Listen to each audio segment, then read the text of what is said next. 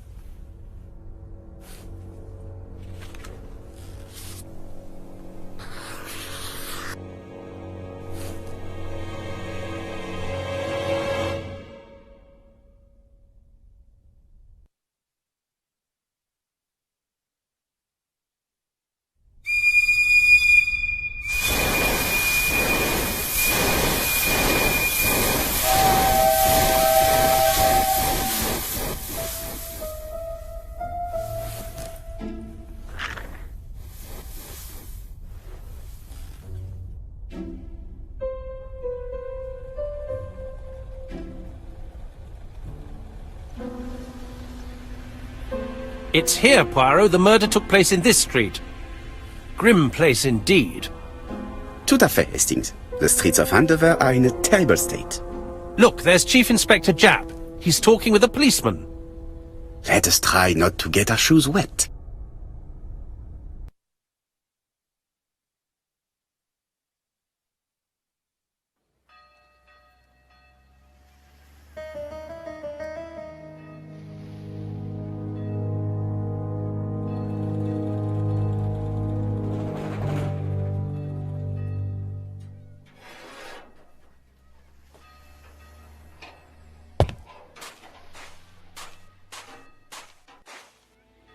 Don't dilly-dally, Poirot. Japp will be waiting for us.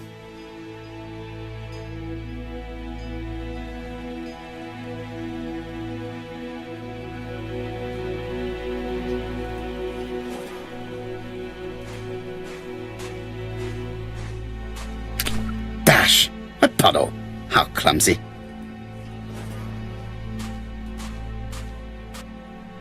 Over here, it's Hastings and Poirot. You missed the 9 o'clock train? We took the 10:30. Luckily the service is good to Andover. So, Chief Inspector, what do we have? The victim is called Alice Asher. She owned this tobacco shop.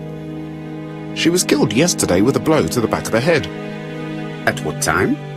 Let me just check.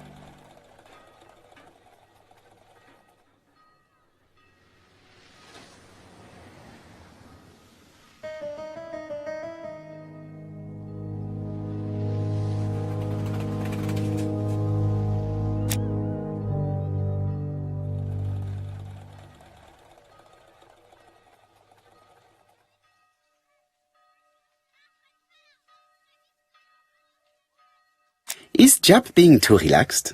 Let us find the clues that prove it.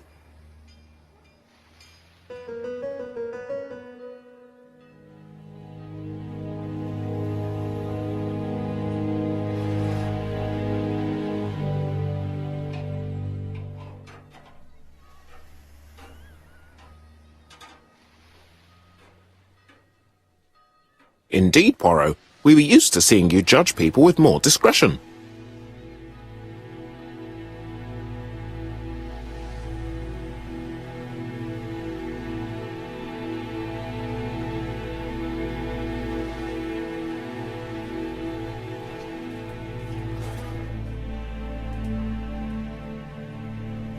Jap is in a good mood. I bet he thinks he's already caught the culprit.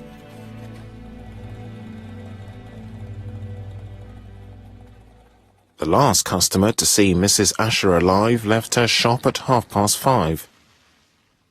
The body was found at around 11 in the evening by an officer doing his rounds. The shop door was open. That's what alerted him. Had anything been taken? A little tobacco maybe, but you'd hardly murder for a few smokes. There's nothing of any real value in the shop. What type of woman was Mrs. Asher? In her 50s, married but separated, no children. Her husband?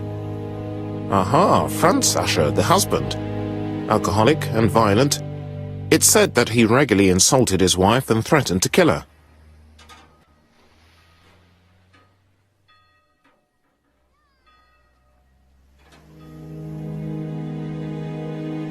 Do you think he's guilty? We'll look for Franz Asher. If he doesn't have an alibi, the case is closed. A very unoriginal murder. Peut-être. May I examine the crime scene? Of course, old chap. I'll be with you in a minute, Poirot.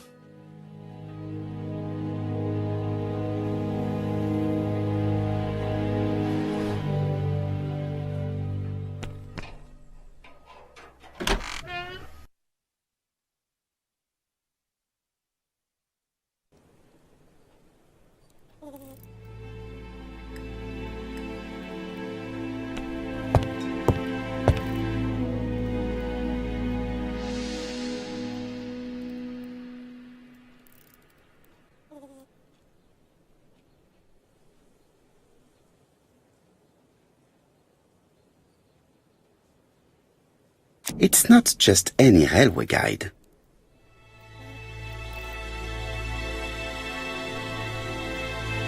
It's open at the letter. There are no prints on the book.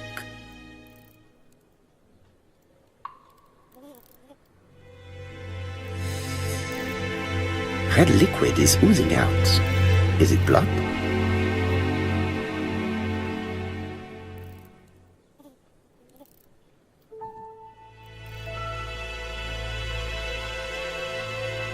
No, it's just some strawberries that are losing their juice.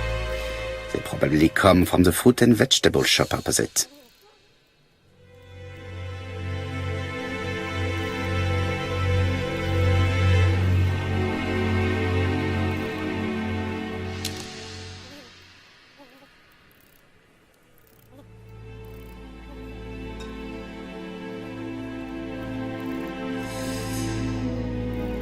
It's not just any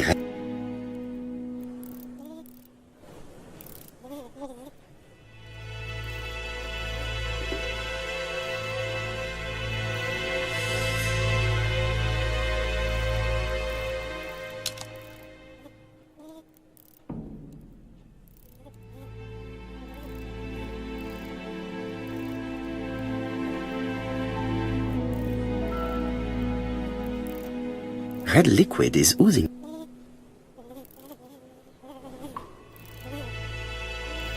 No, it's just some strawberries.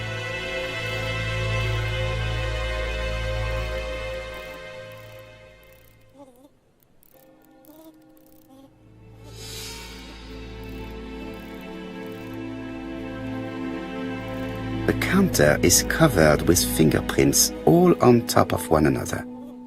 Unfortunately, it will not be possible to use them.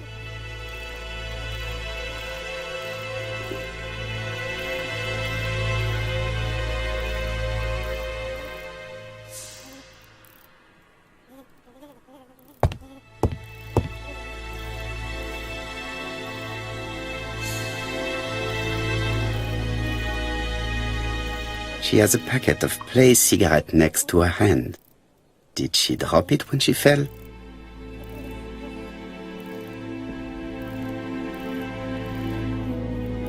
She just has one wound on the back of the head. There are no other wounds or signs of a struggle. This poor woman's head is resting in a very even-shaped pool of blood. This poor woman's head is resting in a very even-shaped pool of blood. The body is hidden by the counter and is not visible from the tobacco shop's door. Many customers must have thought that Mrs. Asher had popped out. The body is hidden by the counter and... I can't see any other mark on the floor.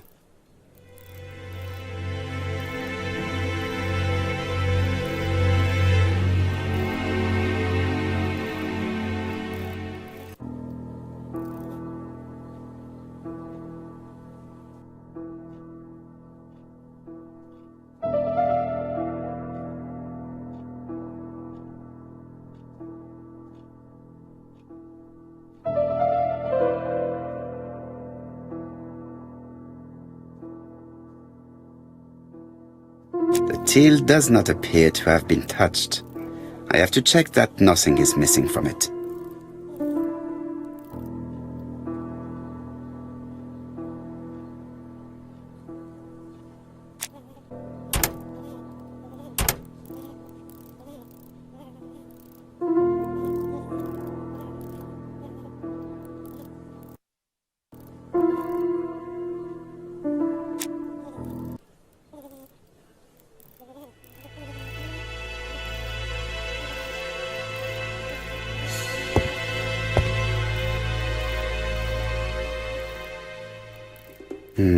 The body is hidden by...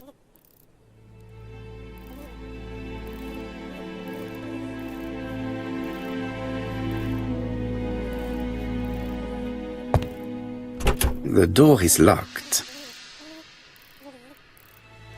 There are cigarette packets in a mess on the shelf.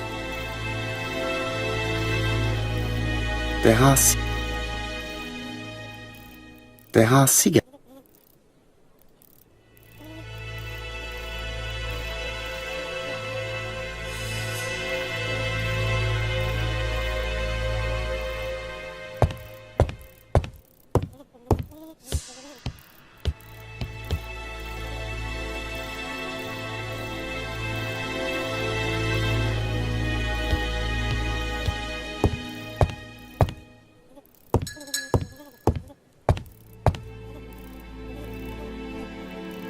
The place is unusually tidy for a crime scene.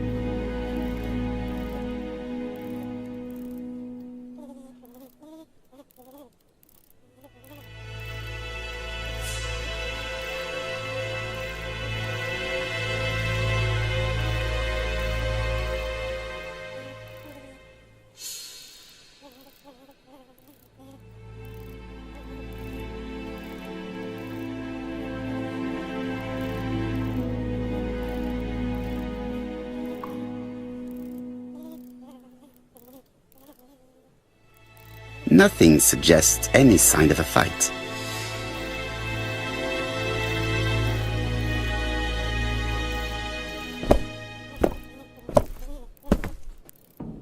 So, Poirot, any news? So, an ABC guide with no fingerprints but prints all over the counter. Normally, the tobacco shop does not sell ABC guides. Exact. Mon ami, could you have a word with the neighbors? Some may have seen something. Of course, my friend, I'll do it straight away.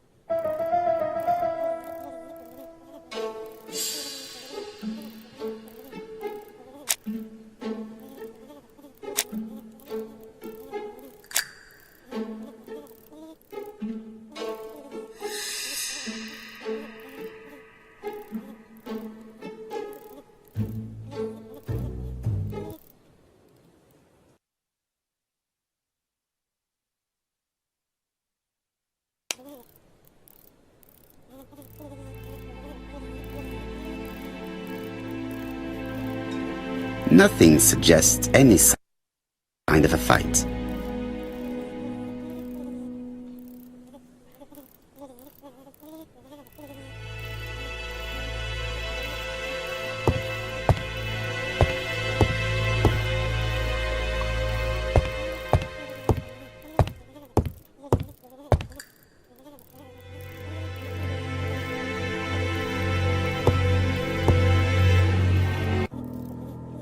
till does not appear to have been touched.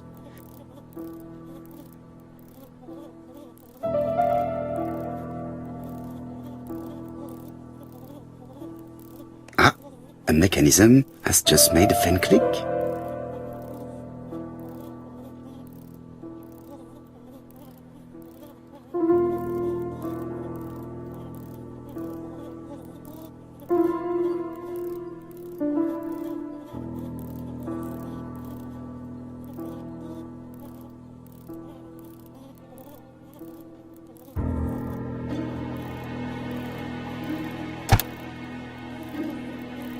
The till is full of money, but there is something strange.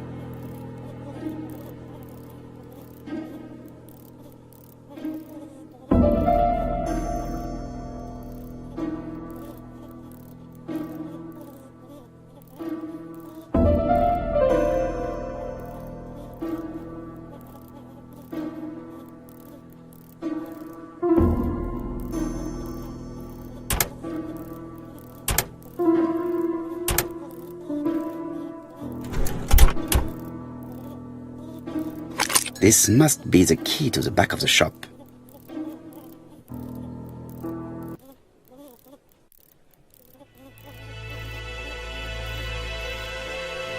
The door is locked.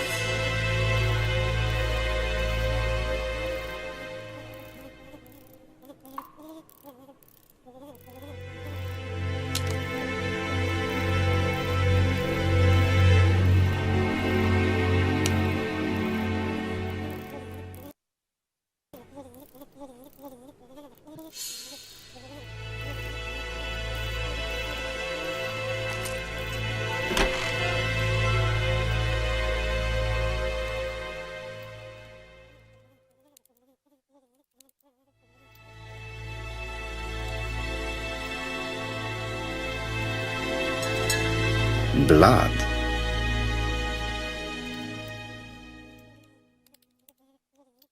Did Alice Asher suffer from nosebleeds?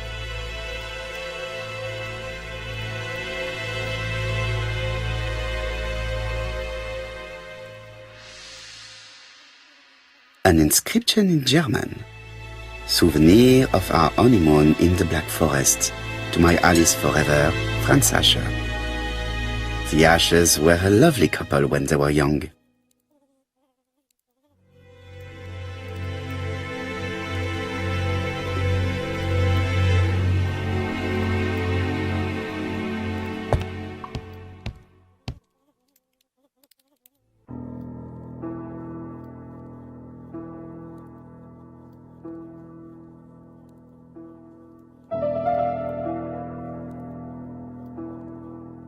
It is blocked.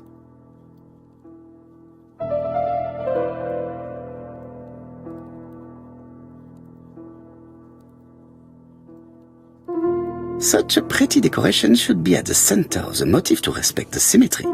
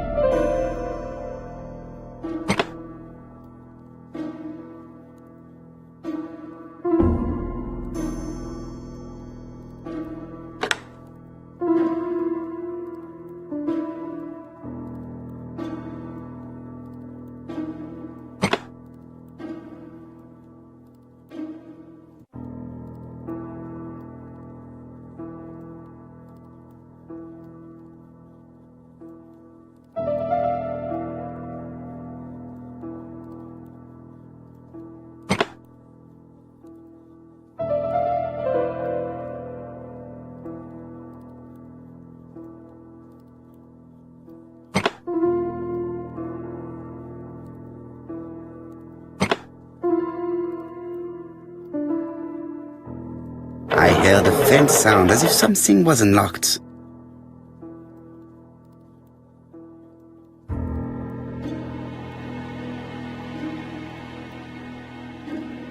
It is blocked.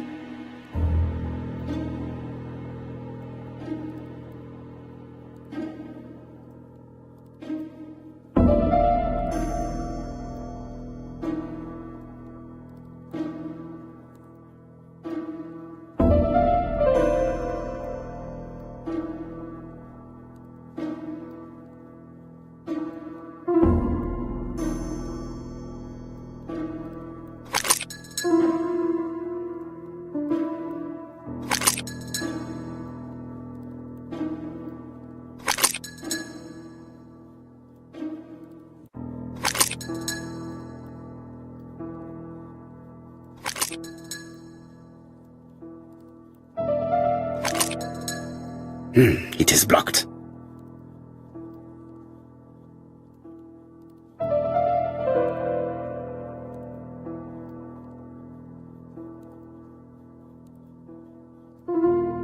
These drawings appear to be attached to the chest of drawers. They won't move.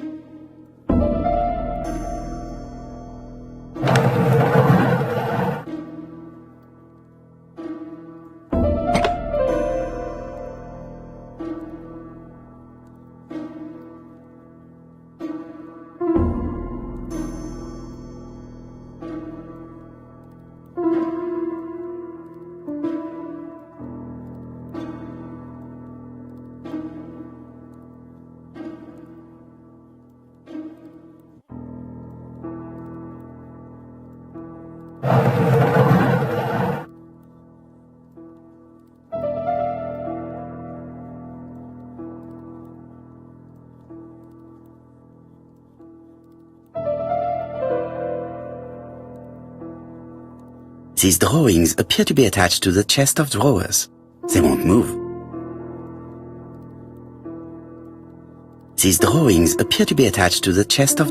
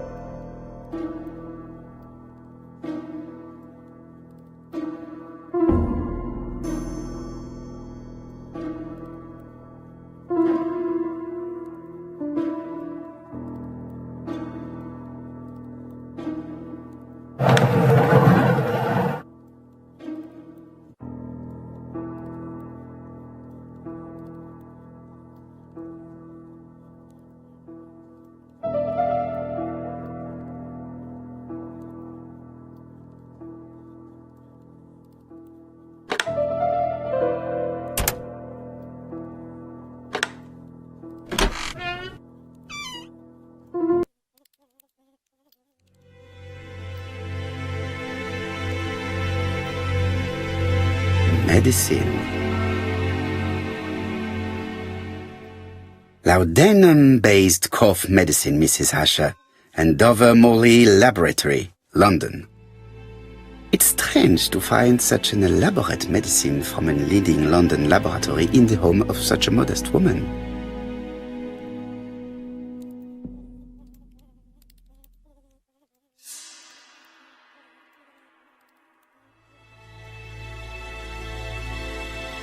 From Mr. Adam Flint, Royal Bank, Eastfield Road, Andover, to Mrs. Alice Asher, 5 Bishops Road, Andover. Dear Mrs. Asher, further to your request of 12 February 1935, I have informed my superiors of your wish to apply for a loan to acquire the lease of the shop you rent from Mr. Fairfax. Despite the seriousness of your case, I regret to inform you that your request has been denied. The amount of your personal contribution, £11, is not high enough and represents too small a part of the final transaction. I remain at your disposal for any questions. Adam Flint. Mrs. Asher's meager savings were not enough for her to own the tobacco shop, but will largely cover her funeral costs.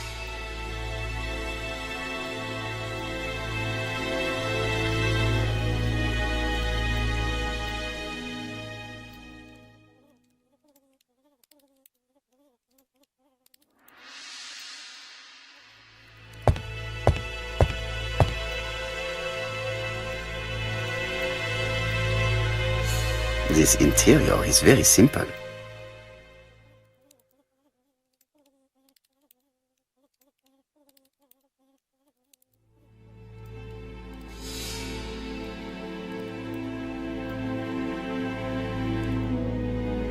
Mrs. Asher lived very simply.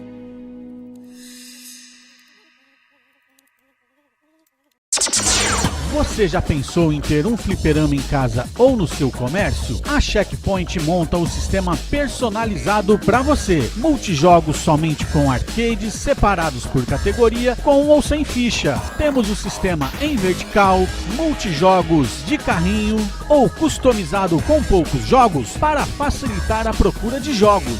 Ideal para fliperamas. Para a sua casa ou buffet, temos o sistema com arcades e videogame juntos. É só chamar a Checkpoint e personalizar o seu multijogos. Checkpoint Games.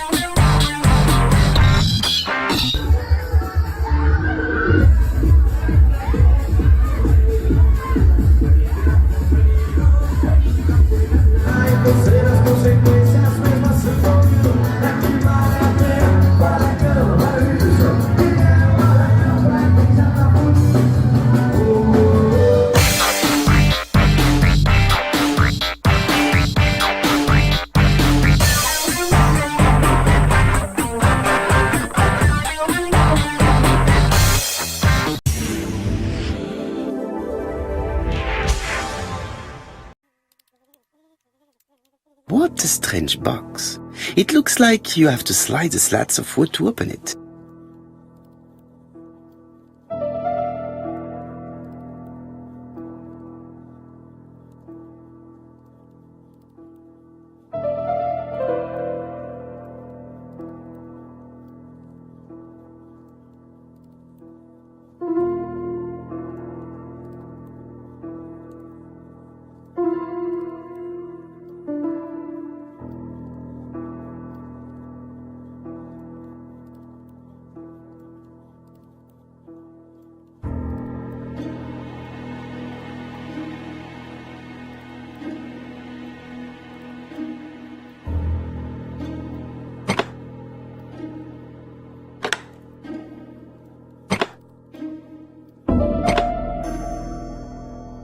This button appears to activate the mechanism.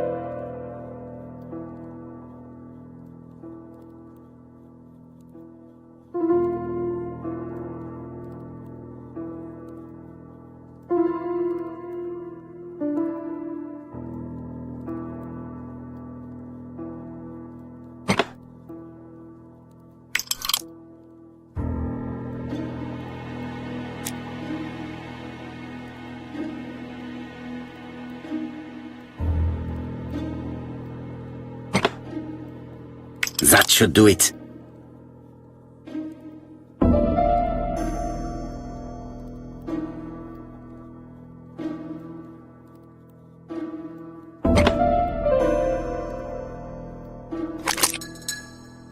Who is this young woman?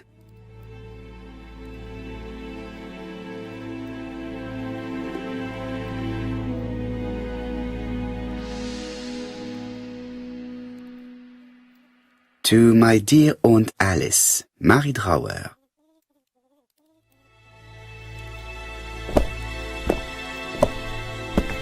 Have you found anything? The victim has a niece. We must find her.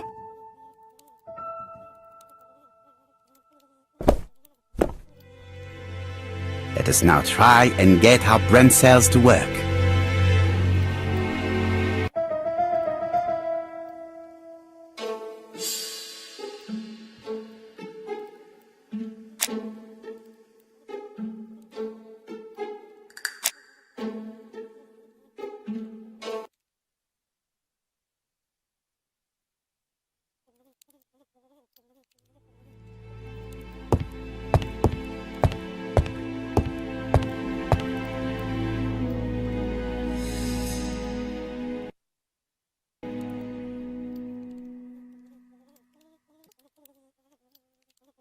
I've finished with this subject.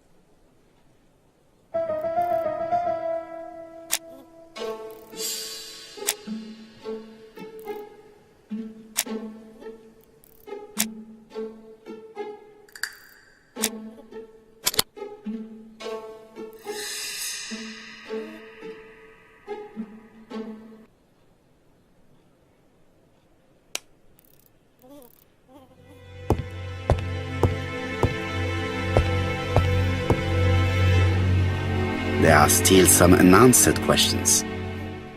Let us now try and get our brain cells to work.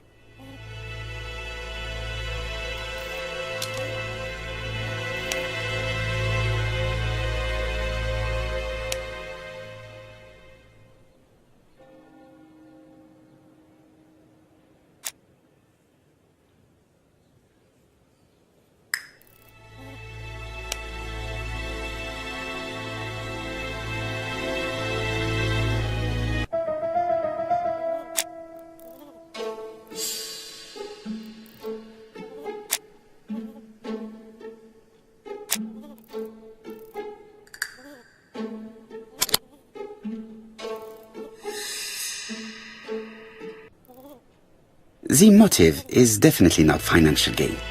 There is no sign of a struggle, and the till has not been forced or emptied. I think I've looked everywhere here. Let us see if I can find any more information in the shop's surroundings.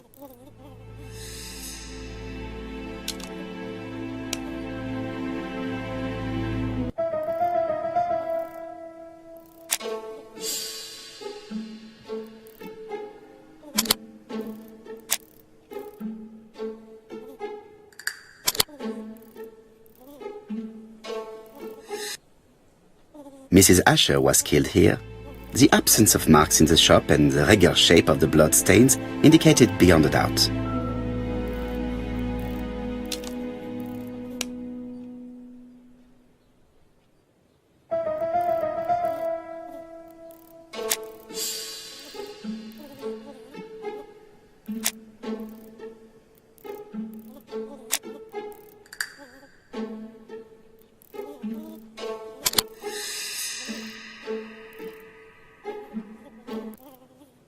The murderer deliberately left behind this ABC as a signature.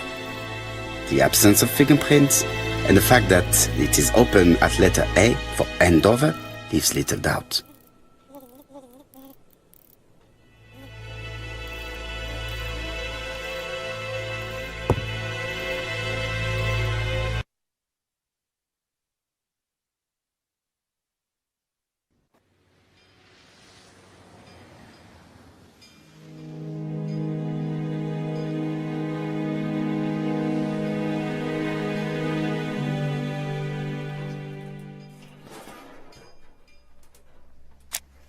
£4 a letters, a lovely large letters, 4 pence only.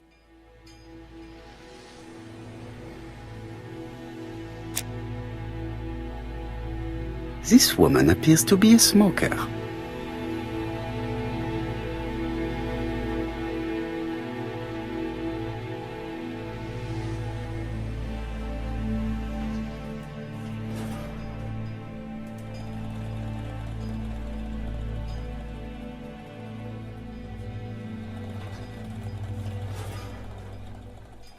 Maybe you can stare at people like that where you come from, but here it's very rude.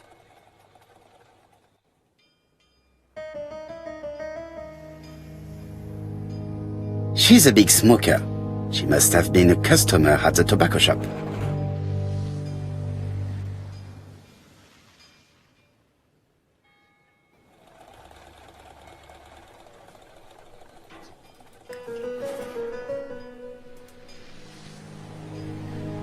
Did you know Alice Asher well? And for starters, who are you? I'm Hercule Poirot, the detective. You're foreign, that's for sure, with your accent and your odd way about you. And you're here about Alice's murder, I suppose. Well, I've nothing to say to you. Did you speak to the victim yesterday? No, I never saw her.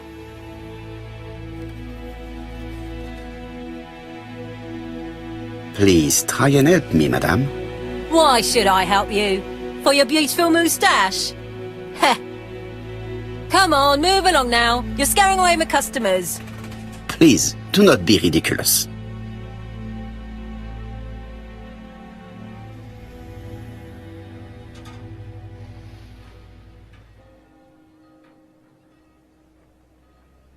I know that you went to the tobacco shop yesterday. Well?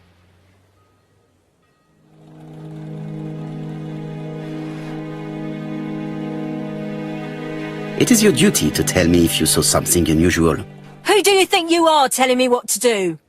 Get away from my stall!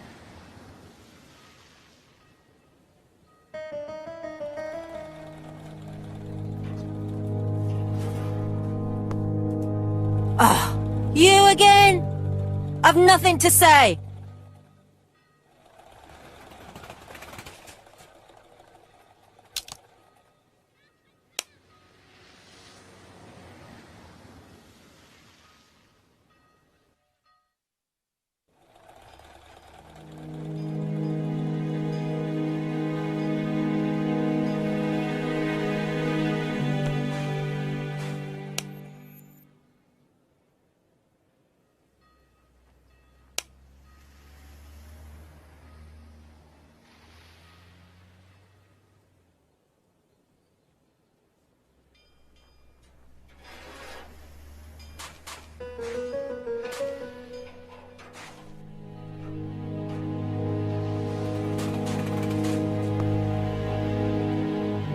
Hey, Poirot! Is the greengrocer causing trouble? I'll sort her out. No, please, leave her, Chief Inspector. I'll get her to talk later. I found the victim's niece. She's waiting for you in the back of the shop. Thank you, mon ami. I'll question her.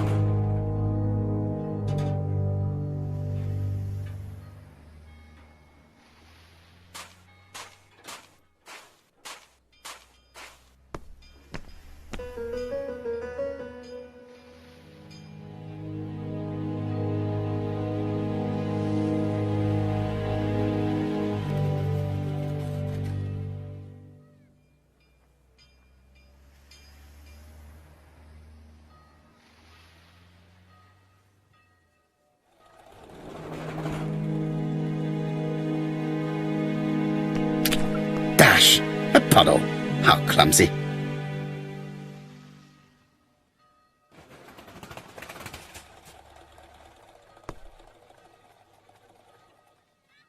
This place is run down.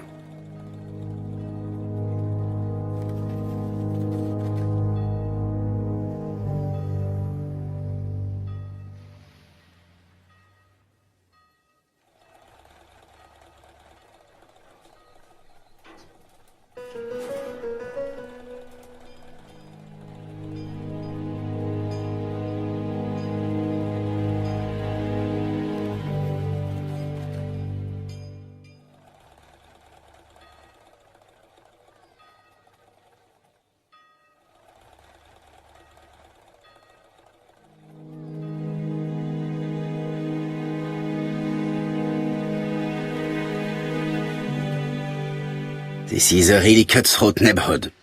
Anyone could have committed the crime.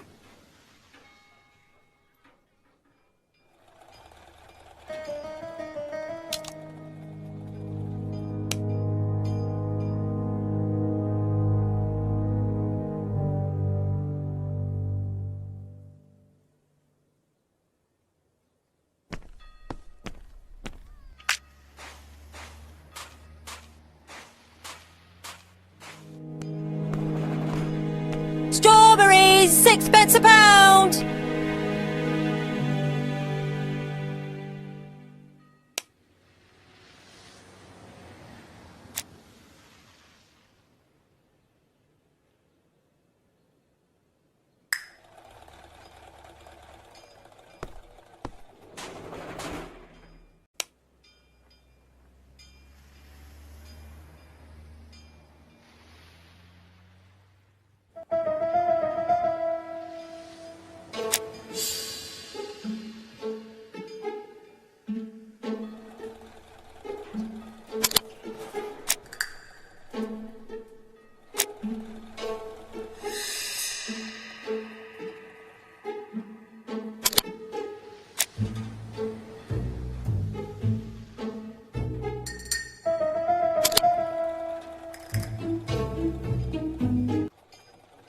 The murderer probably pretended to be a customer.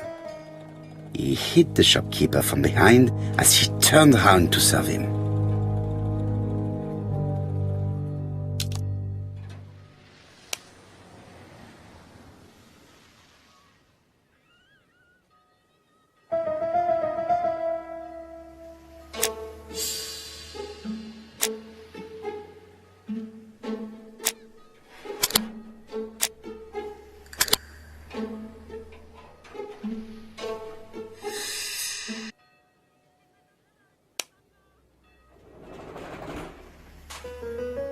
Oh, you again?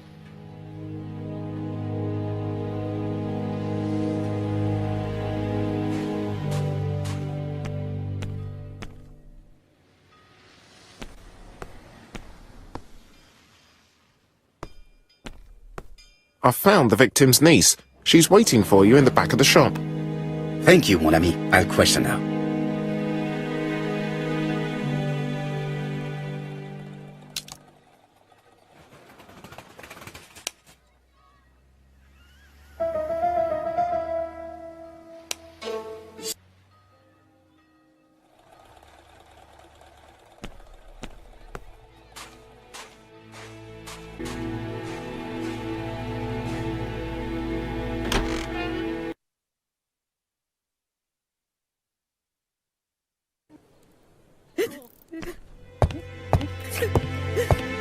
Jap had the body removed out of respect for the victim's niece.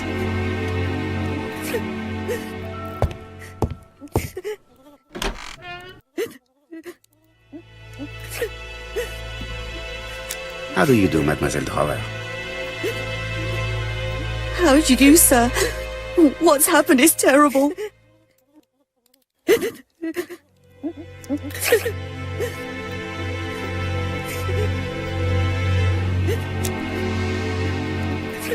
Is our grief sincere?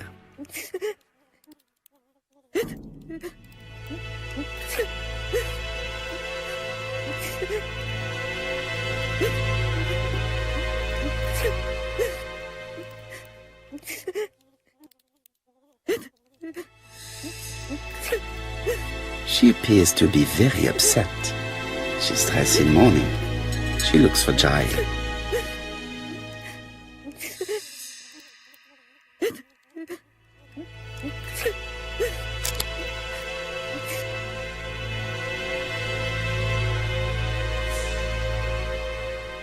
You were very fond of your aunt, am I right? She was the only family I had since my mother died.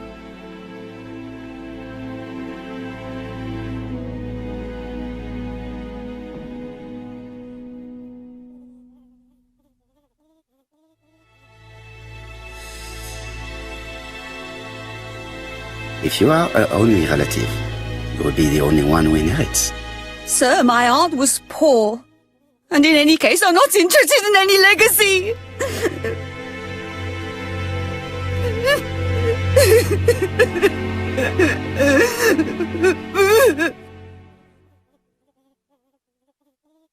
My apologies. I see that you mean what you say.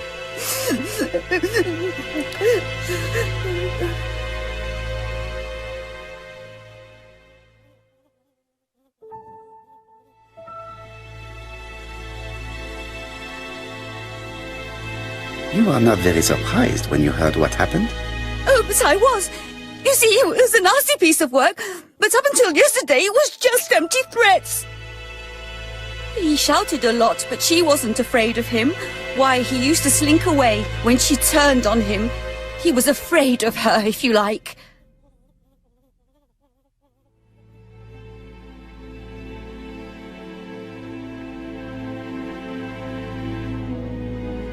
Did your aunt enjoy good health? She had a bad throat, but she was well cared for by a doctor in London. Does Franz Asher work? All he's done for years is drink and gamble, but he used to be a very good cabinet maker. What does he live on? My aunt used to give him 5 shillings a week.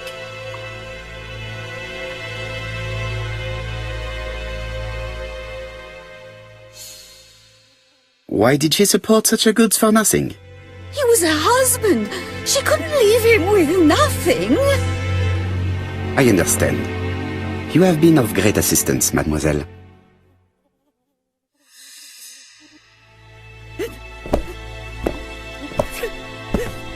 Please take this young lady home.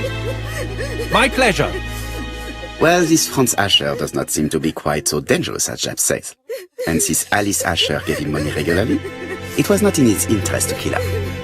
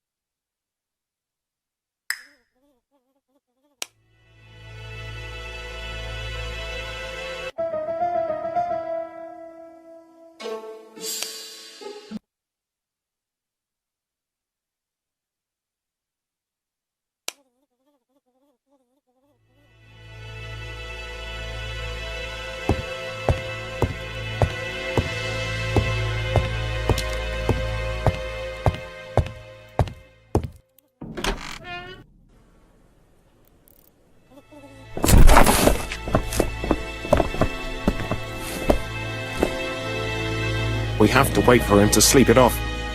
He's all yours, Poirot. There are a few things I need to check. There must be some way of sobering him up. I wonder what his wife used to do.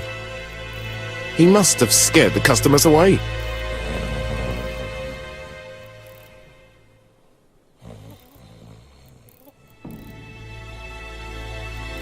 He's not in any condition to be questioned. I have to find a way to sober him up.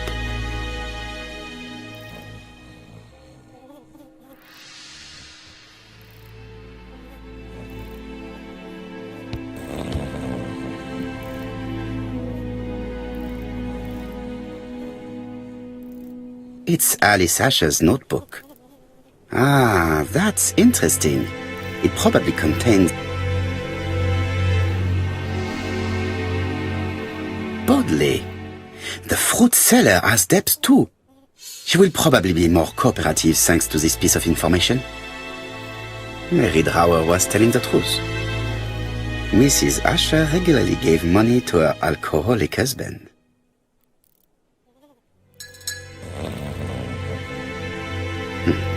A box of new stockings.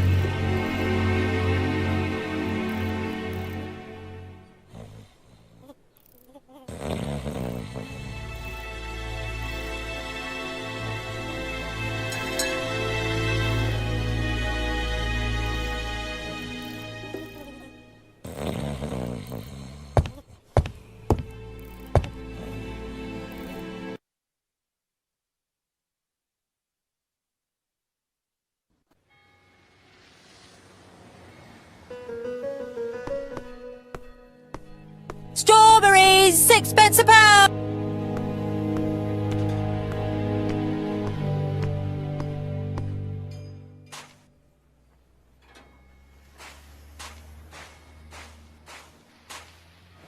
A bottle of poor quality vinegar. The smell could awaken the dead.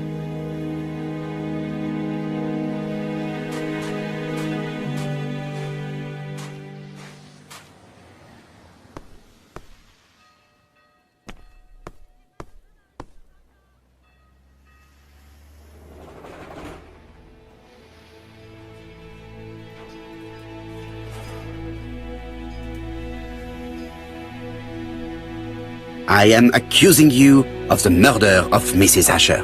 What? It wasn't me! According to the victim's account book, you owed her £10 for tobacco and magazines. That's a lie! She owed me £1, I swear!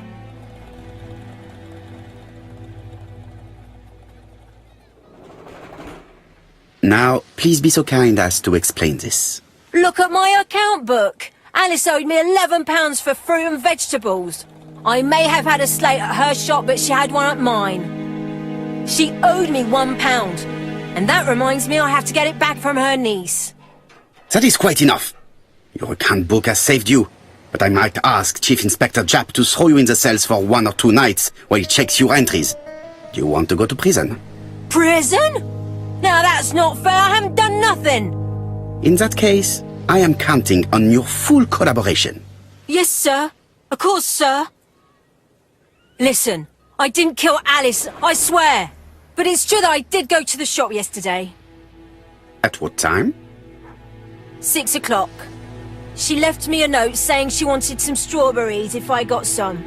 I received them late, about 6. So I took them over to her. But you did not see her. She wasn't in the shop, so I just put the strawberries on the counter and left.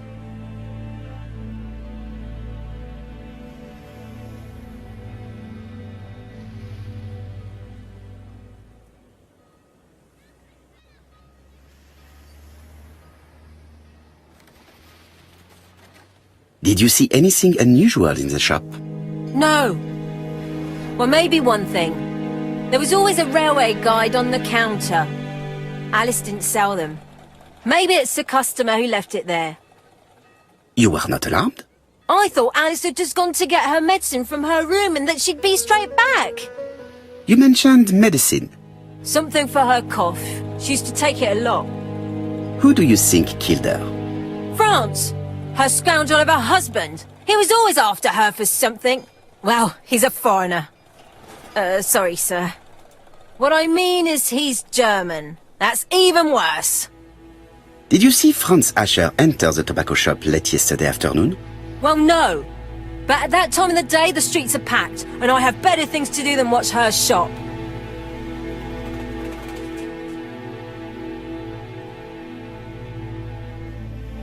I will not obtain anything else.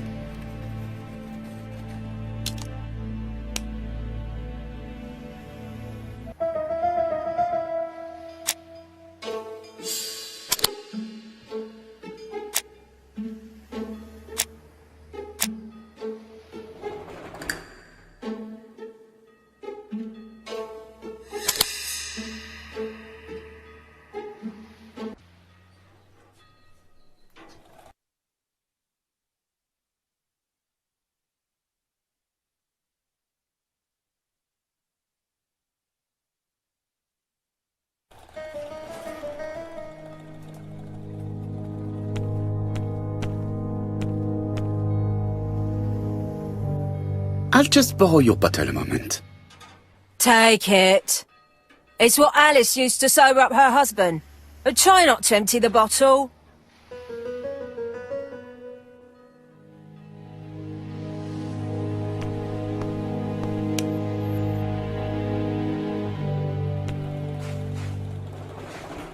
Strawberries! 6 pence a pound!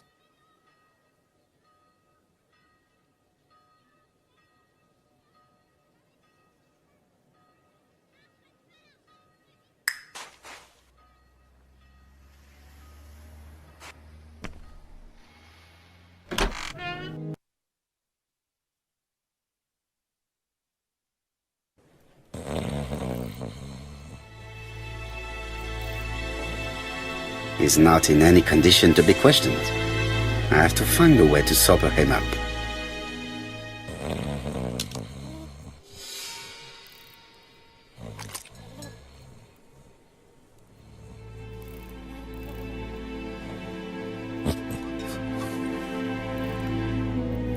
Mes amis, I can say without a doubt that poor Mrs. Asher was killed between 5:30 and 6. Killed when the street was packed with people. That's rather bold. I've been talking to the neighbours, and... No one's seen anything? Or rather, it's anything and everything. Am I wrong? No. Yeah. We must grill this villain Asher before he falls asleep again.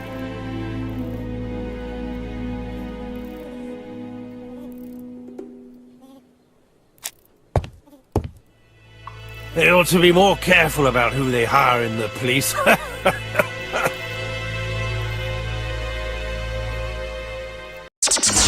Você já pensou em ter um fliperama em casa ou no seu comércio? A Checkpoint monta o sistema personalizado para você. Multijogos somente com arcades separados por categoria, com ou sem ficha. Temos o sistema em vertical, multijogos de carrinho ou customizado com poucos jogos para facilitar a procura de jogos.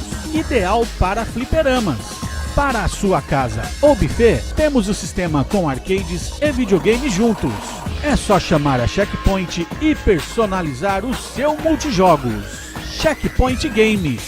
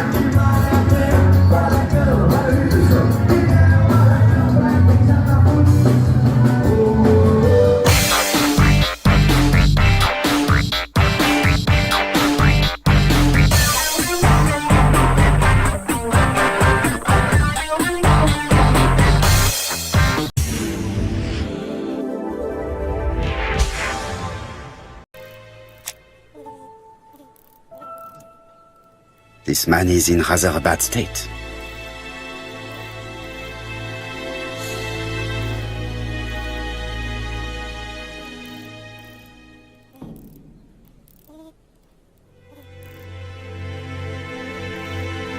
This man has been fighting and he smells of alcohol.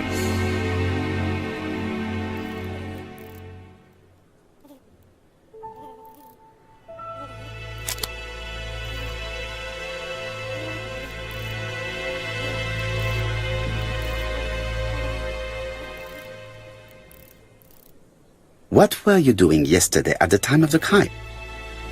Can't recall.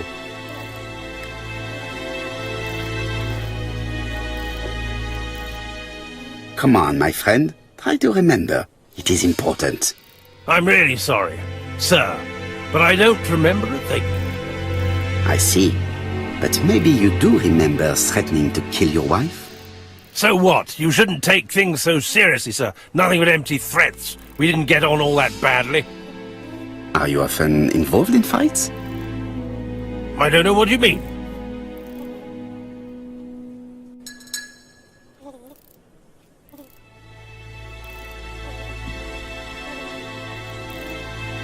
Asher, look me in the eye and tell me that you were in a fight.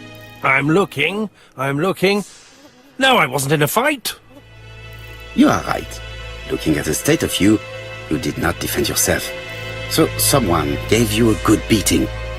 A beating? No way. All right, he tore my coat and gave me a black eye. You see the state of him? Very interesting. Who is the other that you struck? Probably best if I tell you everything. Yesterday afternoon I met Roderick Tanner. We'd bet on a dog fight together. An illegal bet, naturally. Yes, sir. Our dog won. Roderick got the money, but he refused to give me my share. And you fought about it. What time was this? In the evening, about 6, I think. We were on the other side of town. You see, I couldn't have killed my wife.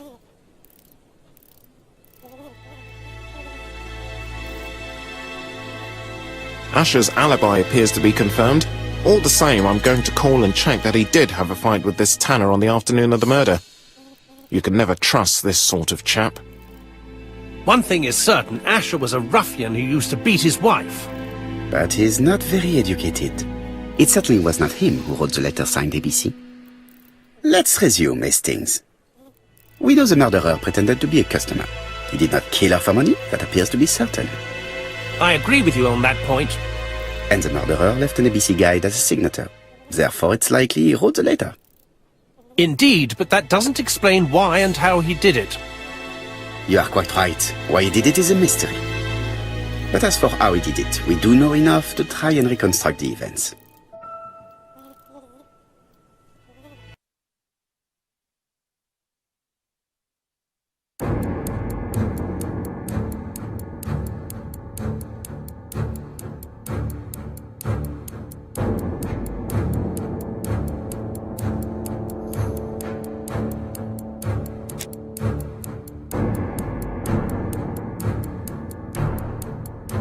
The killer enters the shop.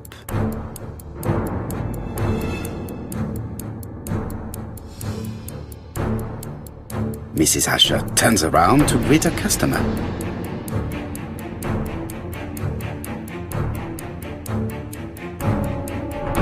The murderer asks her for some tobacco. She turns her back to him. He seizes the opportunity to strike her.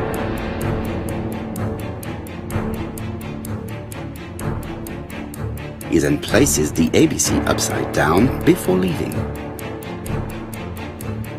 Everything appears to match the crime scene, mon cher Hastings. That is exactly what happened.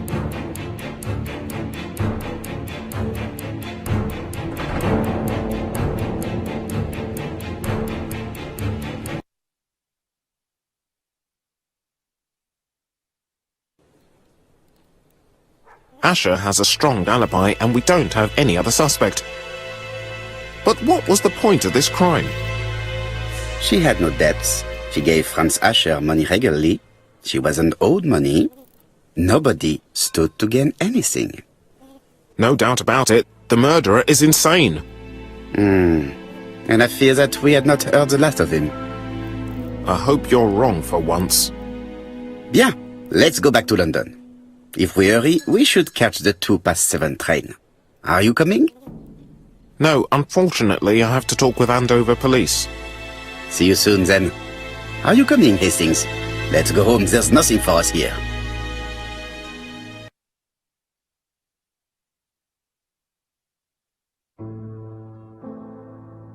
Well, do you have any idea about the killer's identity? The crime was committed by a man of medium height, with red hair and suspicious eyes. He has a slight limp on the right foot, and a wart just below his shoulder blade. Poirot! Mon ami, what do you want? You fix upon me a look of dog-like devotion and demand of me a pronouncement à la Sherlock Holmes. Now for the truth. I do not know what the murderer looks like, nor where he lives, nor how to set hands upon him. What shall we do, then? Nothing. Nothing? Do not be so impatient, Hastings. The killer will manifest himself soon enough. I thought I heard the postman. Maybe there's some news. I will go and see.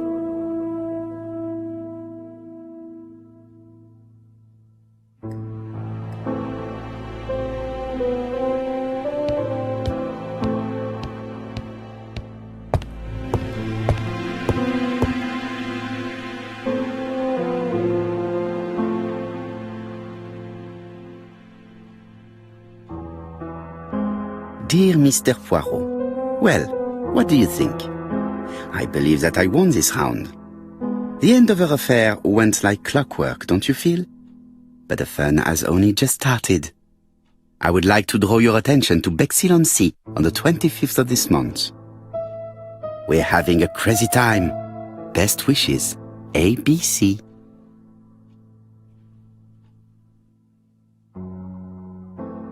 The next crime will be in Bexhill. We must warn Jap to Scotland Yard. Did the letter indicate anything that might help the police? To be honest, I think we can already guess something about the next victim. But I need to think about it a little more.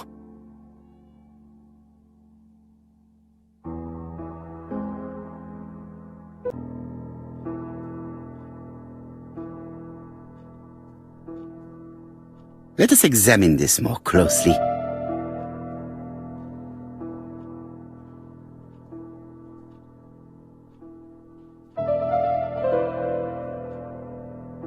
Certain characters in the two letters may have similar defects.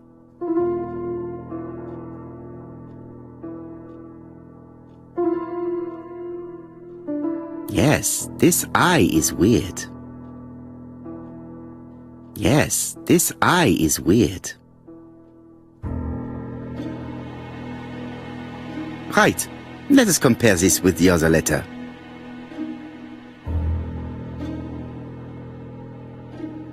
Yes, the I characters in the two letters do indeed have the same defects. I have to find some other similar defects to confirm my theory.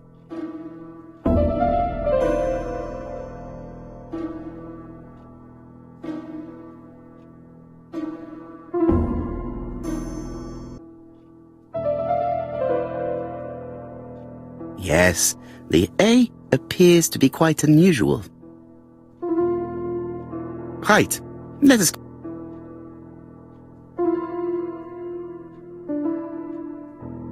That's right. The A characters in the two letters do indeed have the same defects.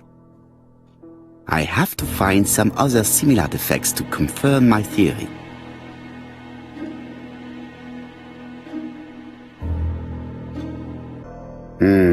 The W is not printed properly. Right, let us... Certain characters in the... Of course, the W characters in the two letters do indeed have the same defects. My theory was right. These two letters were written with the same typewriter. Both letters were written on the same typewriter and show the same characteristics. You surprise me, Poirot. You usually ignore material proof. But there is nothing usual about this case, Hastings. Nothing must be overlooked. Let us now try and get our brain cells to work.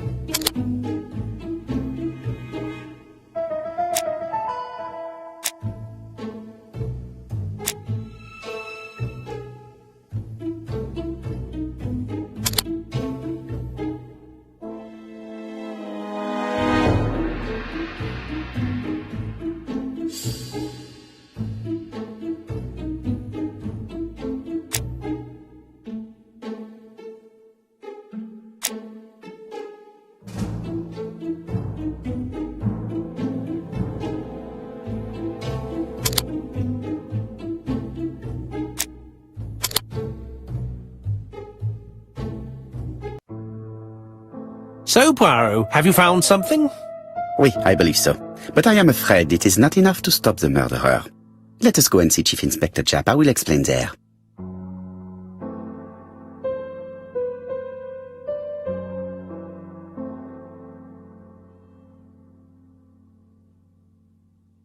Daily Flicker, June the 22nd, 1935. Battle over control of bank system. What will the government do for money? Andover, murder of a tobacconist.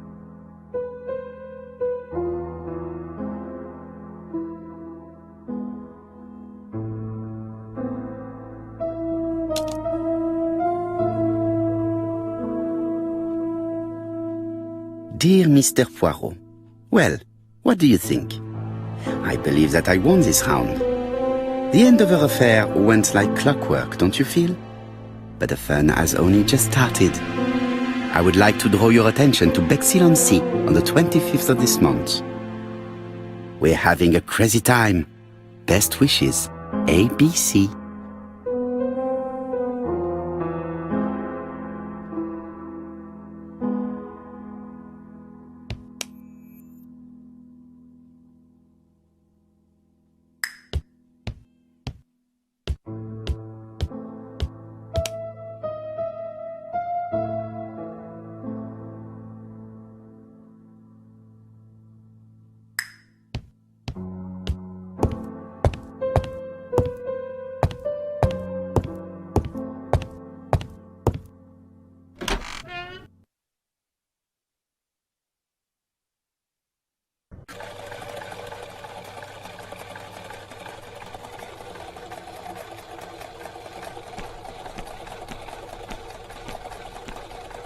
To Scotland Yard, please.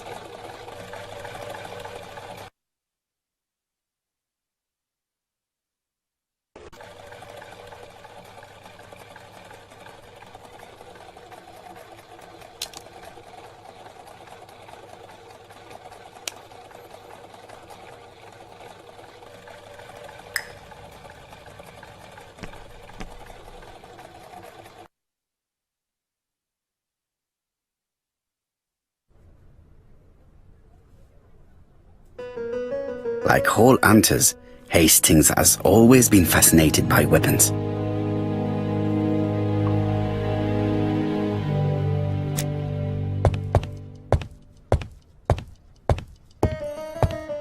Don't be so impatient, Poirot. You're getting preferential treatment. I've refused all other visits today.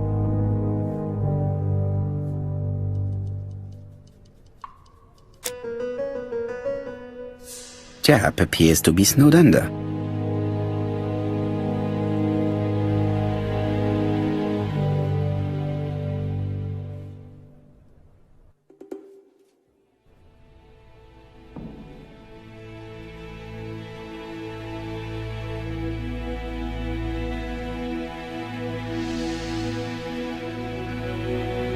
Japp appears to already be overloaded with work. My news is not going to improve matters. Bonjour, Chief Inspector. I am afraid we have some bad news.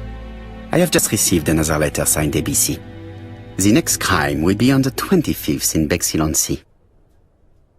Are you completely sure it's from the same person? I have compared the two letters. There is no doubt about it. I suppose you think he's going to carry out his threats. I fear so. Good God, Poirot. Bexhill is very busy at this time of year, and we have no idea who the next victim will be.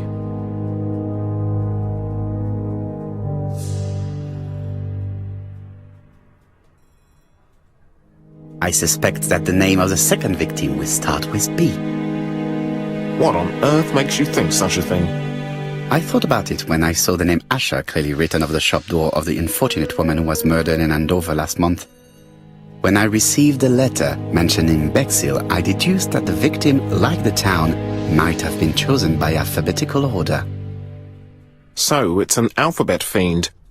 I'm going to have a list drawn up of all the people whose name starts with B. I hope there aren't too many of them. Bien, we should leave you to work, Chief Inspector. You have a few days to prepare yourself. Thank you for coming, my friends.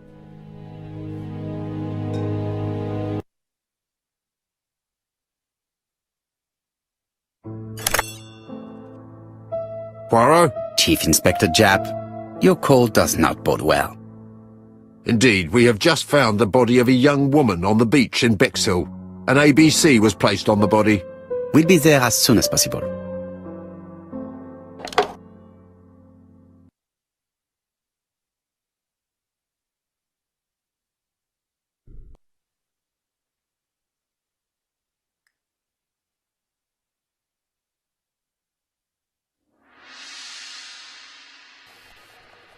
Bexhill is a delightful town. It would be nice to come back and visit. I do not entirely agree. Walking at the beach damages my shoes, and it hurts my knee. So the years have not spared you, my friend. It's the same for all of us. That is exactly what I said to myself when I saw you back from your travels. Poirot! Do not be offended, Hastings. I can see Jack waiting for us.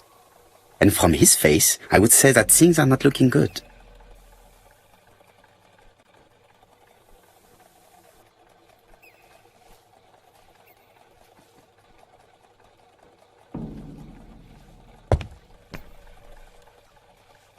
Bexhill seems to be a pleasant little town.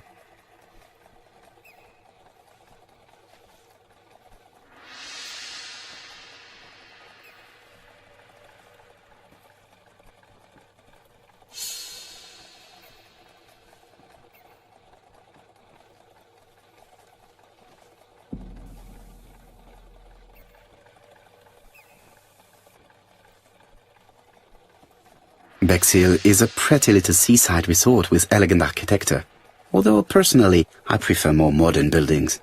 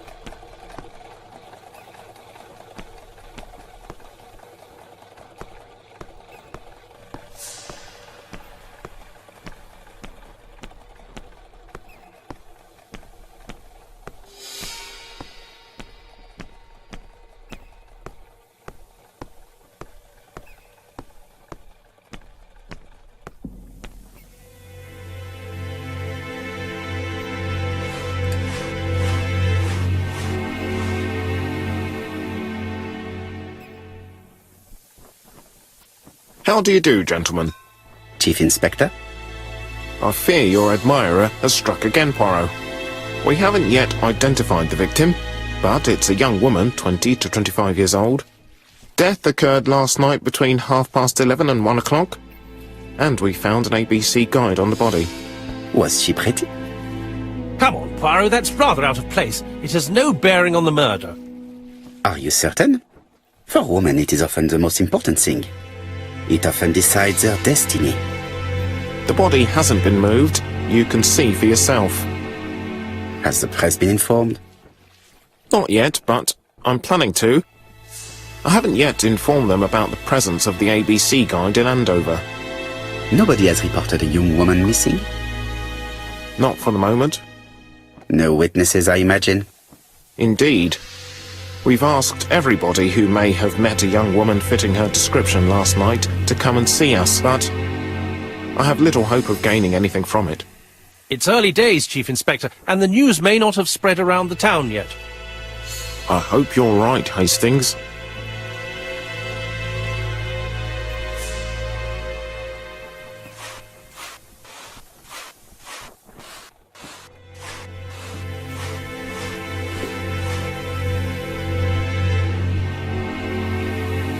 A braided seat belt.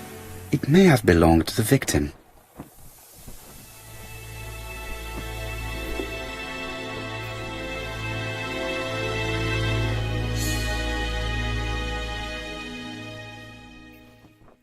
The guide is open at the page for the Bexhill train times.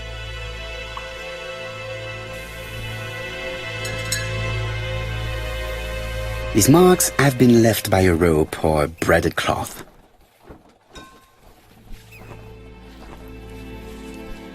This key is too small to be one for a house.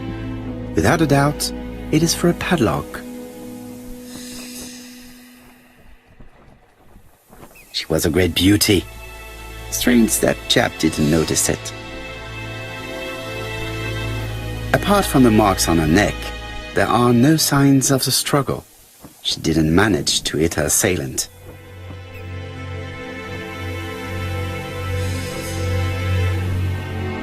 The young woman wasn't wearing shoes or a coat, and was not carrying a bag. That's strange. Either the murderer stole her belongings, or she put them somewhere safe. Maybe so that she could bath. Let us now try and get our brain cells to work.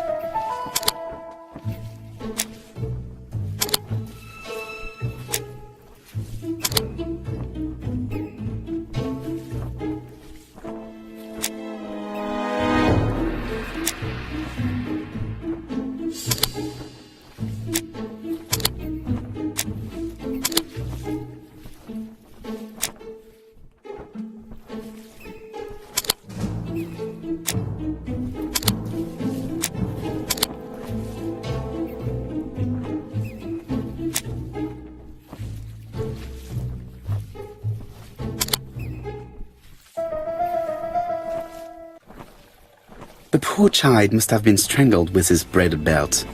Unfortunately, in view of the fabric, it is unlikely that we will find any prints. Let us now try and get our brain cells to work.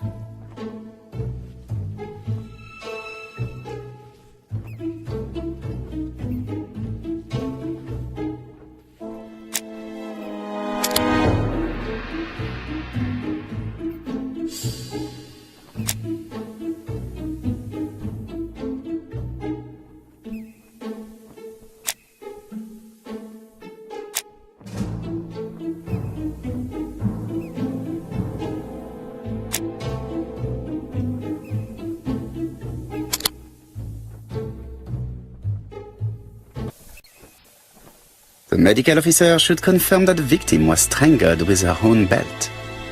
That's what I thought. She shows the usual signs of strangulation. With a little luck, we'll find prints this time. You are too optimistic, Hastings. Our killer is far too meticulous for that.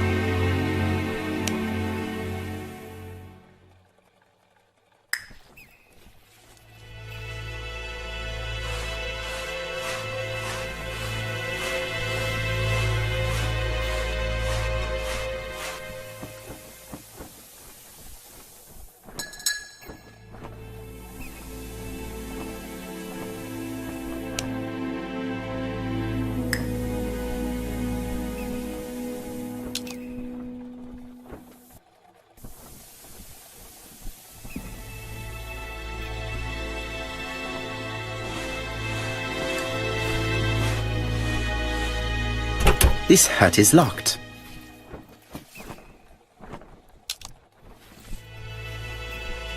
The key does not fit the lock.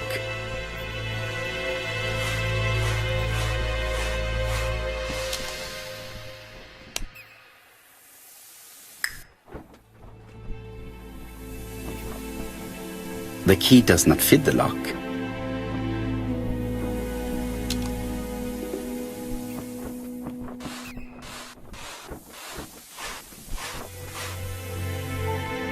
The key does not fit the lock.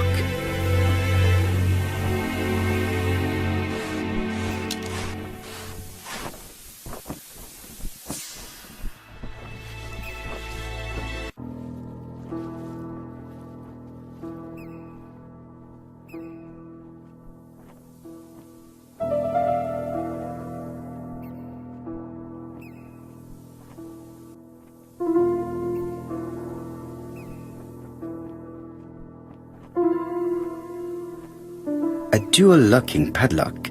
I need to find the code and then insert a key.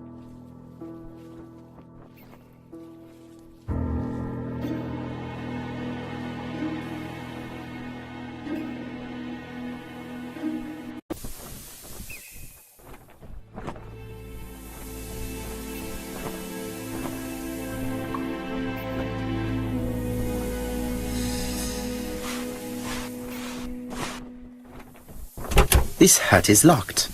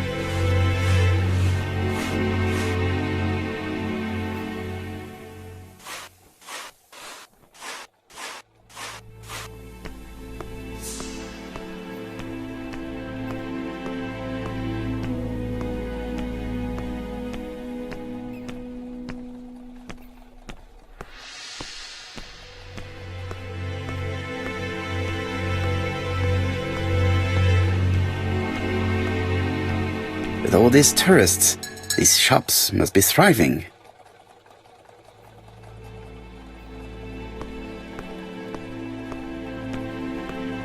With all these tourists, these shops must be thriving. With all these tourists,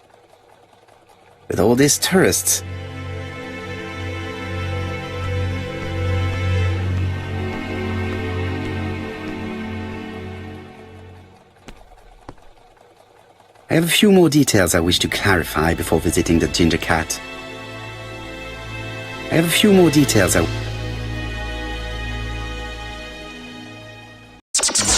Você já pensou em ter um fliperama em casa ou no seu comércio? A Checkpoint monta o sistema personalizado para você. Multijogos somente com arcades separados por categoria, com ou sem ficha. Temos o sistema em vertical, multijogos de carrinho ou customizado com poucos jogos para facilitar a procura de jogos.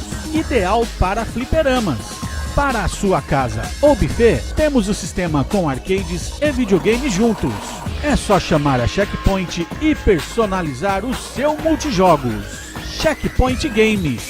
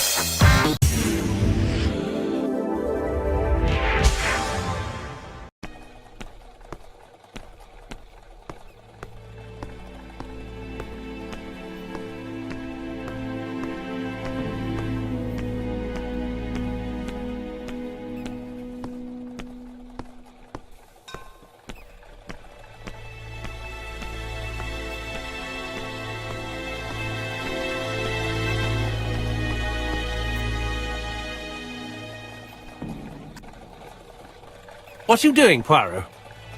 Jap's waiting for us.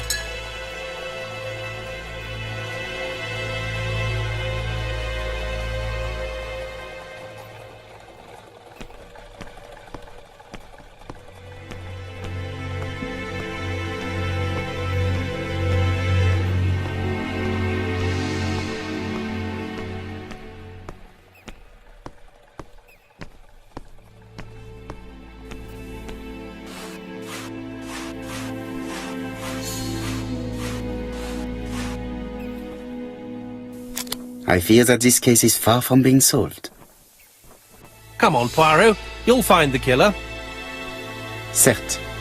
But how many times will he kill before I do? Hastings appears to be ill at ease. He appeared to be relatively indifferent to Mrs. Asher's murder, but a young woman's murder seems to be troubling him greatly.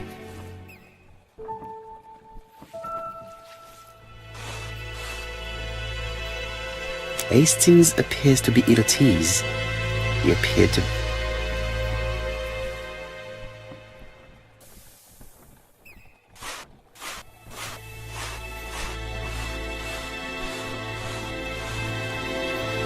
This hut is locked.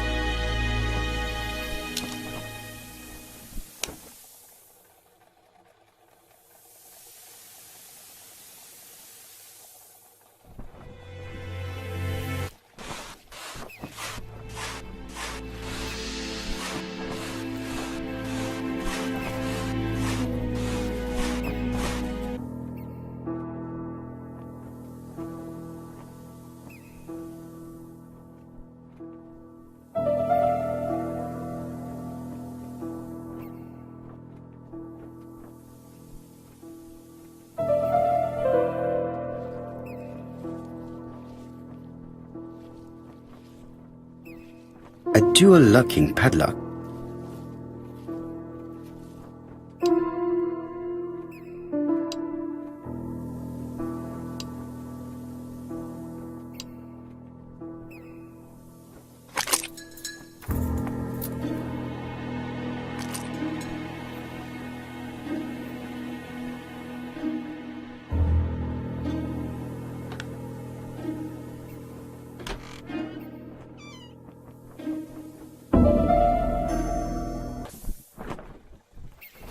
It definitely was here that the victim left her belongings.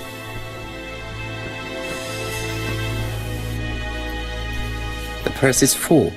Yet again, we can dismiss theft as the motive for the murder. Here is the watch she must have removed to prevent it from getting wet. A top-brand lipstick. She liked to take care of her appearance. As well as a photo of the victim with some company. It could be useful to me.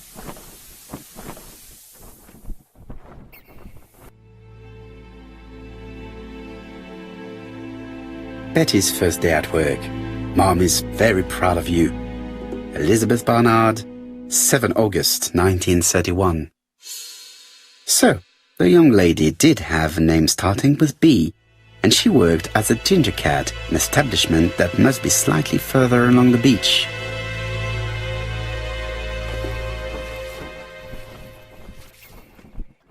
Jap has gone to the police. The victim has been identified and her family had reported her disappearance. She was called? Elizabeth Barnard, mainly Betty. She worked as a ginger cat at the cafe slightly further along the beach. But Poirot, how on earth? Never mind. Do you have her address? Yes, she lived with her parents on the street leading to the beach, number 22. Shall we go? You are far too impatient, Hastings. Let the poor people take in the news first. Let us go and visit the cafe where Betty worked.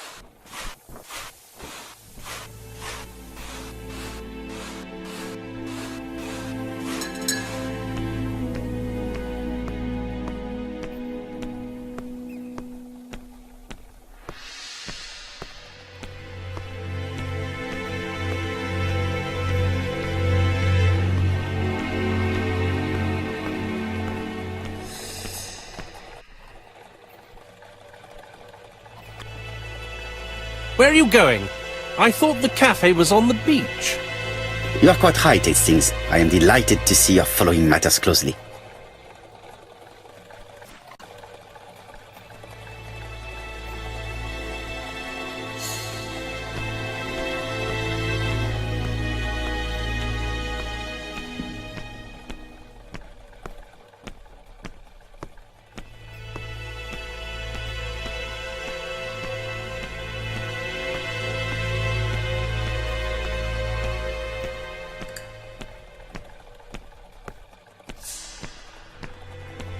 I fear that this case is far from being solved. Come on, Poirot. You'll find... Certes. But... Hastings appears to be ill at ease. He appeared to be relatively indifferent to Mrs. Asher's murder, but a young woman's murder seems to be troubling him greatly.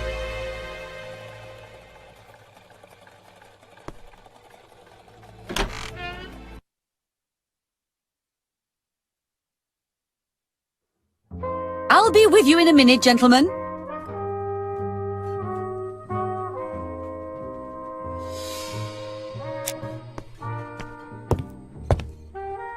Hastings would probably like us to rest here, but the investigation cannot wait.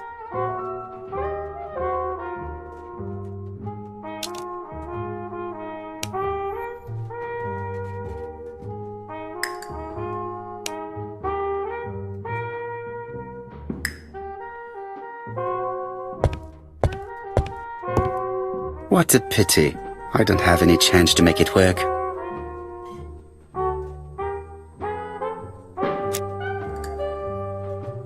Something tells me that she's the owner of the ginger cat.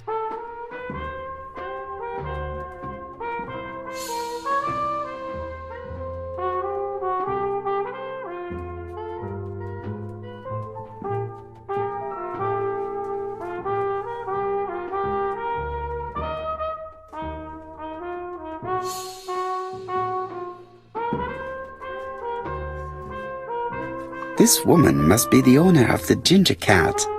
It looks like something is bothering her. How can I help you?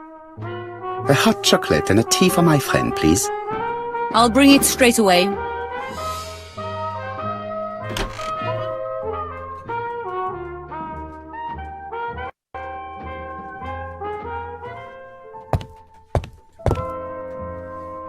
I need to know the time range during which Betty was working on her own. These are the different waiting staff's bills.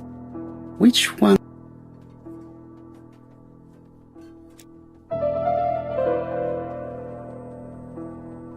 Where is Betty?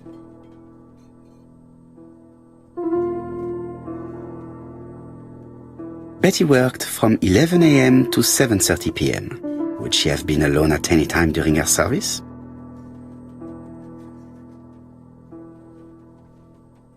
Betty worked from 11 a.m. This page won't help me.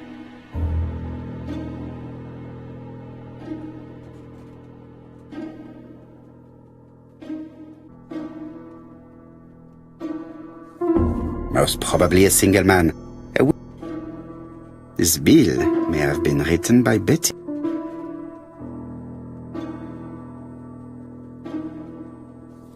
Most probably a family.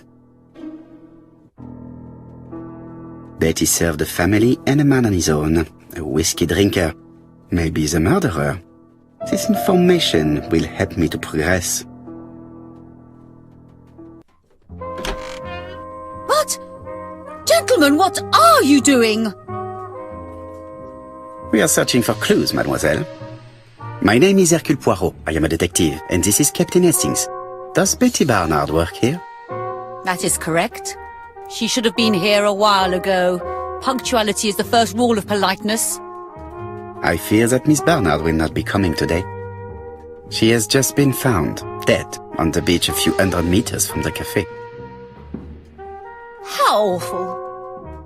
Poor young thing. What happened? She appears to have been murdered. This is most distressing. How this will affect my business, I shudder to think.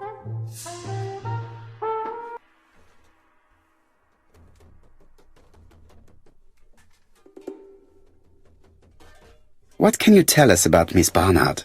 Nothing, absolutely nothing. Miss Barnard was my employee, her private life was none of my business. You did know at least that she had a young man. Indeed.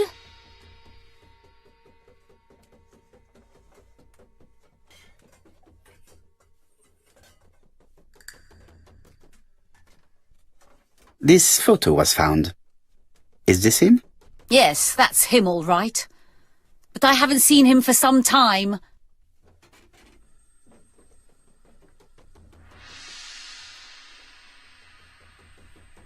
Do you think there may have been some problems between them?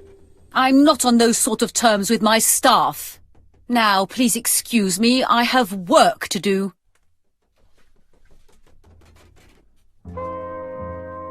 The customer who ordered the whiskey might provide us more information. He may have been the last one to see Betty alive. It is an interesting idea, Hastings. Maybe he is a regular guest. What do you think, mademoiselle? I don't think so. Our regular guests tend to order tea and cakes.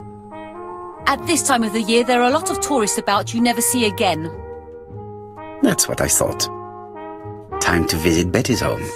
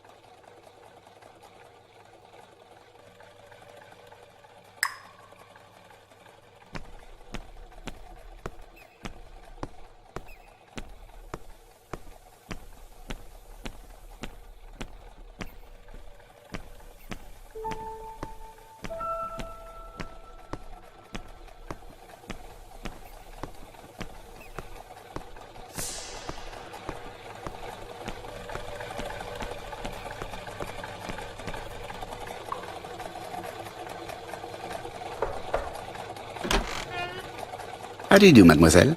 My name is Hercule Poirot. I know you. You're that detective we hear all about. I do not know if that is a compliment, but I will take it as one for now. You are Betty's sister, I believe? Yes. My name is Megan. Can we come in? Please do.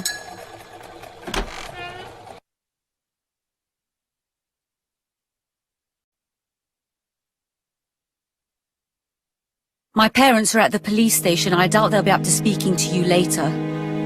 Do not worry, we'll not bother them. Did you know your sister's plans for yesterday evening? No. I arrived by train this morning. My parents called me in a panic when they discovered that Betty had disappeared. She went out last night, but she didn't tell them where she was going. What was your last conversation about? Her new dress. She wanted a pair of black stockings to go with it. Mother brought her a pair. The very day it happened. She was crying. And to think that Betty never even wore them. Poor Mummy.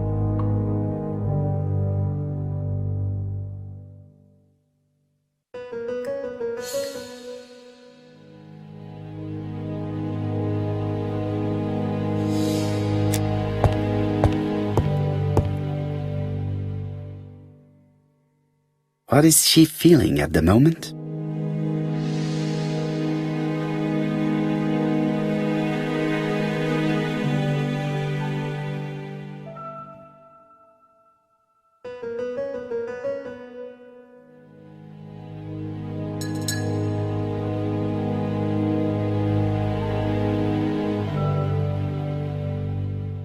Mr. Poirot, I don't like being stared at.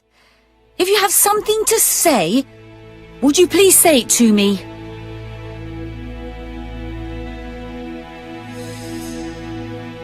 Betty's older sister is not just sad, she is angry.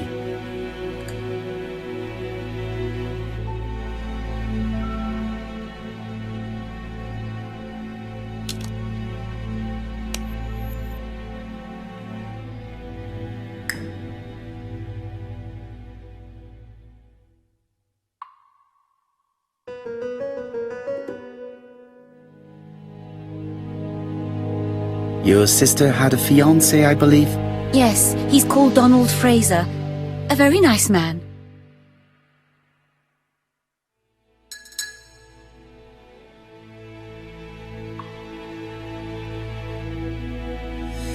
A hot-headed man by all accounts. You are quite wrong, Detective. Don is serious and reliable, and has a good position at Court and Brunskill estate agents. He would have made Betty a very good husband.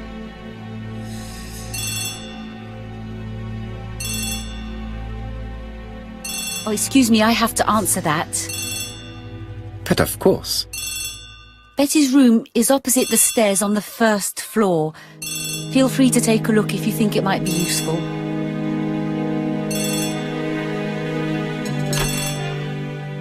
This young woman is far too clever not to have anything else for us. Do you think she's hiding something? That is what I'm trying to find out. Surely you don't think she did it? I did not say anything of the sort. But young women always ruin your judgment, Hastings. Who knows, maybe Megan was jealous of her attractive young sister. I see. She may have had her sights on the inheritance. Or maybe she was in love with Donald Fraser. We have to study all scenarios, even the most unlikely. But I doubt that Mr. and Mrs. Barnard are rich enough to justify murder. While I try and get Miss Barnard to talk, I would like you to try and find Donald Fraser. It should be easy to find the estate agents where he works. Bring him to the Ginger Cat. I would like to talk with him before the Chief Inspector finds him.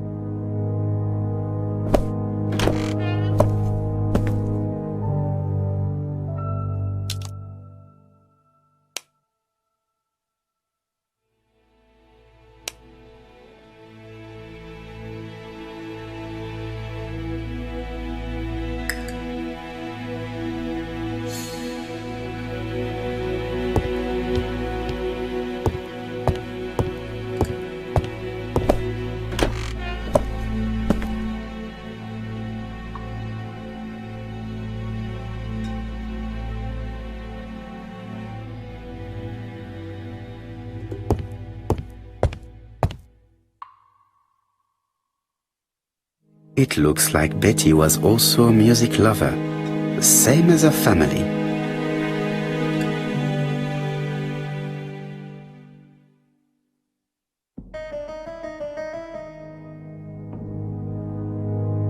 Without a doubt, Betty used to sing.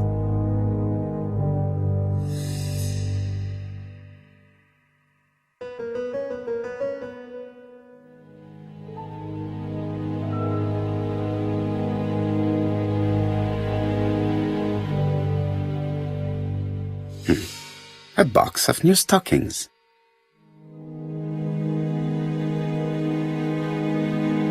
It looks like Betty has a very busy life.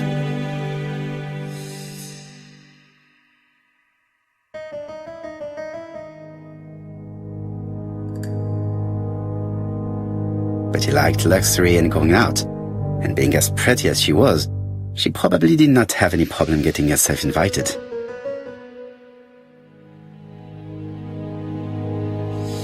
Looking at all the clothes she took out, Betty must have had a problem deciding what to wear. Maybe she had a date?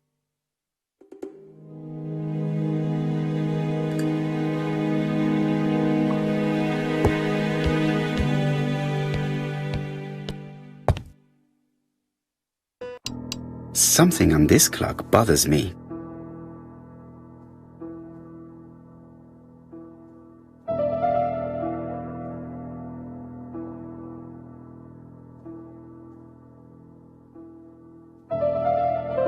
There, that's better.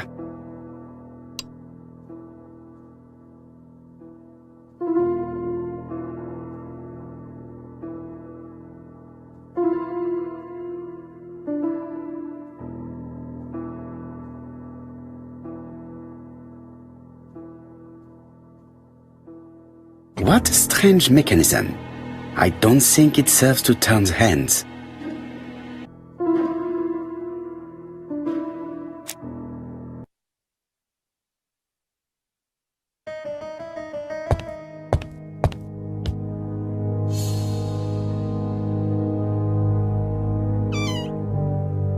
This small key should be useful to me.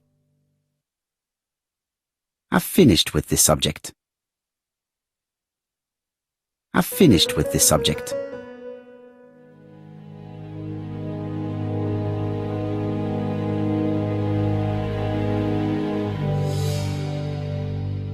I've finished with this subject.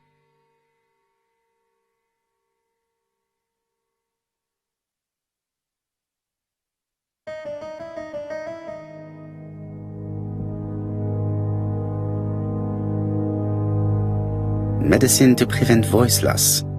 Did Betty have problems with her voice?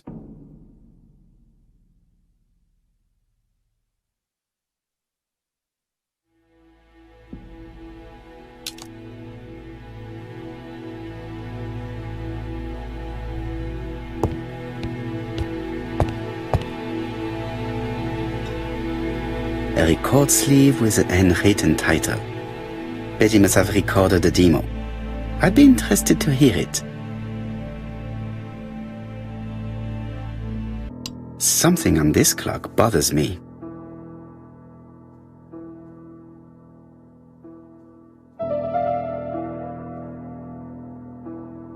There, that's better.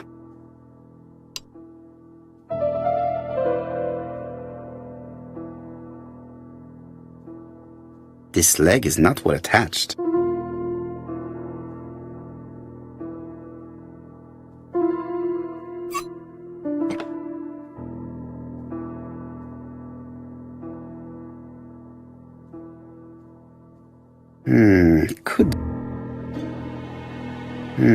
Could the screw be slightly loose?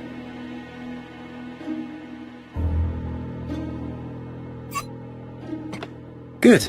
It should be possible to open the wooden panel.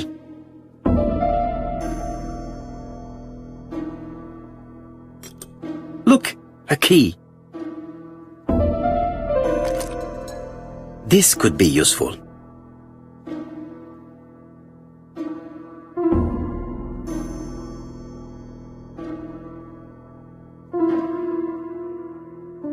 What a strange mechanism. I don't think it serves to turn the hands.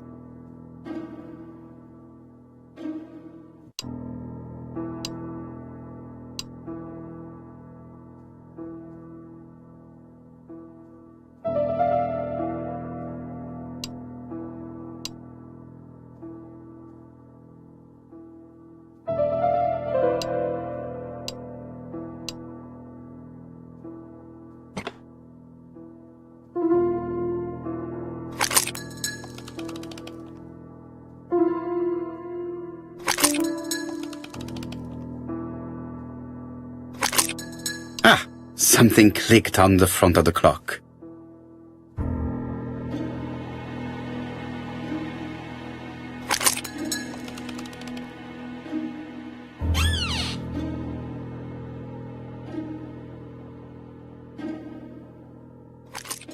This could be useful.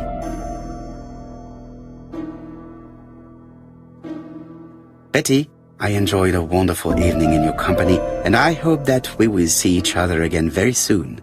D. My dearest Betty, I know that your art is already spoken for, but you are the most beautiful dancer I have ever had the pleasure of meeting, and I am impatient to see you again. Adrian.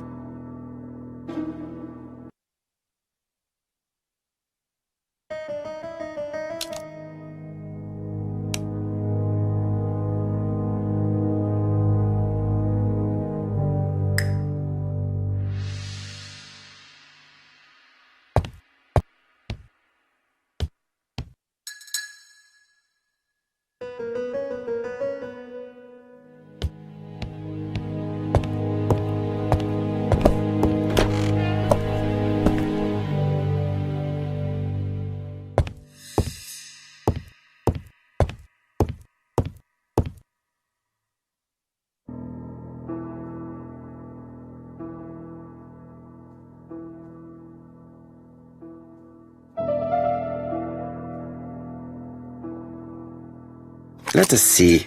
What is this cupboard hiding?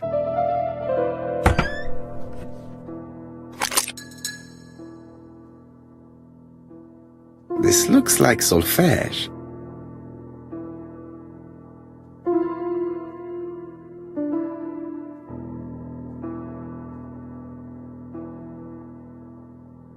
I cannot open it. It looks...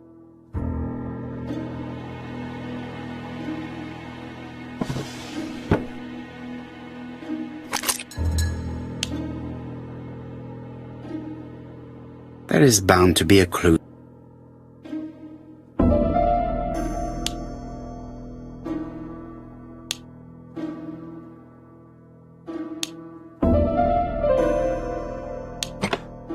I heard the sound of a mechanism being triggered.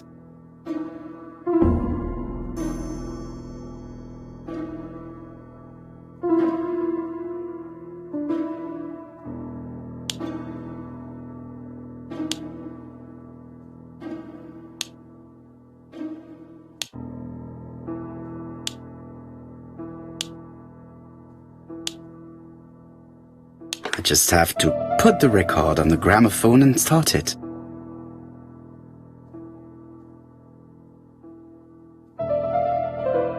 It looks like something goes in here.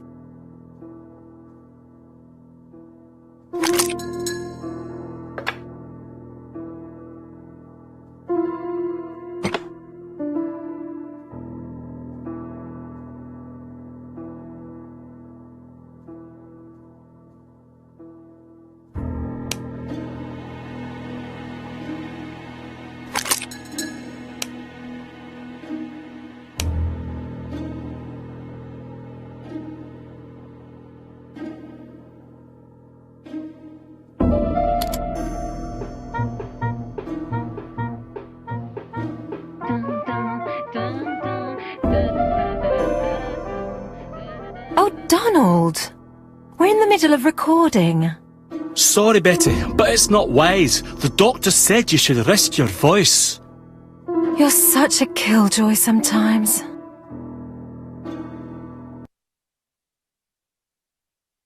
Betty was such a good singer. It's true. Did she have any problem with her throat?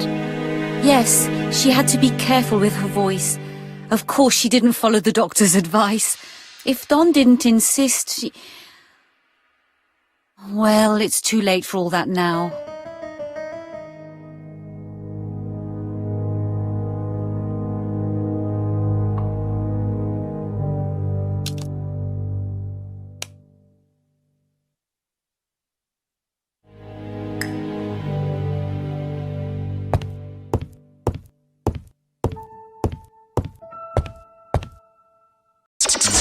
Você já pensou em ter um fliperama em casa ou no seu comércio? A Checkpoint monta o sistema personalizado para você. Multijogos somente com arcades separados por categoria, com ou sem ficha. Temos o sistema em vertical, multijogos de carrinho ou customizado com poucos jogos para facilitar a procura de jogos.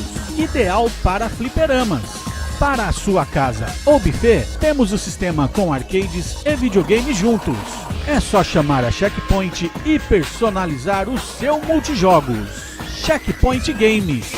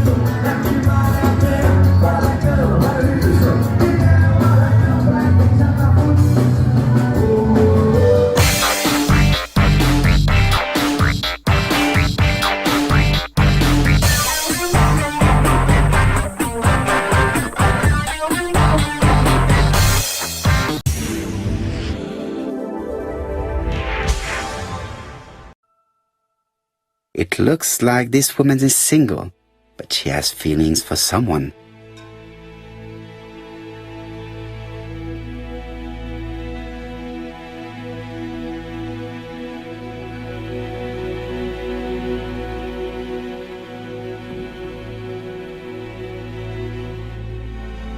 She is looking so intensely at this photo. But is it really a sister that she's studying in this manner?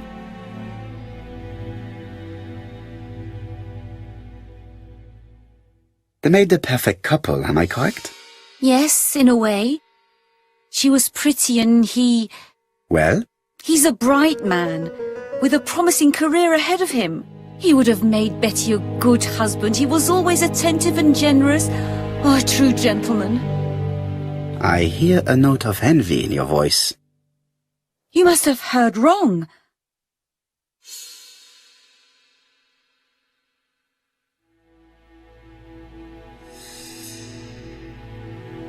Donald appeared to be very much in love with your sister. Yes, he was mad about her. Mad, you say? Being madly in love can often be destructive, and Mr. Fraser was known for being jealous, I believe. No more than average.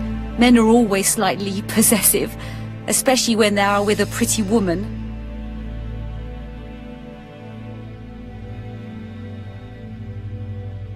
I am not your enemy, Mademoiselle Bernard. And you are not my friend either, Mr. Poirot, sir. Yes, but your lies are not helping Mr. Fraser, or you for that matter.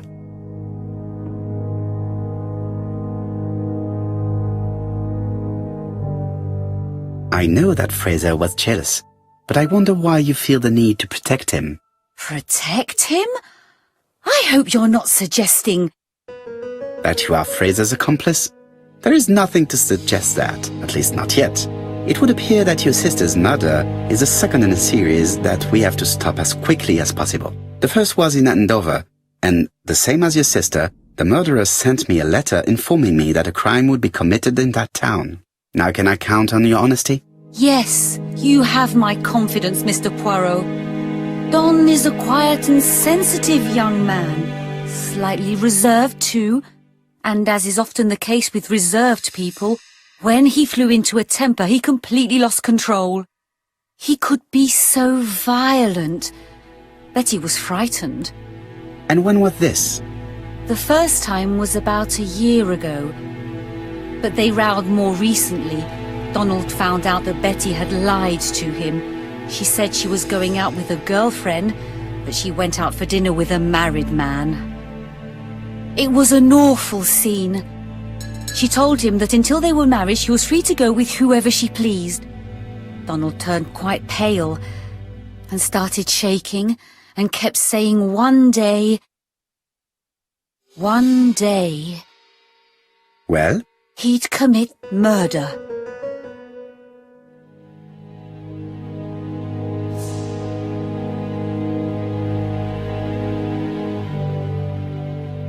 Do you think that is what happened? No, Mr. Poirot, I don't believe that. You yourself said he may be a recidivist madman. Don loved Betty with all his heart. I can't imagine for one instant that he would hurt her. Very good, Mademoiselle Bernard. Thank you for your help.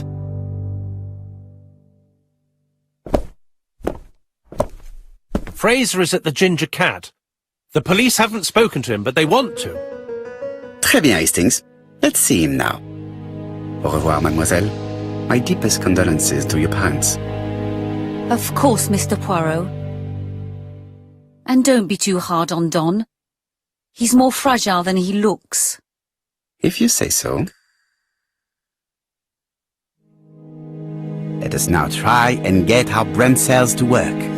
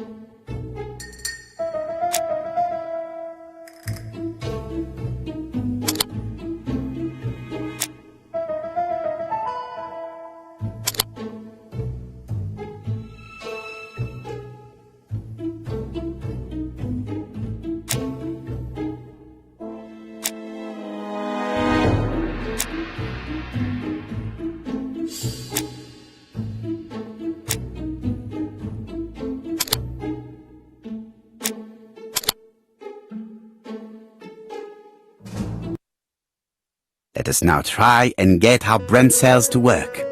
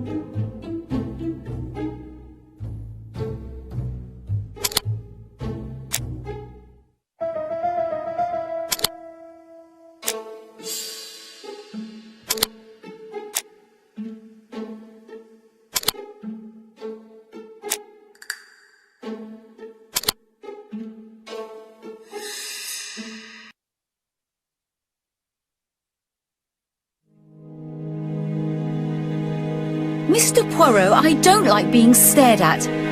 If you have something to say, would you please say it to me?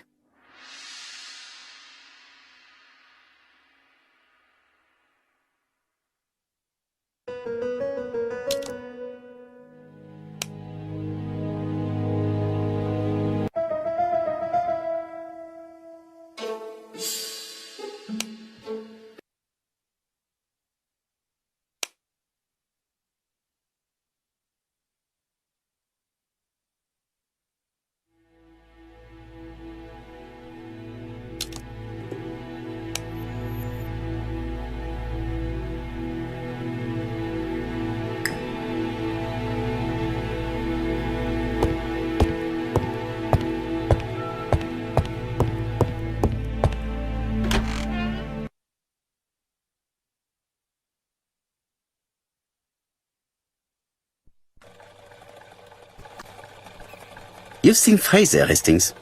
What is your feeling? He's a big chap. Fragile isn't exactly the word that springs to mind. I talked to his landlady before seeing him. She went to bed at 11. Fraser wasn't home yet. Bien. Megan Barnard said he is a reserved character but with a nasty temper. We will see if this is the case.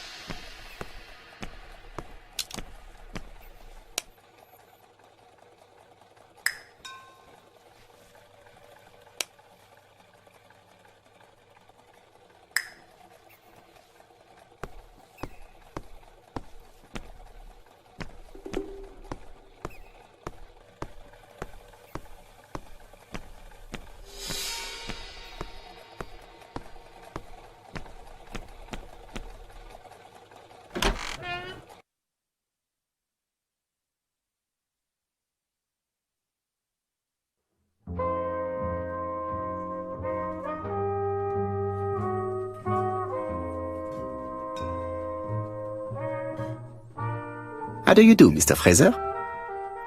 You Hercule Poirot. Mr. Hastings said you wanted to speak to me. Yes. I know that it may not be the right time, but I would like to ask you a few questions.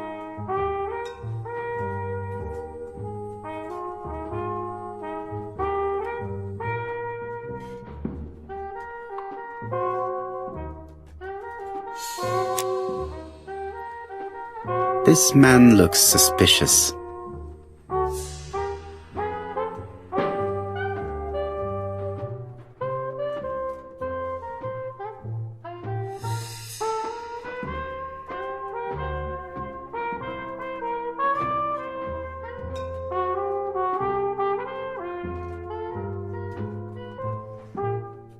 Leave me alone. Donald Fraser is in a terrible state, as if he hadn't slept all night. And he's drinking White Horse. Leave me alone. tell me that it's a mistake? That Betty isn't dead? Sadly, your lady friend has been murdered, Mr. Fraser. Oh, Betty, if only you'd listened.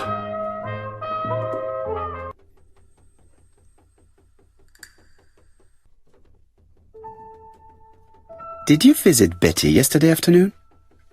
No, I haven't seen Betty for 2 days. I was at the office yesterday afternoon. Can you prove that? Of course. But why this question? It's me, Mario! Betty died yesterday evening, didn't she?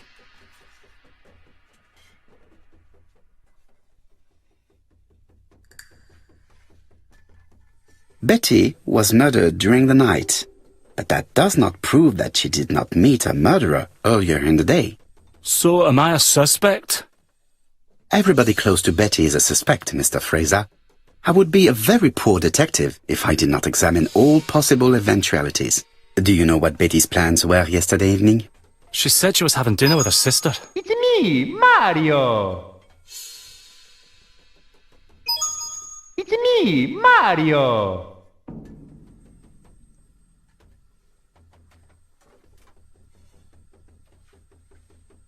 And you believed her? And why not, sir? She was my fiancée. That did not stop her from lying to you before. Betty was not a bad girl, but she did like to take advantage of her success with men. How dare you sully her memory?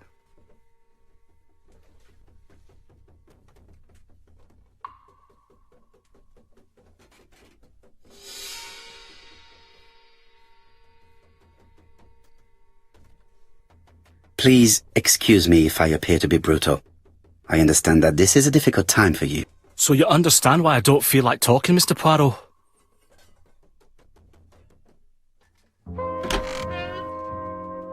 Ah, I knew I'd find you here, Poirot. I thought the victim's young man was here. Yes, he's all yours, Chief Inspector.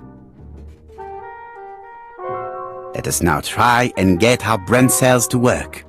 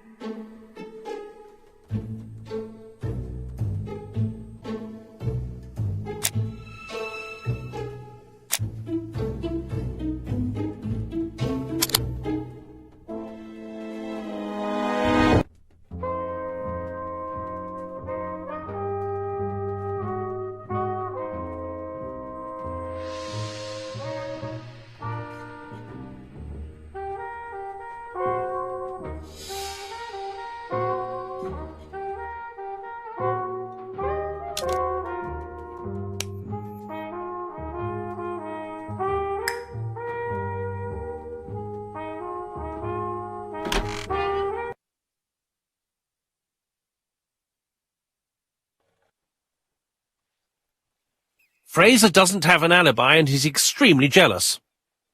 You are very skilled at summing up. And yet you haven't asked Japp to arrest him. It is too soon. But I agree, without the letters announcing the crimes, Fraser would already be behind bars. Bon, I think we have enough elements. Let's reconstruct the events at the scene of the crime. I can't imagine how the murderer wasn't seen, though. Surely she must have struggled. Let us try and imagine the scene.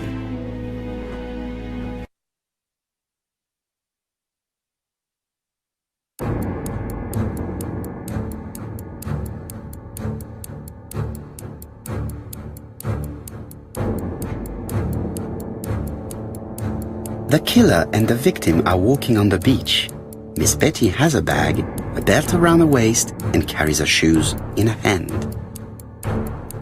Both of them walk slowly to hut number 5.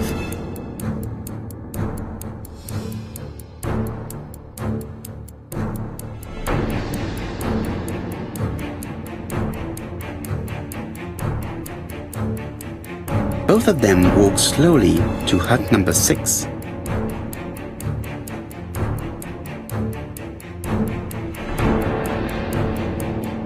Miss Betty enters the hut. Mario! She leaves without her belongings. Then she hides a code.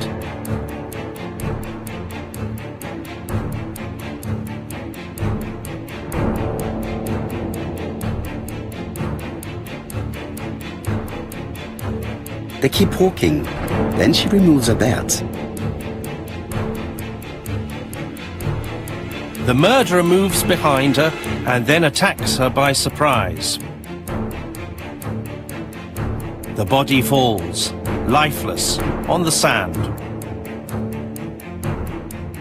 Everything appears to match the crime scene, mon cher Hastings. That is exactly what happened.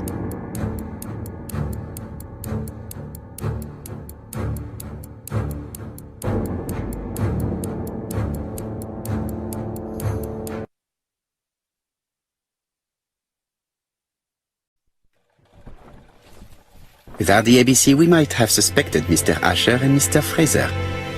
But by signing his crimes, the murderer is making sure he's accused. In a way, it is very generous of him. Generous? The murderer seduced Betty in order to lure her to the beach and kill her. Indeed, the young woman was certainly careless, but not stupid enough to follow a stranger. What are you planning to do, Poirot? Return to London, mon cher Hastings.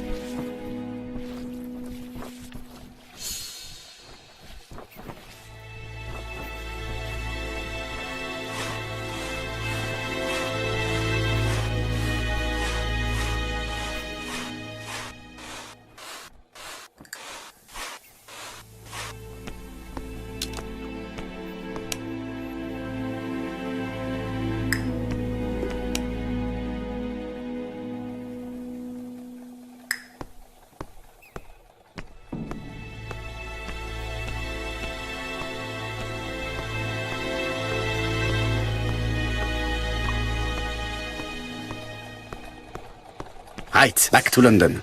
There is nothing more for us to do here.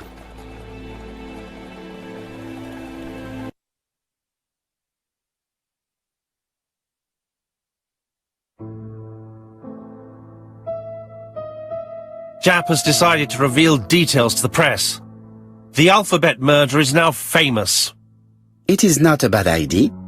The more people who know, the greater our chances of finding out something of interest. Poirot, I have a bad feeling.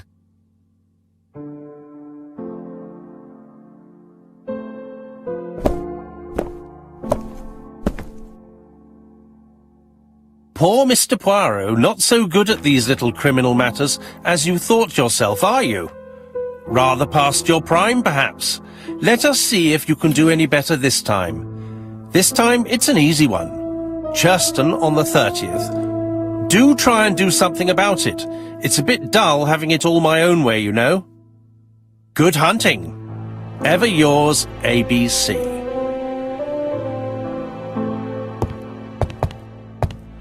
Good hunting. Did you hear that, Poirot?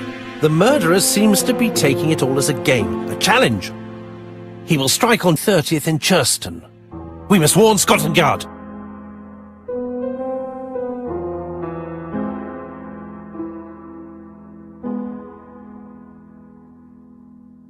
By the way, Hastings, what day is it?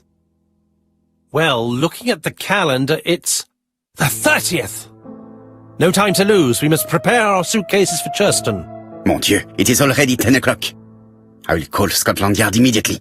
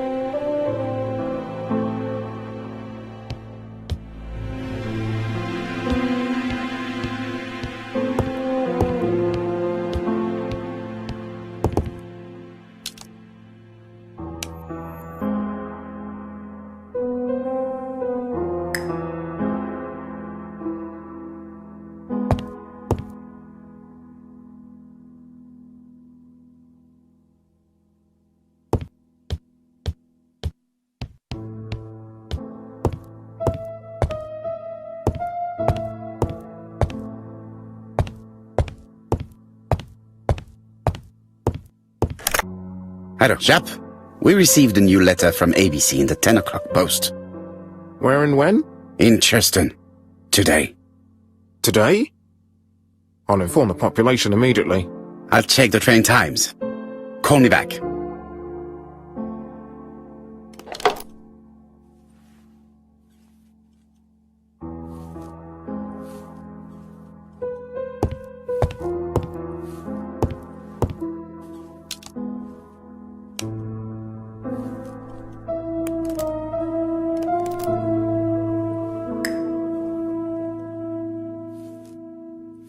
It is not a good time.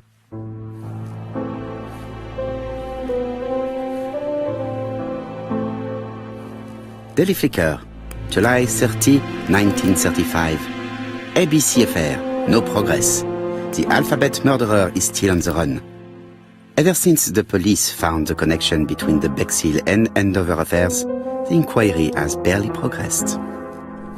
In this issue, we are publishing provocative letters sent by the killer to Hercule Poirot.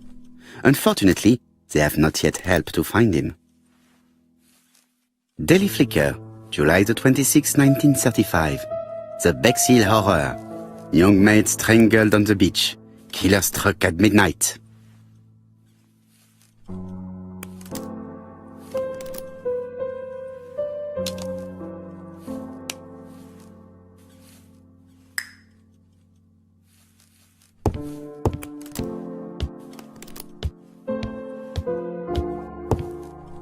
Hastings, what you are doing is an absolute disaster. That is no way to pack suitcases. Heavens, we must hurry! We have to get to Churston before the murder!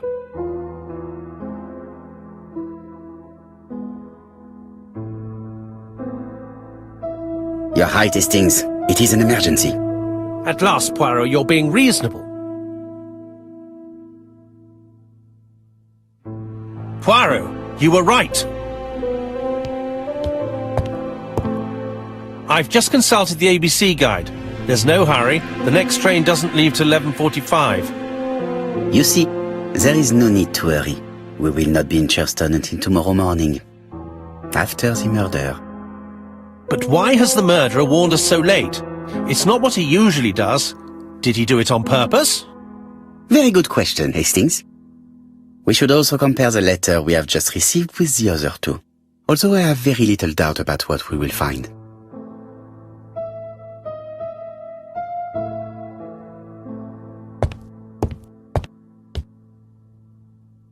It is not the right time.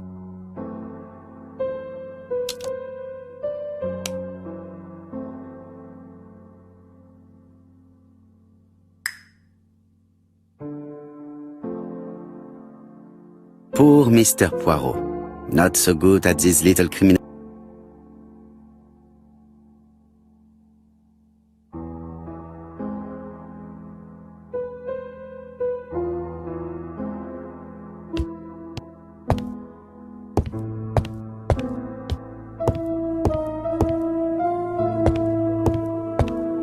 It is not a good time.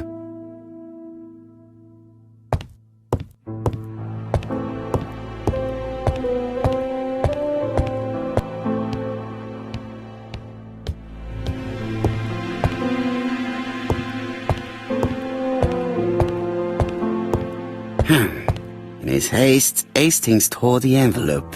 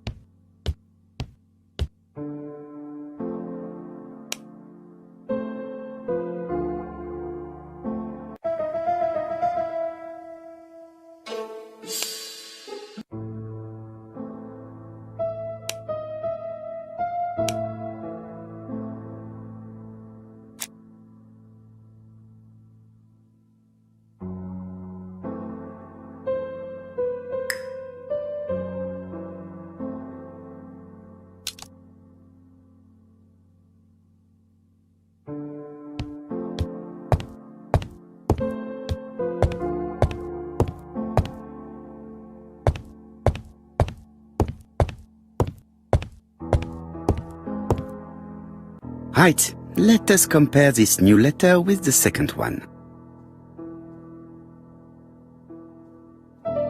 Let us examine this more closely. Certain characters in the two letters may have similar defects. Yes, this I is weird. Right, let us compare.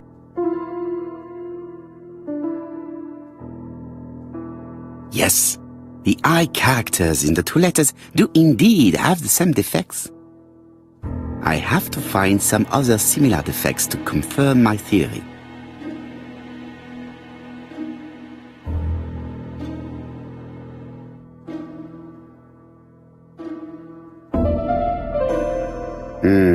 The W is not printed properly.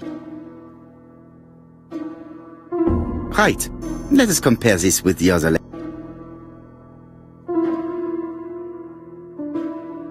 Of course, the W characters in the two letters do indeed have the same defects. I have to find some other similar defects to confirm my theory.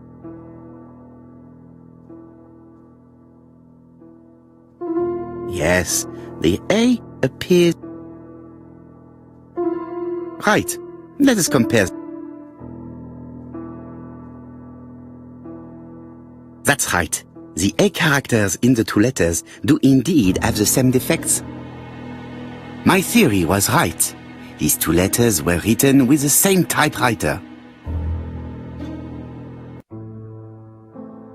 Let us...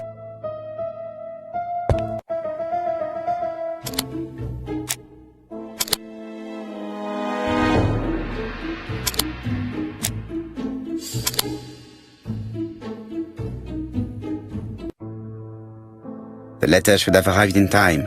The postmark shows that it was sent 3 days ago. However, our man made a mistake in the address, which explains the delay. All the same, the post office took their time correcting the error. Come on, Poirot. Your address is not quite as well known as that of Scotland Yard. Poirot, the telephone. It must be Jap.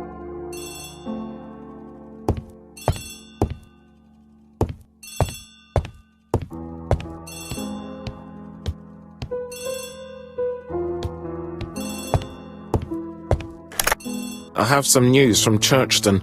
Bad news, I'm afraid. Sir Carmichael Clark was murdered while out on his evening walk. Sir Carmichael Clark. The name is familiar to me. He was a famous throat specialist, one of the best in London.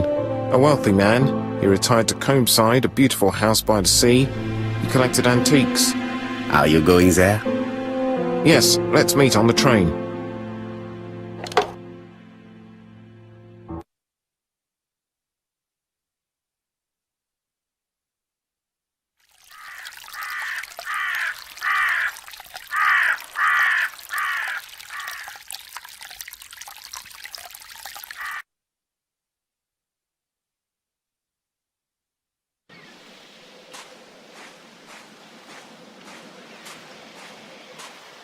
The victim is called Sir Carmichael Clark, one of the best throat specialists in London. The body was still warm when we found it. If we'd been warned earlier, we definitely could have saved him. It appears that the murderer made a mistake when he wrote his letter. A mistake? Lucky for him. And what if he did it on purpose? No. He's defined his madcap rules and he's sticking to them. It's a matter of pride for him. Shall we go up to the house, Poirot? You go, my friends. I will come soon.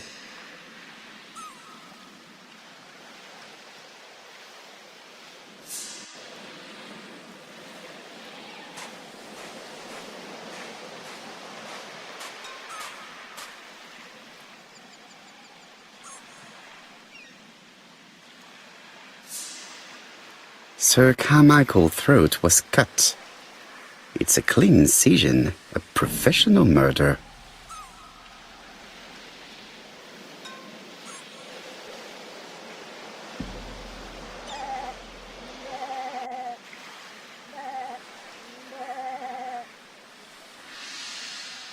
An ABC guide, the murderer's customary signature. covered in blood this time.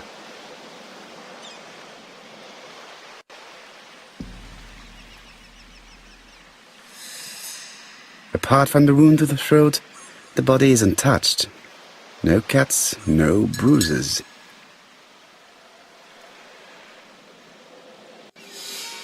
Apart from the wound to the throat, the body is untouched.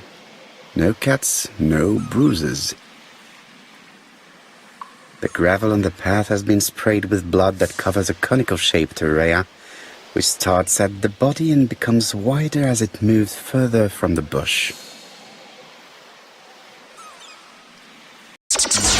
Você já pensou em ter um fliperama em casa ou no seu comércio? A Checkpoint monta o sistema personalizado para você. Multijogos somente com arcades separados por categoria, com ou sem ficha. Temos o sistema em vertical, multijogos de carrinho ou customizado com poucos jogos para facilitar a procura de jogos.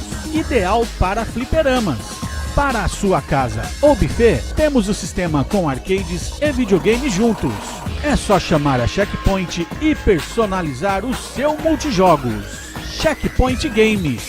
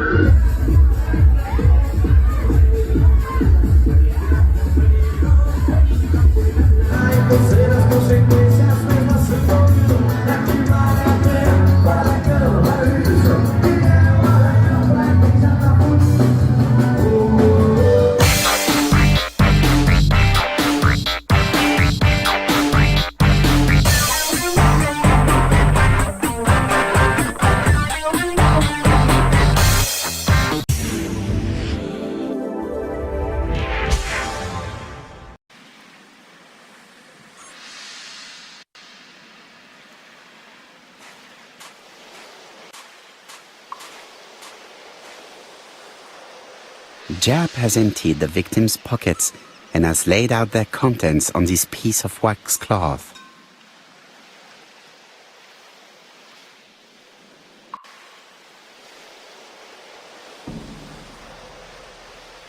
It is pointless.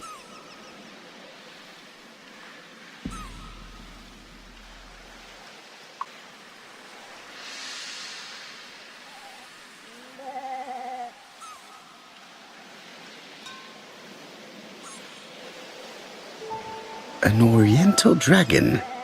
It's an old piece, much older than the pocket watch on which it was fastened.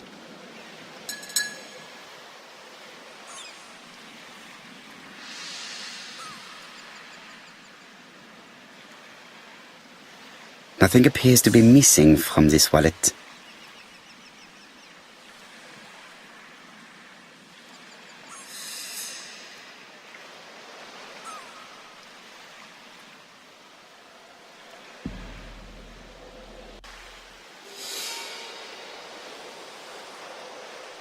A signet ring, very probably with the Clark family's coat of arms.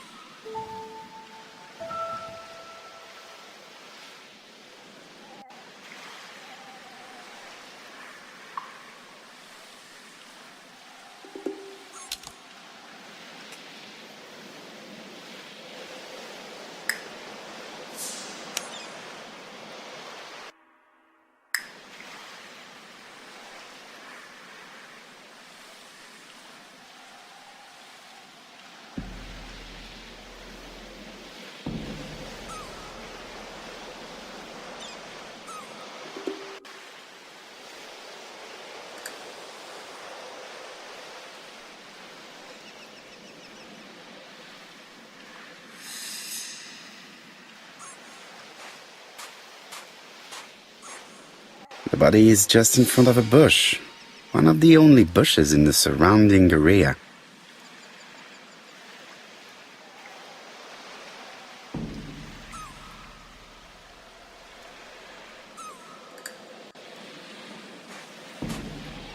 The vegetation behind the bush has been trampled. Let us now try and get our brain cells to work.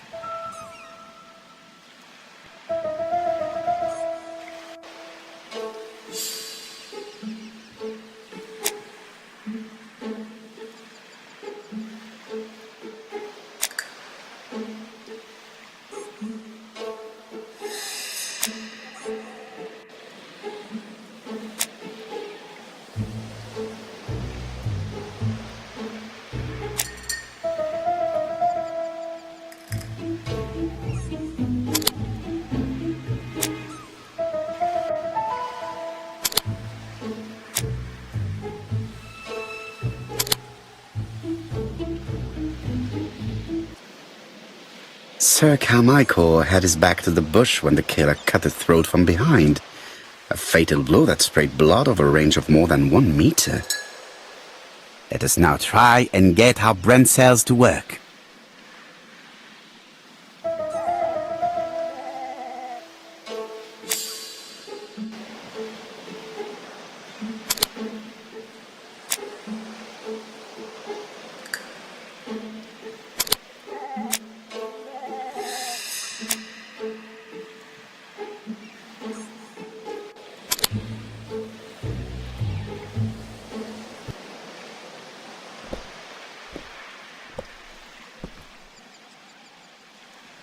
Have you finished, Poirot?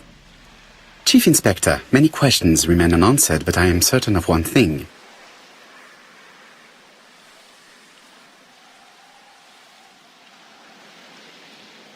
The killer has prepared his crime very carefully. Quite right. He must have known Sir Carmichael's movements well to plan such an attack.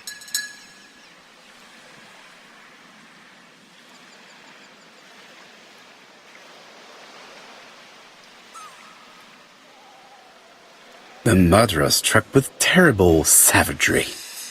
Yes, blood flowed. It's the first time he's attacked a man. He armed himself accordingly. Have you spoken to the victim's family, Chief Inspector? I've spoken to the brother, Franklin Clark. I didn't get much out of him. He's yours. I must get the body removed.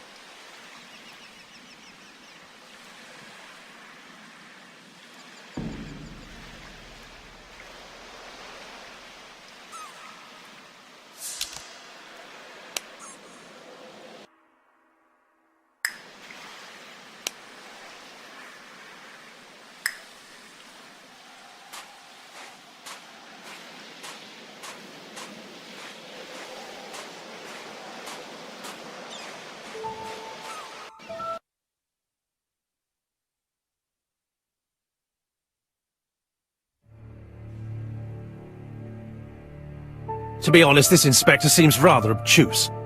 I'm counting on your friend Poirot to catch my brother's murderer. Ah, here he is now. Please, Mr. Poirot. Mr. Poirot, this is my brother's secretary, Miss Thora Gray.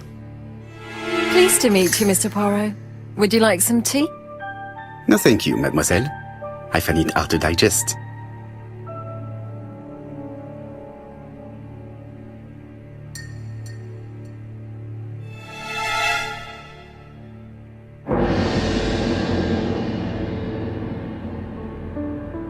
Hastings does not like very hot tea.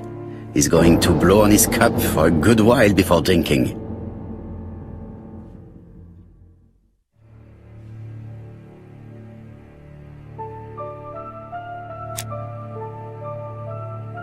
There is something elegant about her.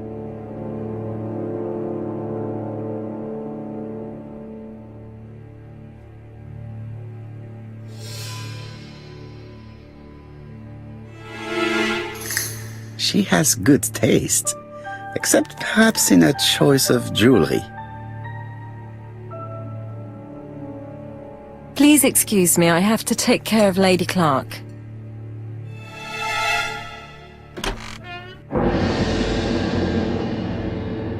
Hastings does not like very hot tea.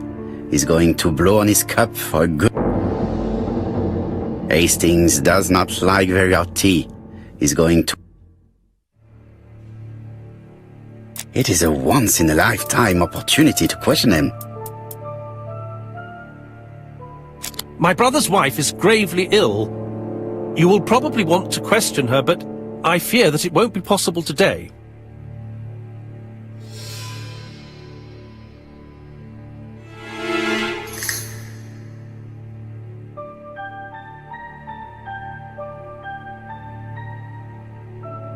I insist, Mr. Clark. Please allow me to remind you that this is a murder inquiry. Unfortunately, she is much too ill. She doesn't even know her husband is dead.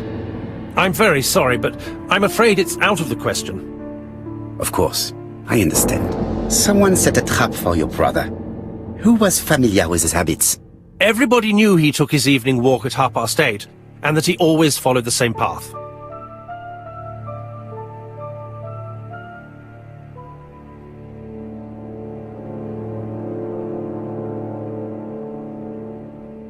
Was it a dark night? It was a new moon. I took a lantern. So it was you who found the body? Yes, along with the gardener.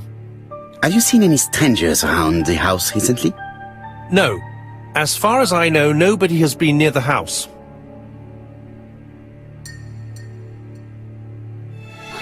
Miss Clark. Oh, Lady Clark must have fallen from her chair. I have to help Miss Grey get her up.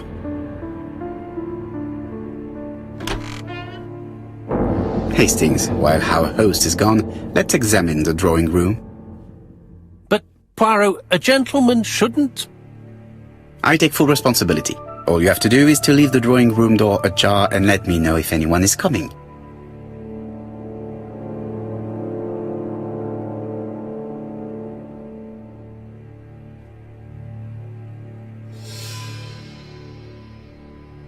There are some very valuable objects here.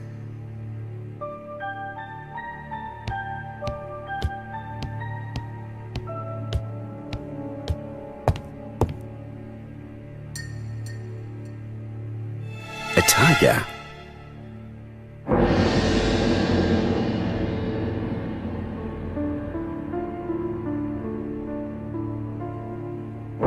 A turtle.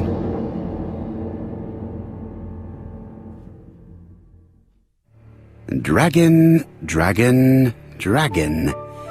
Sir Carmichael showed himself to be very consistent in his collection's theme. A dragon.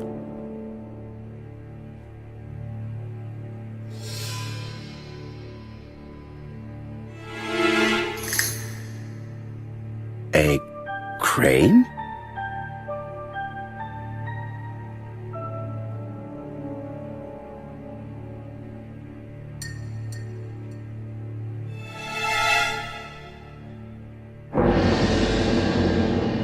Comside's private collection, purchases since 1920. The catalogue for Sir Carmichael Clark's collection.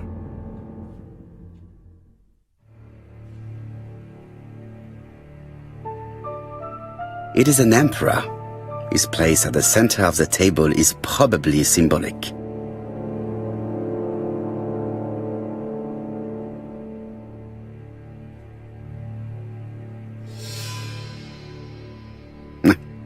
I'm not going to leave now.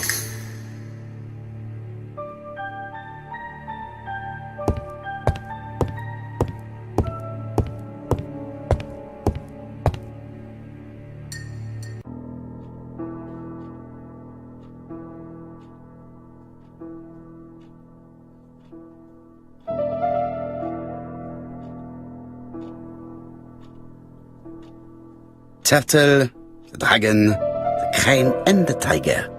I think I've already seen this motif somewhere.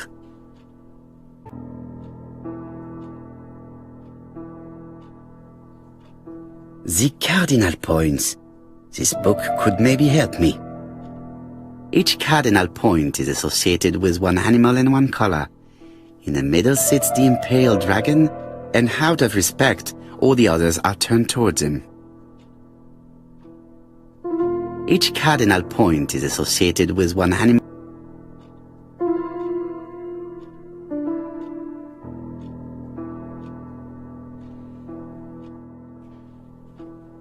Turtle, the dragon, the crane and the tiger. I think I've already seen this motif somewhere.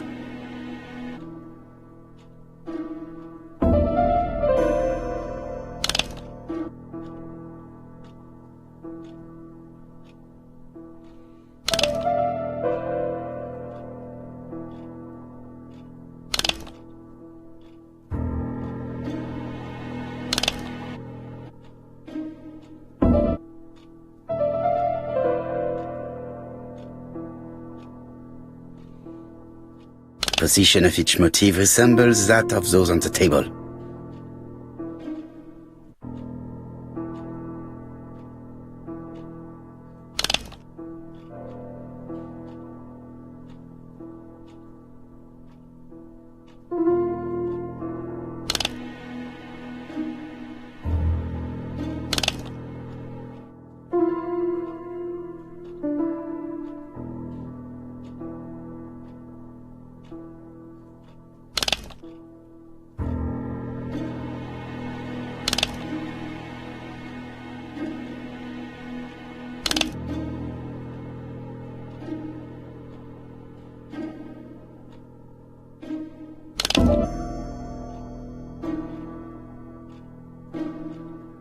I think I heard a bang.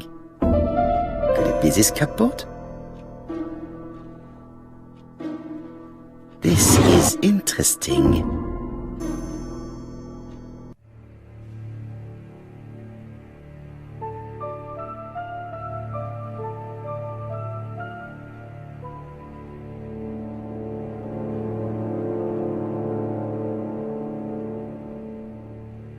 Ernest Logan, MD, Brighton Cancer Institute, 201 Dusk Road, Brighton, Sussex. To Sir Carmichael Clark, MD, Comsite Churstone, Devon. Brighton, 1935, January the 5th. As a man of science, I owe it to you to be completely frank. Lady Clark, your wife is suffering from a generalized terminal cancer. I confess I didn't suspect anything like that during the first exams. But with the test results I have received today, there is unfortunately no place for doubt.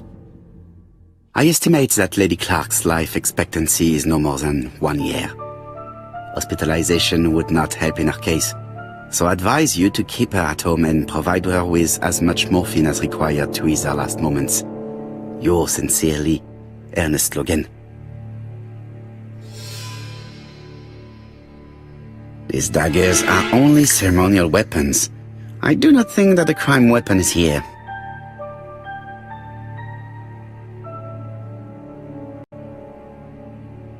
Here's Miss Gray. Sorry to keep you waiting. Lady Clark's condition requires regular care. I believe you want to ask me a few questions. Indeed, mademoiselle. This porcelain is remarkable.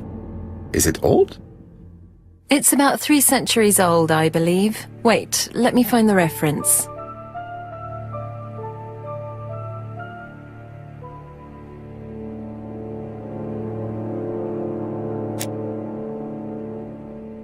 She appears to be very flustered.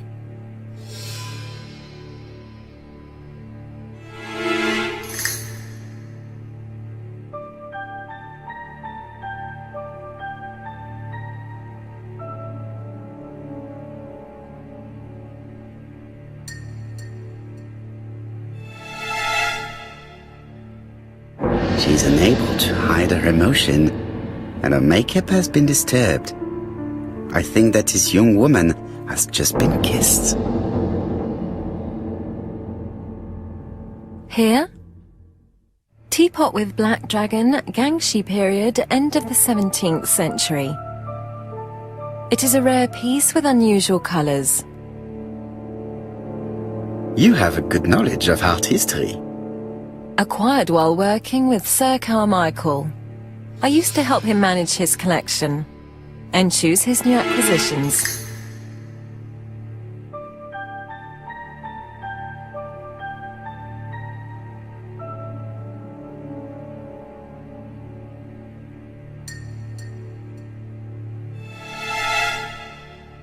Did you have a good relationship with your employer? He treated me well, and I am sorry for his death. Have you seen any strangers hanging around in the past few days? No. Nobody has been near Comside.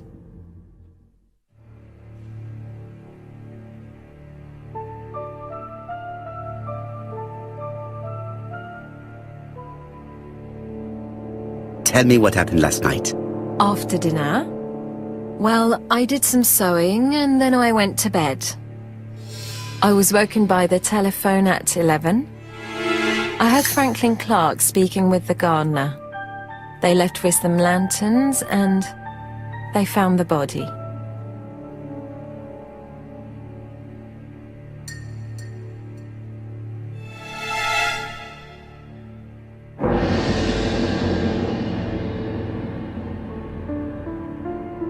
Am I right thinking that something is going on between you and Franklin? How dare you ask me such a question?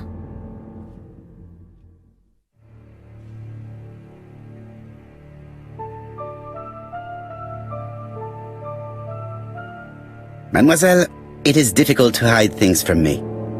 He kissed you earlier, did he not? My goodness, with Sir Carmichael's death, I was feeling so awful, so worried. I was unable to resist. I am not judging you, mademoiselle.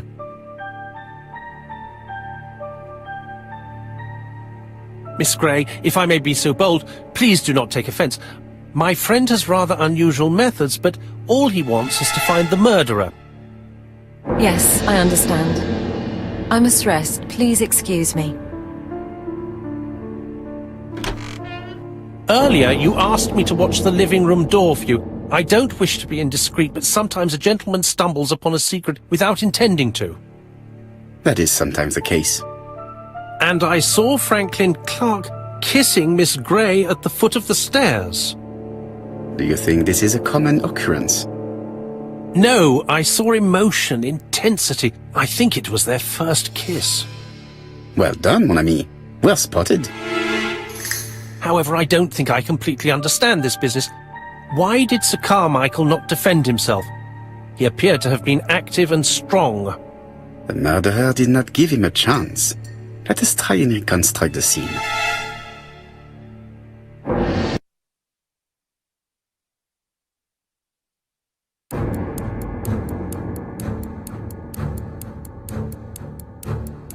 Sir Clark is taking his customary walk. Our killer is hiding behind a bush.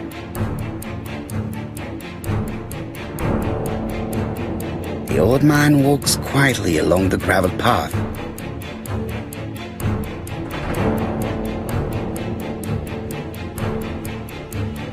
Then he turns towards the sea to gaze at it.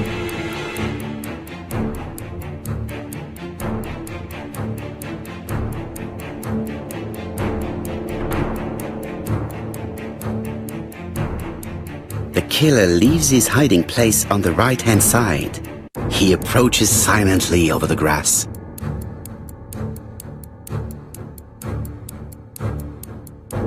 Then he throws himself on his prey and cuts the poor man's throat. He then lays down the ABC before leaving. Everything appears to match the crime scene, mon cher Hastings. That is exactly what happened.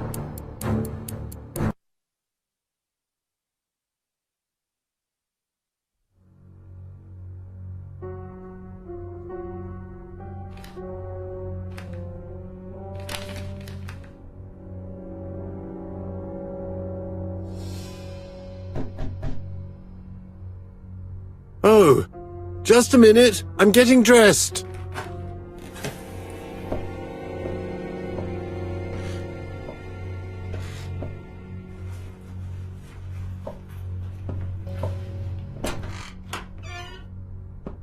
Mr. Kirst, have you recently returned from Churston? Yes, indeed I have. Have you seen the papers? And to think that you might have rubbed shoulders with the killer. Imagine that. Mr. Kirst, are you all right? You don't seem well. My apologies, my throat is burning and my head feels heavy. It's ever since the war, you know. Since my injury, my head has never been the same.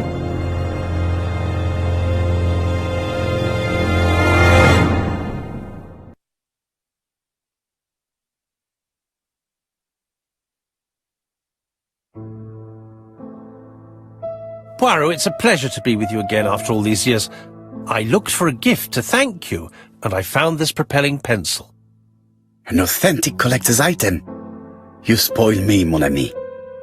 And you more so by sharing investigations. Do not underestimate the help you are to me, Hastings. Intellect is not everything. There is also goodwill, and you are not short of that. Later, I will ask you to help me tidy up the room and bring some chairs. Our guest will be here soon. Ah, is Thora Grey coming? Naturally. She is a fascinating young woman, n'est-ce pas? Oh, come on, Poirot. I'm a married man. And Miss Grey has already been courted by Franklin Clark. Poirot, our guests will be here soon. We must prepare ourselves.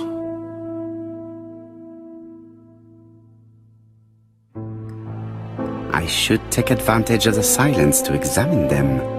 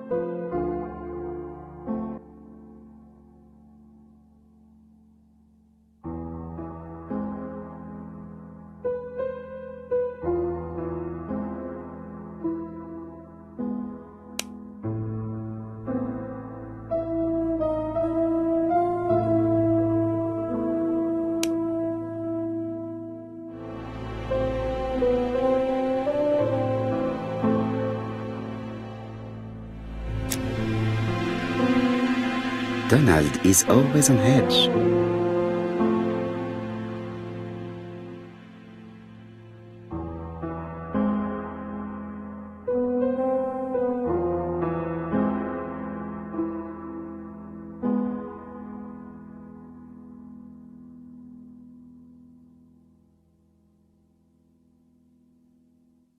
Leave me alone.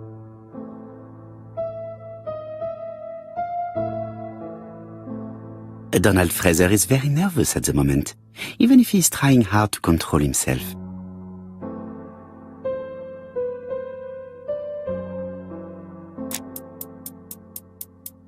She appears to have taken more care with her appearance than the last time.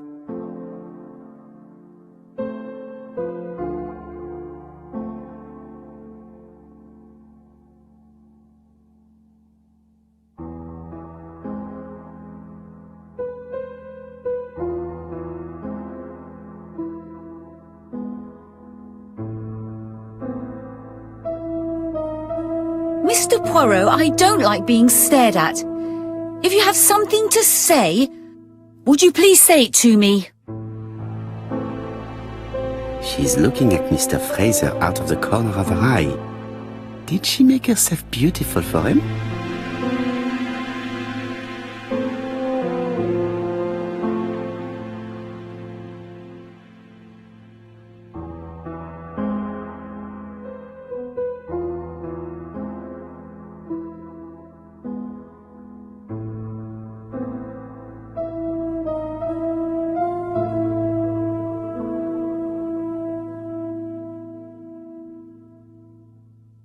I ought to concentrate on my guests.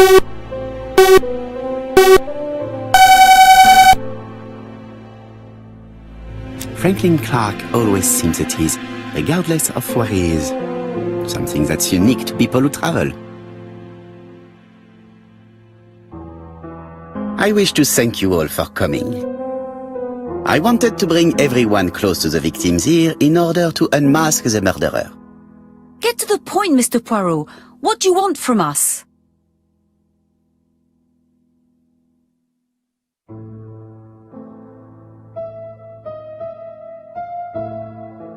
Megan, dear girl, please be patient. Mr. Poirot, how dare you address me by my first name? Please excuse me, mademoiselle.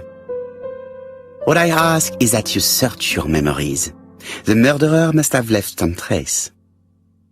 Yes, he must have prepared his crimes very carefully. Tout à fait. He did not get to Bexhill at midnight in order to strangle a young girl whose name by chance starts with P. Must we go into that?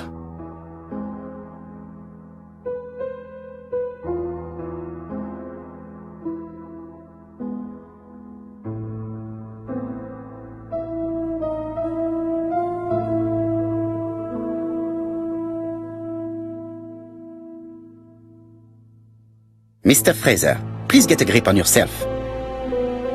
Well, I want to help you, but I don't remember anything else. Nothing I haven't already said. And you, Mademoiselle Barnard, did your sister say she was seeing another man? She never would have told me.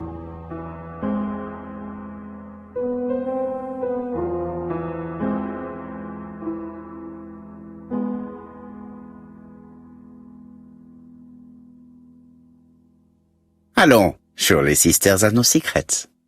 She never spoke about any of that to me. Do you believe me or do I have to repeat myself?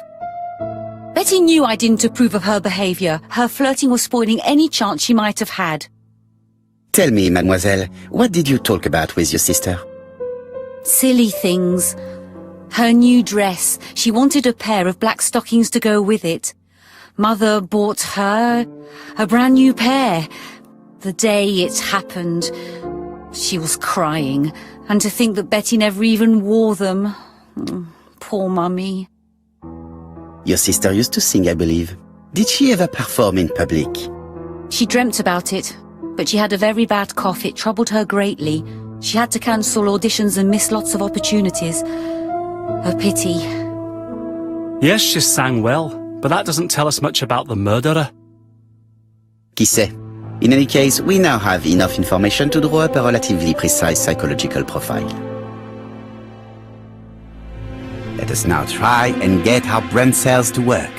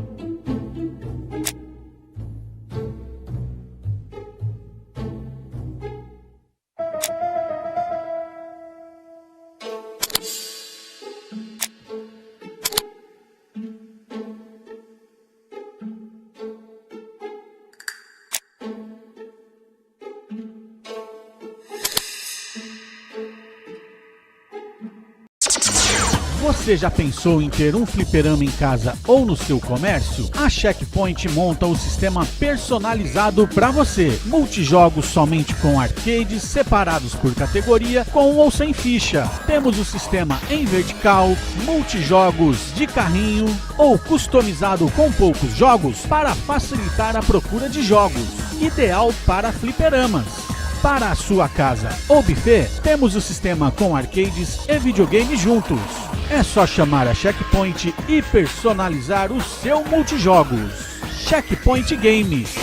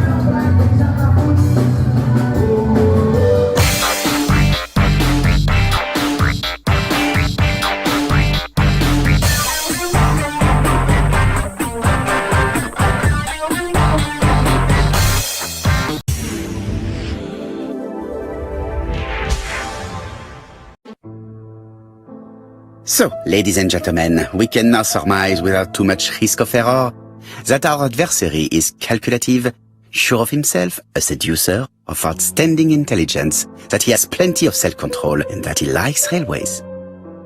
It's a good start. Other meetings may be necessary. I hope that you will be able to come back again. Well, it's just that...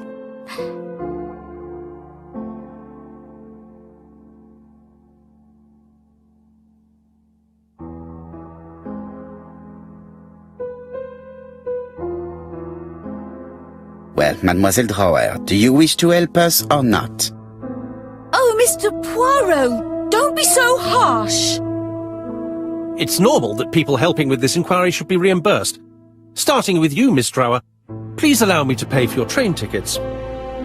Oh, sir, I cannot accept. But you must. Mademoiselle, I may not be rich, but my brother left a fortune which will be mine. Mr. Clark, that's very generous of you.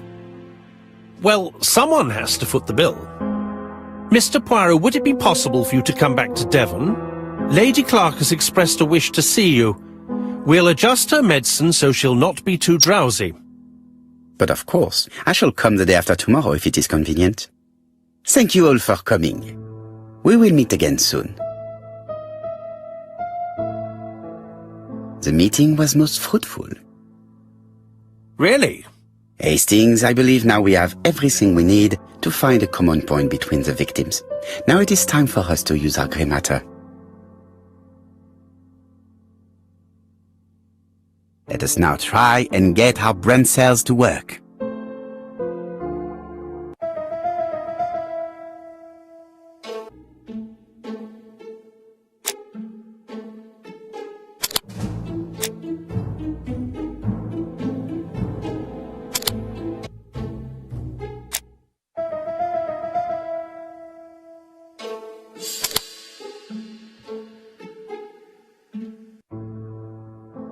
The first two victims suffered from bad throat, and that was precisely the specialty of the third victim, Dr. Clark. We have a lead. It would pay to take a closer look at the medical records of Dr. Clark's patients. We'll do so during our next visit to Churston. I will do it myself, mon ami. You must remain in London just in case ABC sends us another letter. Very well, as you wish.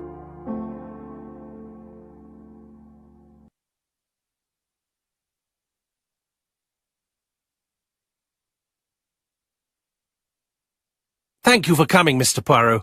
Lady Clark is waiting for you in her bedroom on the first floor. Please excuse me, I cannot stay for the interview. I've to take Miss Gray to the station to see our lawyer in Torquay.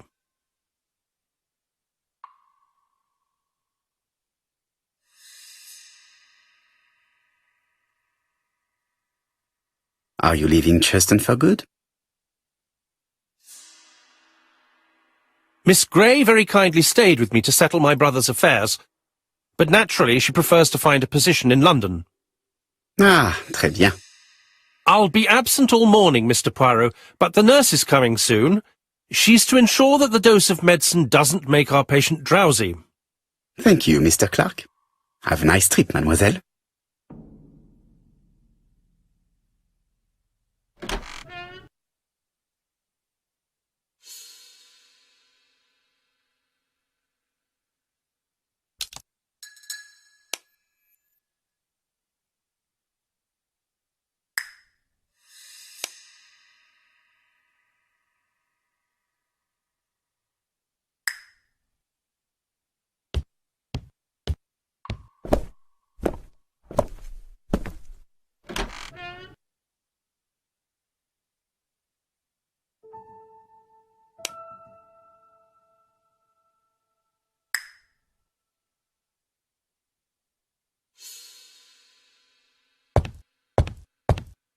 It would be rude to make Lady Clark wait any longer.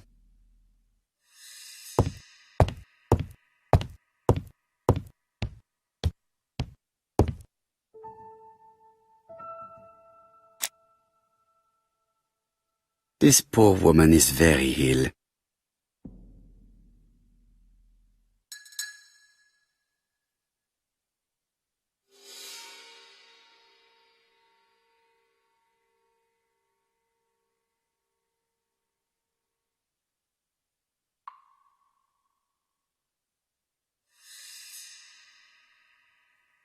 Please tell the nurse to hurry.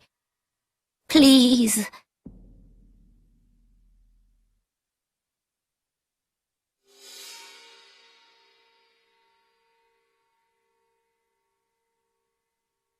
This woman is suffering. She is in no state to have a conversation.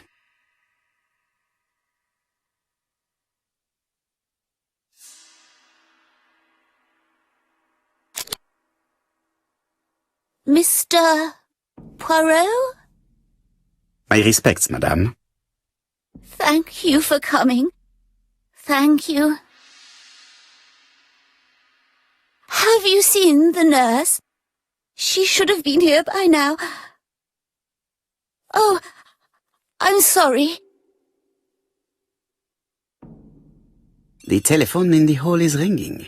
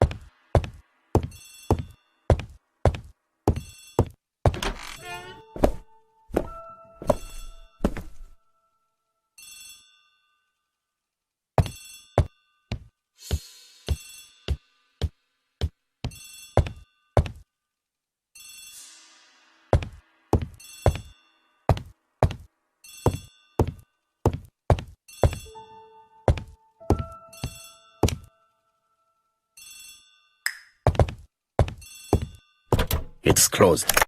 The Clark residence? Detective Hercule Poirot speaking. How do you do, Mr. Poirot? I'm Lady Clark's nurse. I wanted to let you know that I won't be able to come for her injection today. Might Miss Grey be able to do it? She has just left, but I will take care of it. Thank you. That's very kind of you. You'll find the skeleton key to open the medicine cabinet hidden in the lion trophy. You can count on me. Au revoir, mademoiselle. Oh, thank you kindly. Goodbye, Mr. Poirot.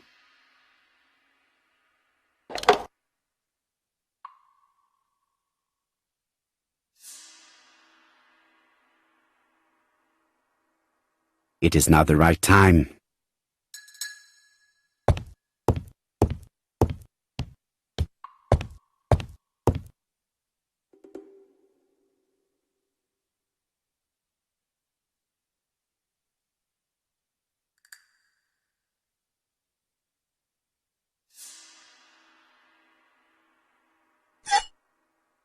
Here is the skeleton key.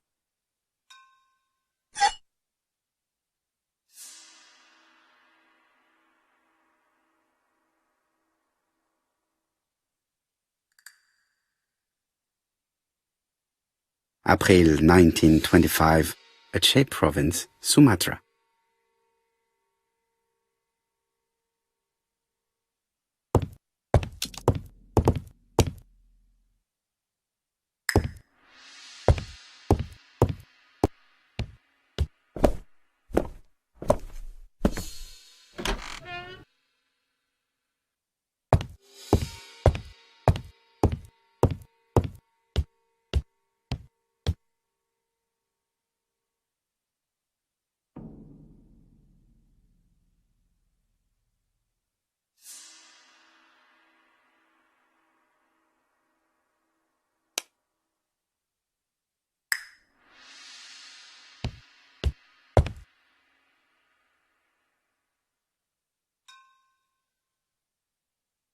It's closed.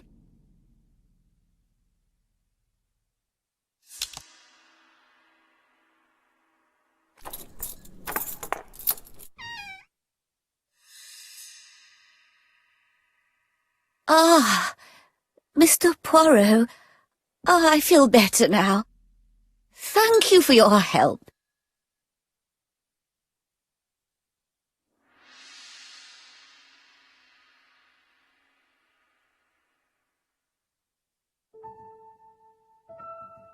Madame, you are tired, so I will get straight to the point. What can you tell me about this business? What business, Mr. Poirot? No doubt. You wish to talk to me about what happened to your husband? Ah, yes. Oh, poor Carmichael. Has the madman who killed him been caught? Not yet, chère madame. There was a great many people in Cheston on the day of the murder. Indeed. People go straight to the beach. They don't come near Coomside. So, there were no strangers around the house that day? Who said that? The people who live here. Your brother-in-law, Miss Gray. Miss Gray? Oh, I don't like her.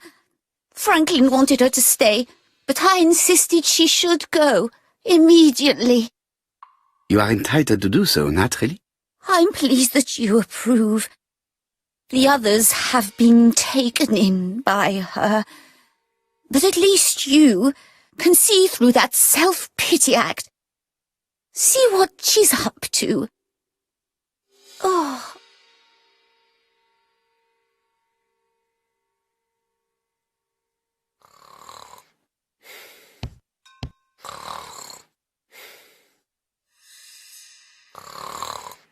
This subject would probably be useful to me.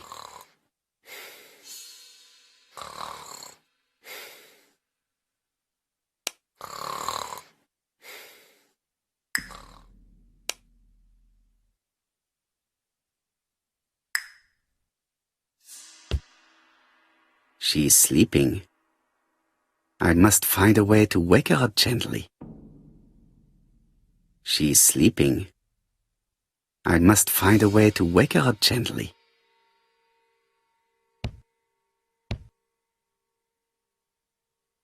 This couple appears to be having fun.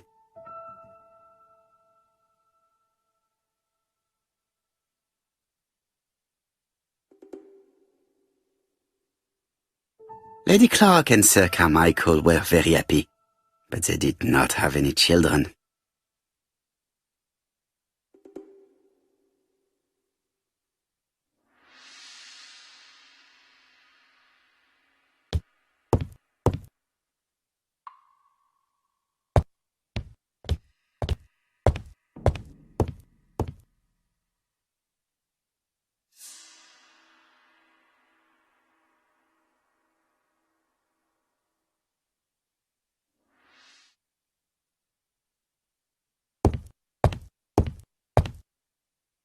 I've finished with this.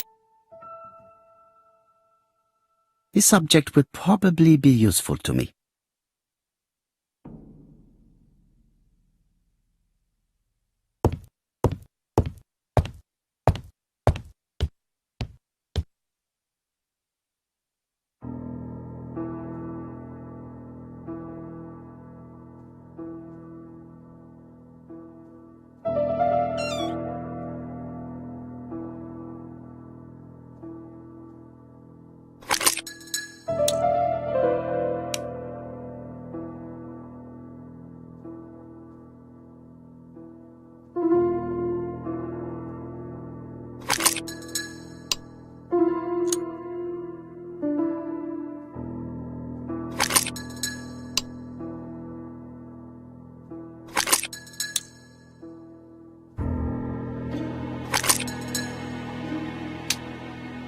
I hope that Hastings will not be cross with me.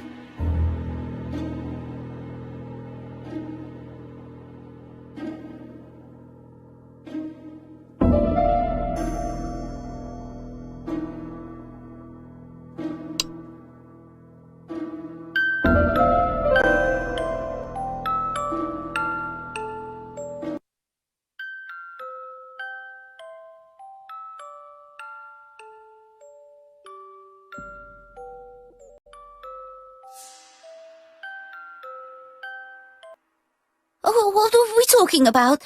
Ah, yes, Thora Gray. Oh, Carmichael had great esteem for her. But for me, she was nothing but a hypocrite.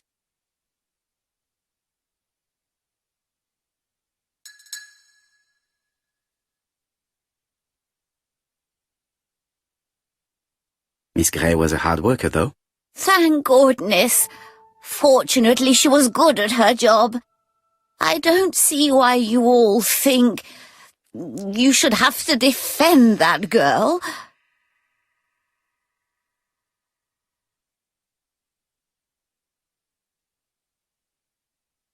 Well, I appear to have been wrong about Thora Grey. So you all It's agree. me, Mario. How nice it is to be all of the same It's me, mind. Mario.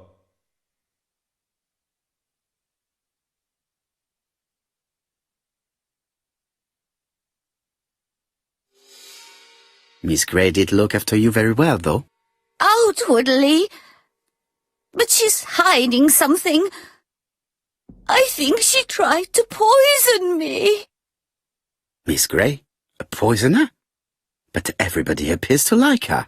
It proves she knows what she's doing. She's manipulative and she's a liar. A liar?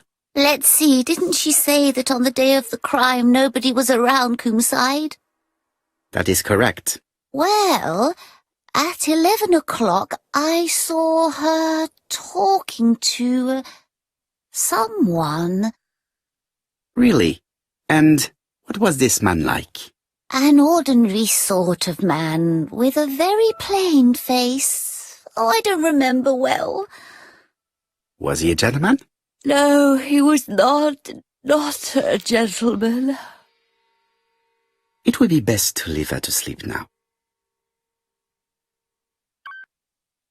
The telephone in the hall is ringing.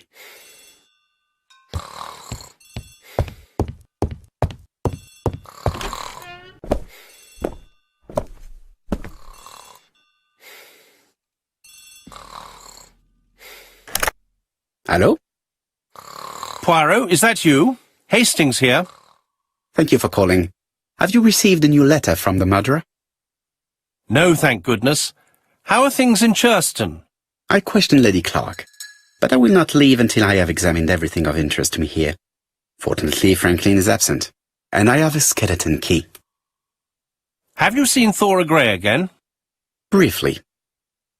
But rest assured, I intend to summon her to London soon.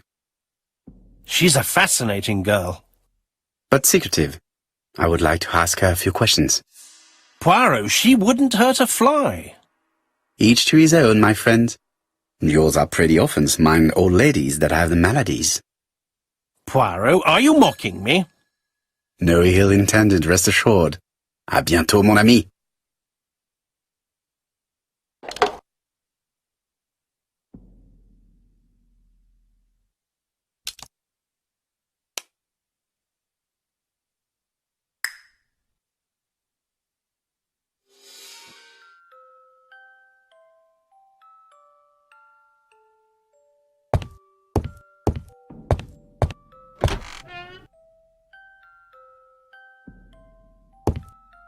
Sir Carmichael's collection could rival that of a major museum.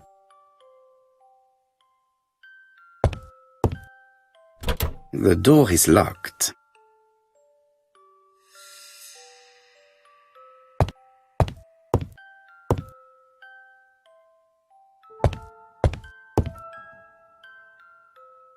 I see some papers that were not there the first time I visited. Valuers report property. Building land located in Coomside, Churston client, Sir Carmichael Clark, April 15, 1935, Court and Brunskill office. Court and Brunskill. The name is familiar. Is that not the name of the firm Donald Fraser works for? These daggers are only ceremonial weapons. I do not think that the crime weapon is here. These daggers are only ceremonial weapons. These daggers are...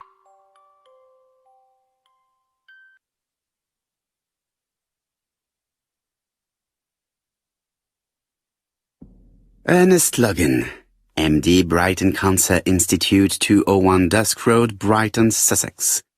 To Sir Carmichael Clark, MD, ComSci Churston, Devon. Brighton, 1935, January the 5th. As a man of science, I owe it to you to be completely frank.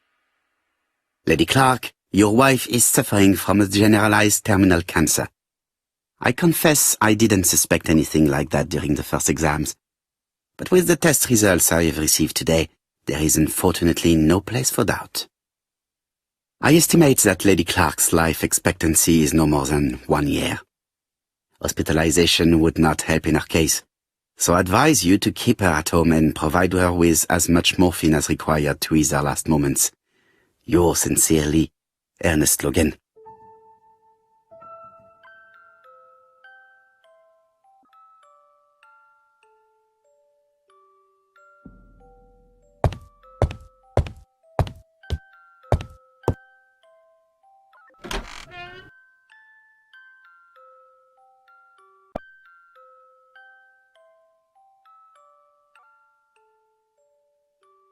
April 1925, Aceh Province, Sumatra.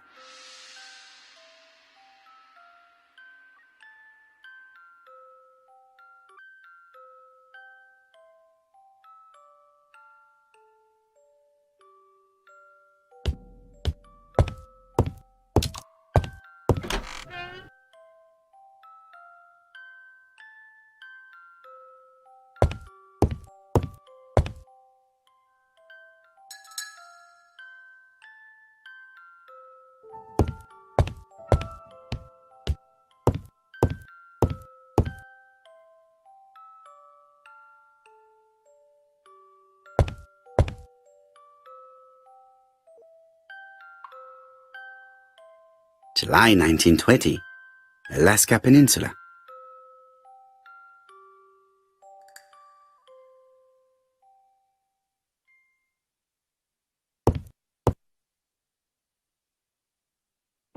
Franklin appears to be very active.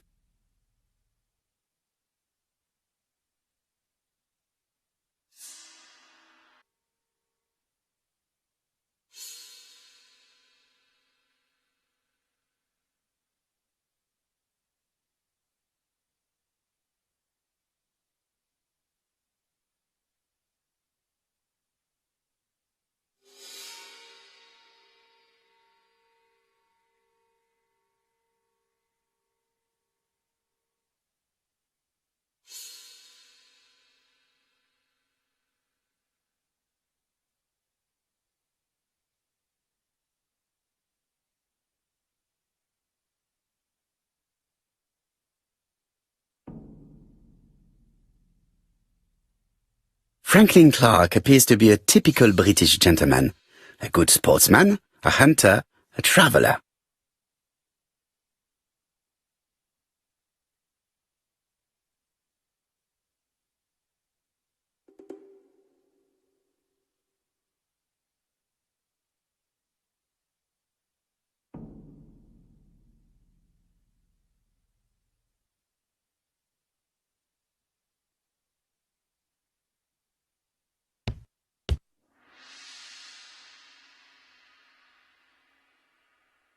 February 1922, South Africa.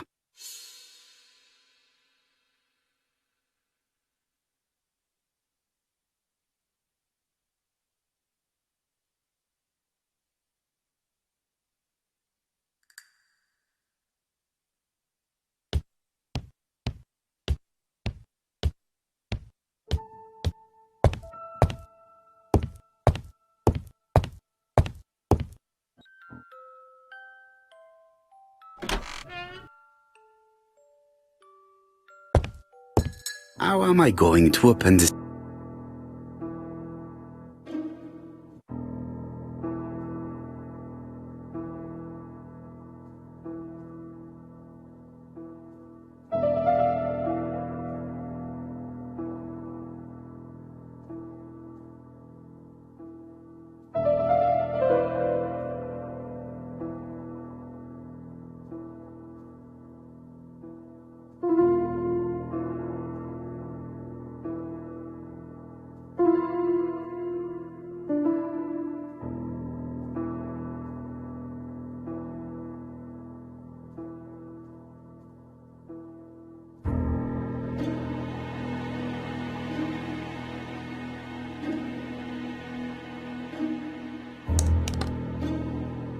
Leaving the code on the trunk.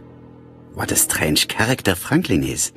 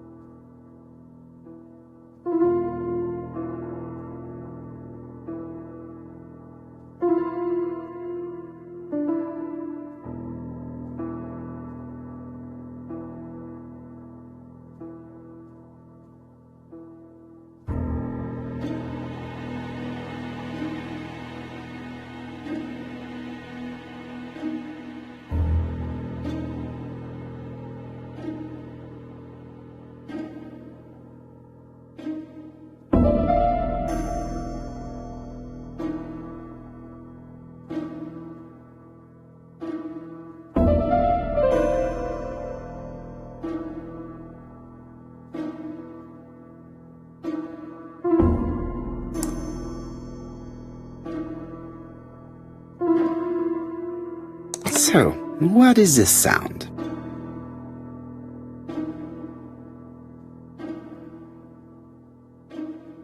I should be able to open the trunk now.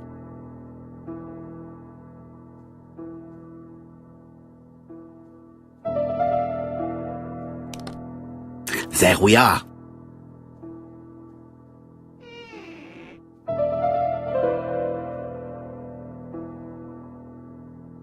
A pile of books, including one about dragons. Nothing interesting.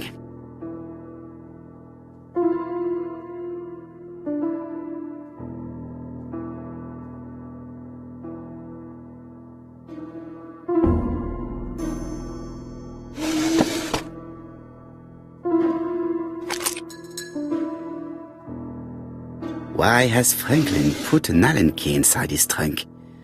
I'll borrow it for a minute.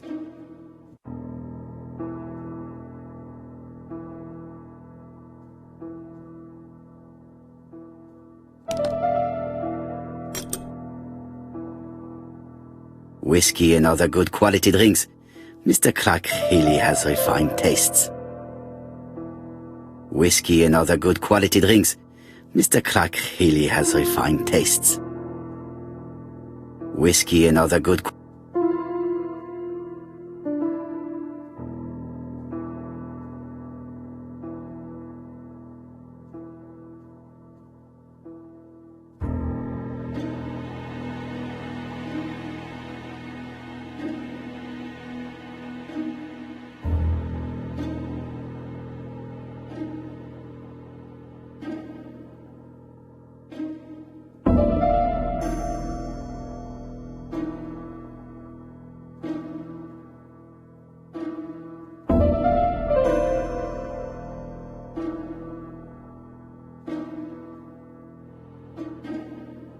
An Allen key. It can be used in 5 positions.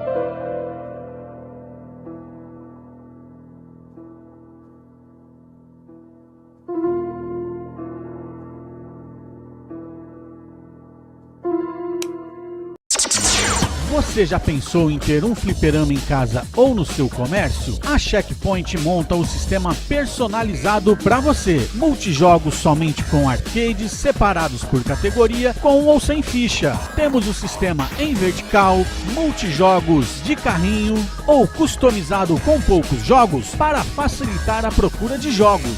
Ideal para fliperamas. Para a sua casa ou buffet, temos o sistema com arcades e videogame juntos. É só chamar a Checkpoint e personalizar o seu multijogos. Checkpoint Games.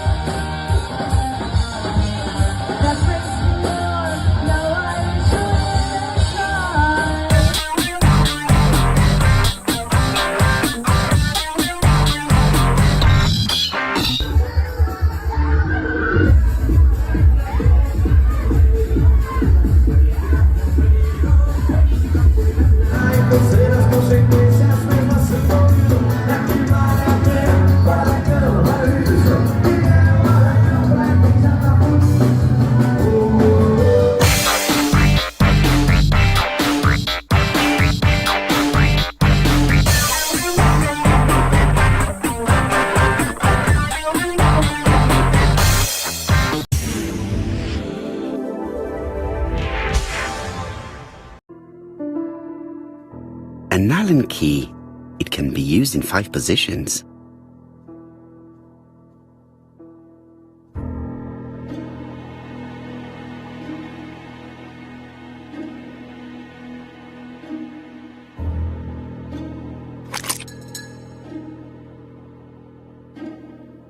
Another screw.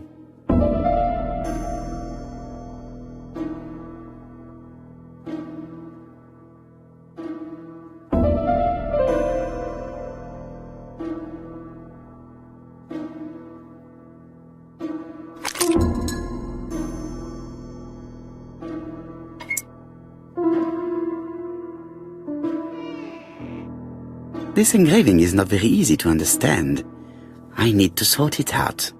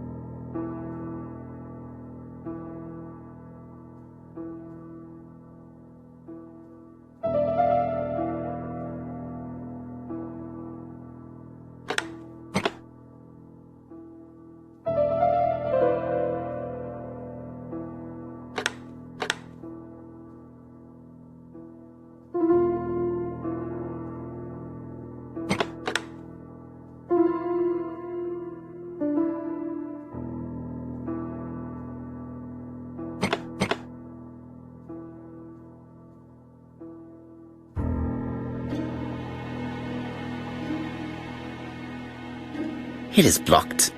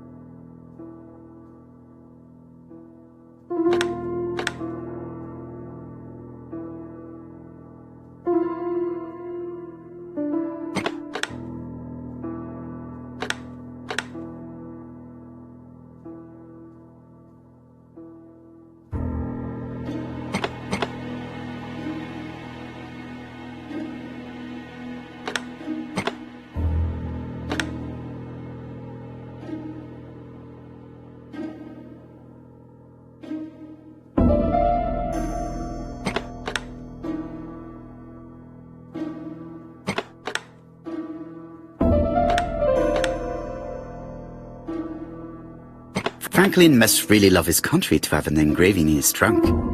I think I heard the panel above release.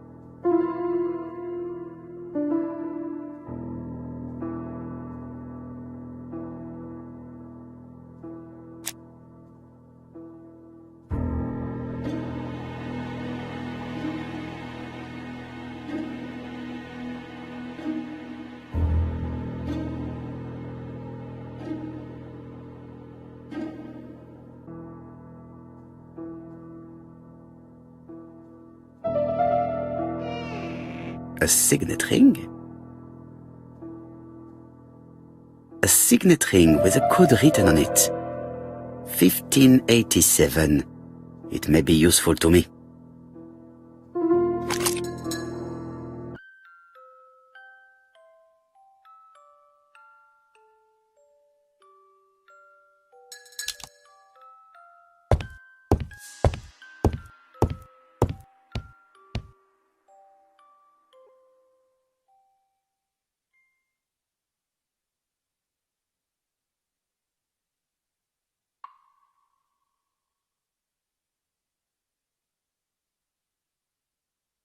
The Black Dragon's Curse. To Franklin, who will never grow up. January 25, 1928. Car Charlotte.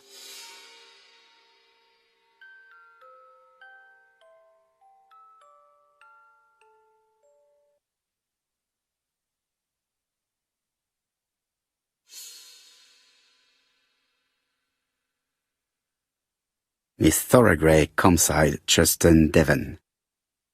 Arsenic trioxide thallium.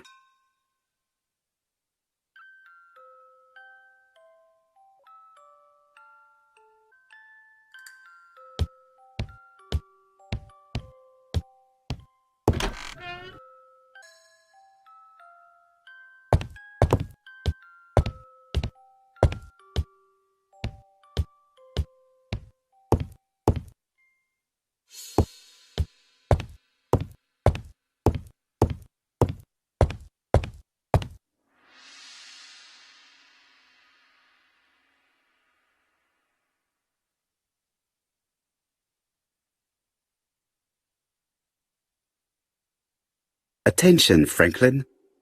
Task list. A. Ordering Lady Clark remedies. Done. B. Tidying up real estate property files. Done. C. Calling the lawyer about inventory. Done. D. Update the tenant farmer list. Done. E. Update land rent accounting. Done. F. Ordering a restock of arsenic. Done. P.S. I have left on the living room table some of my things I don't want to keep. The locket and the dagger. I am sure you know why. Thora.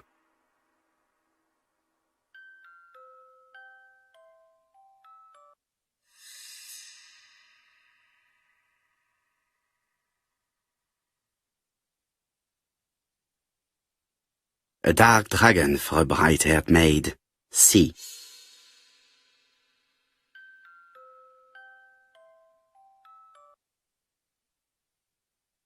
I've already seen similar daggers.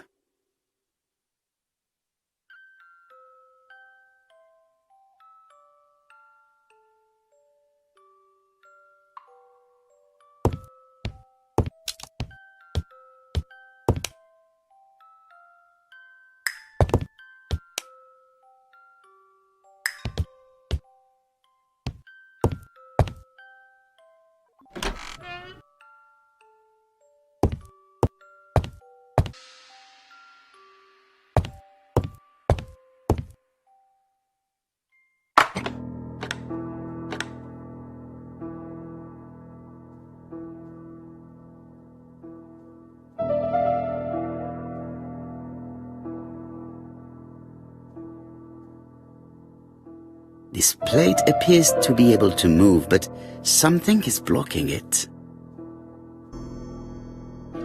This plate appears to be able to move, but this plate appears...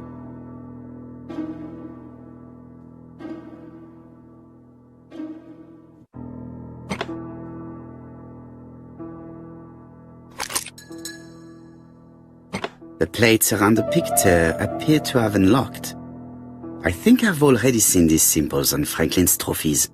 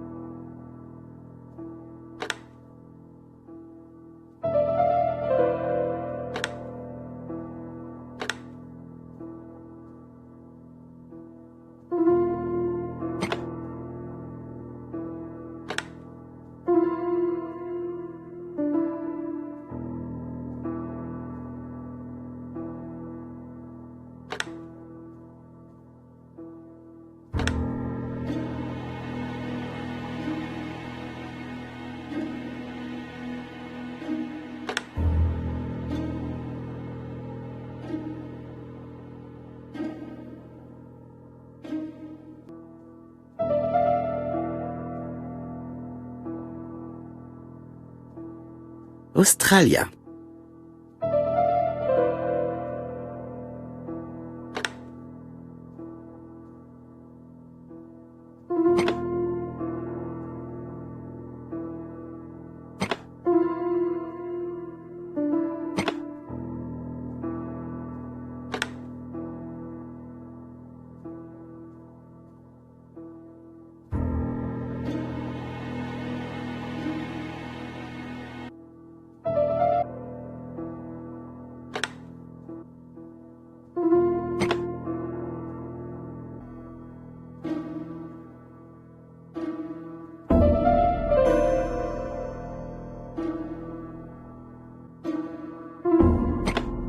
A bear.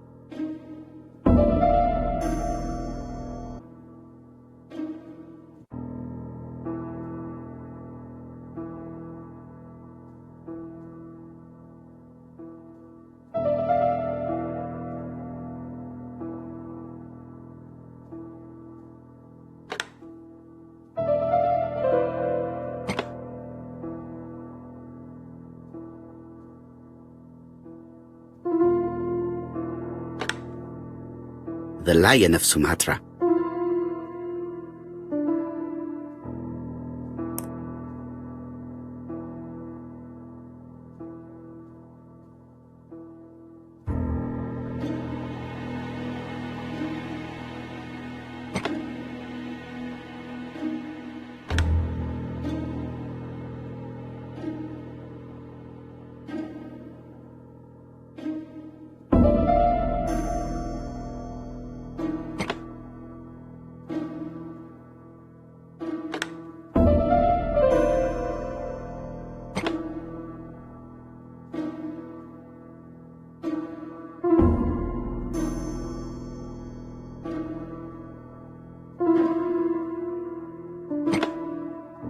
The African kudu.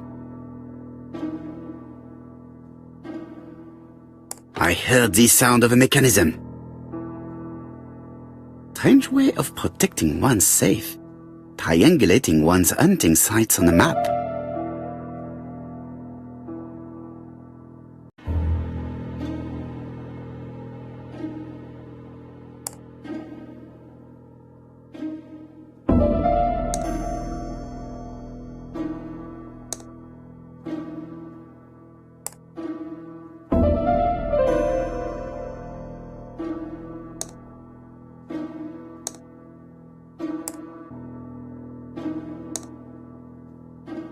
These documents are very likely going to help me for the rest of the inquiry.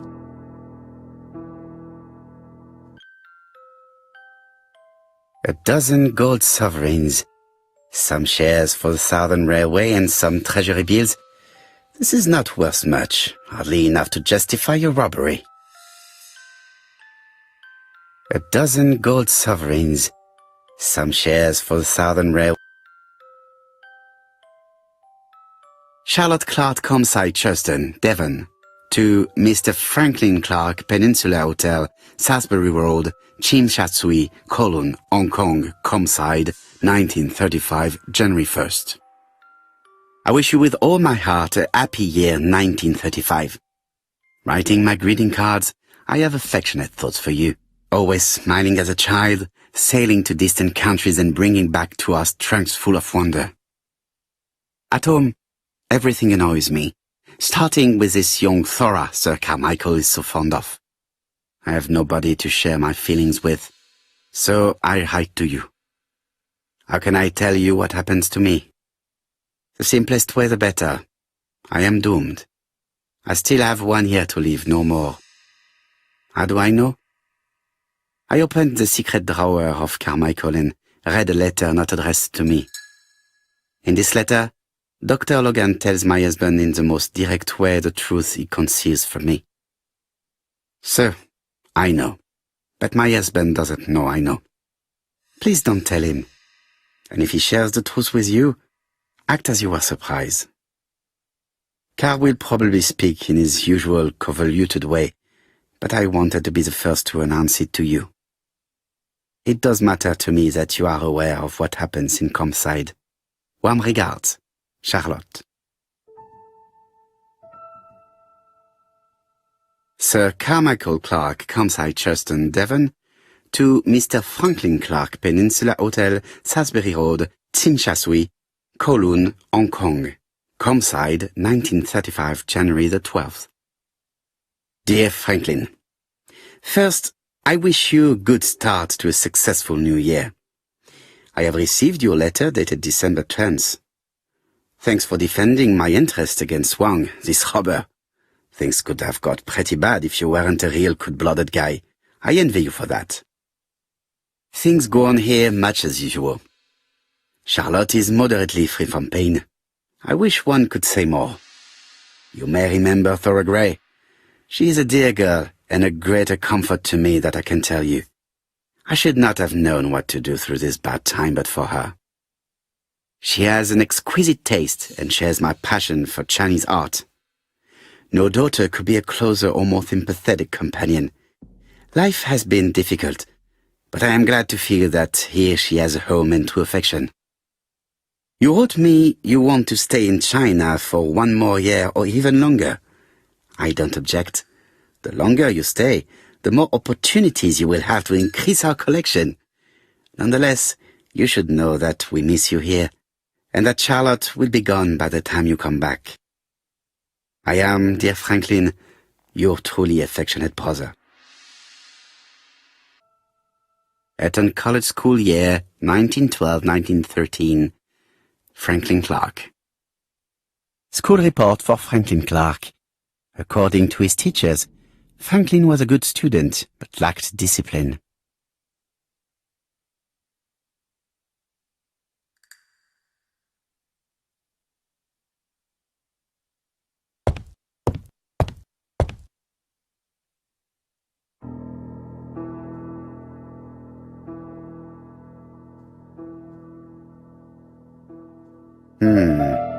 It's only a hinge. Nothing interesting. A Chinese symbol is engraved on this metal disc. The position of this character looks right to me.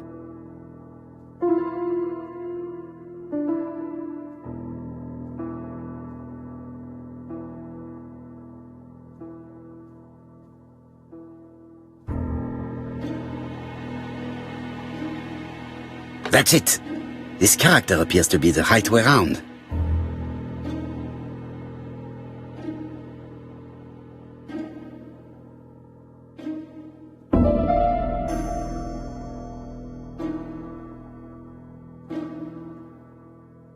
position of this character looks right to me.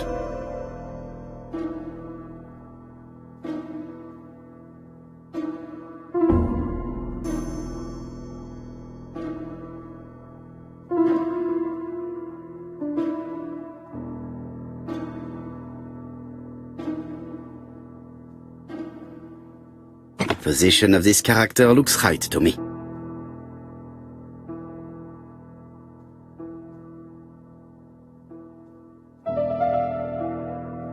Very good. All the circles are facing the right way. What are they showing me?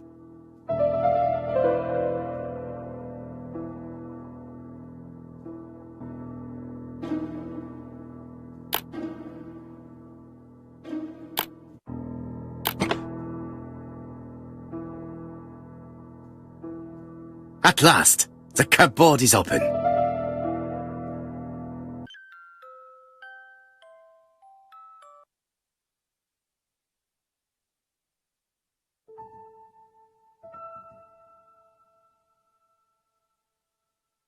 Genteel and wild, English countryside revisited.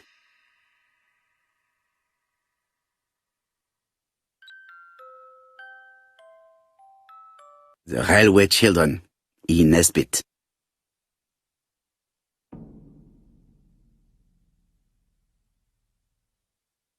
For Franklin, Und Effie's Christmas, 1910.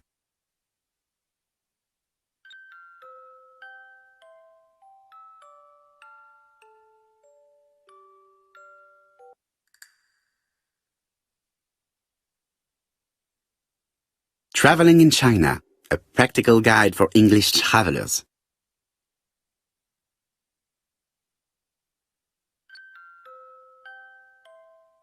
Helmet, flask and rifles.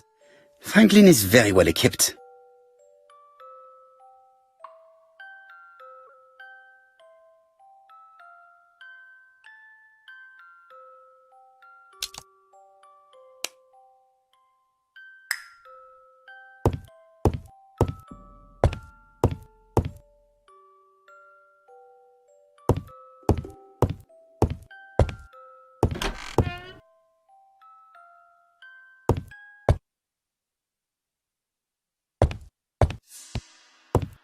The door is locked.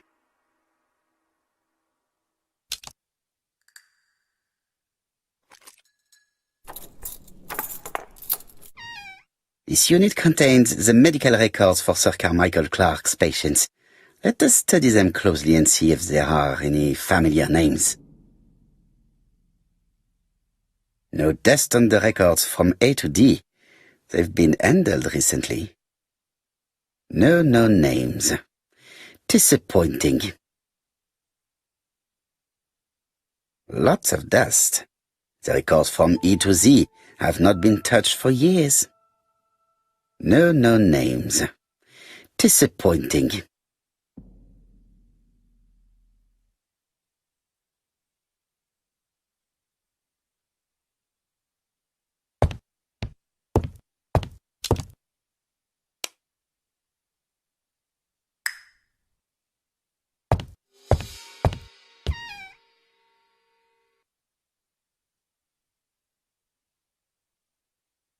Where is the horrible smell of carrion coming from?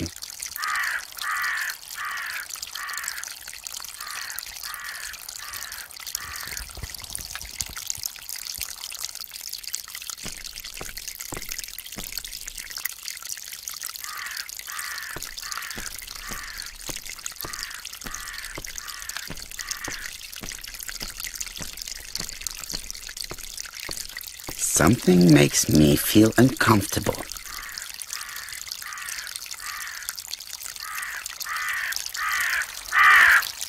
Tut-tut. The gardener does not follow the alignment. There, that's better. It is symmetrical. Round pellets. Revolting. There, that's better. It is symmetrical.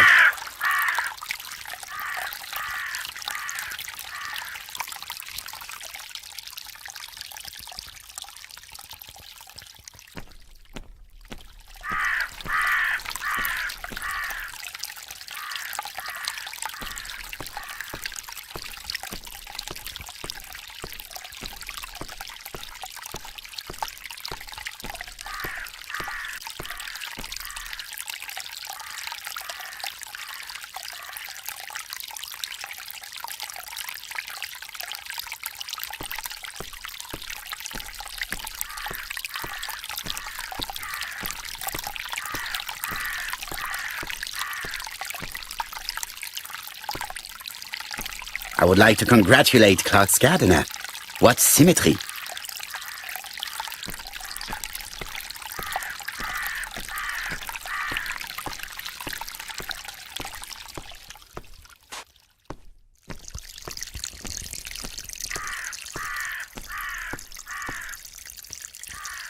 It was probably the gardener who lit this fire. Look here. I wonder if someone wanted to get rid of these papers. This object will probably be useful to me. Let us now try and get our brain cells to work.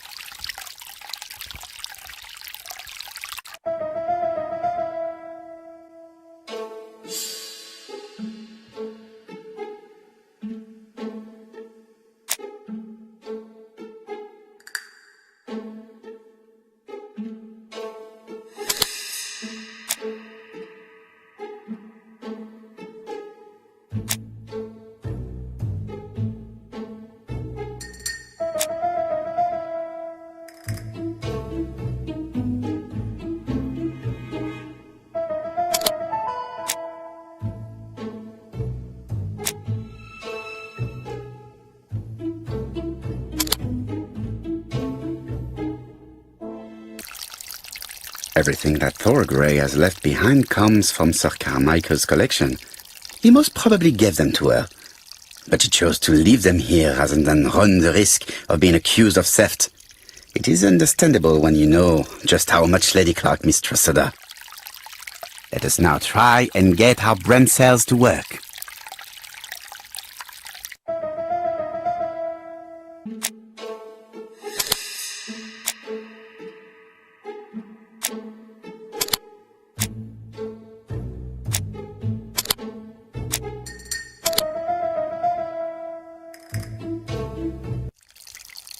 Thorgray had no reason to kill someone who only had few months left to live. The poison she ordered was for rats. The gardener must have made good use of it, considering the stinking remains on the path not far from the property. I've finished here. I must put the skeleton key back and inform Hastings that I'm returning to London.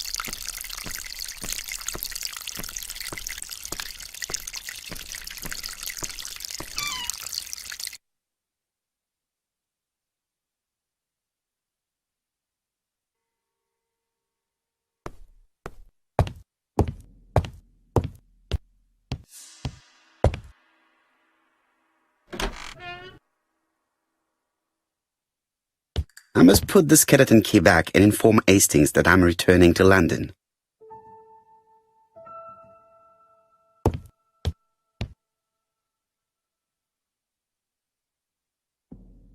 April 1925, Aceh Province, Sumatra.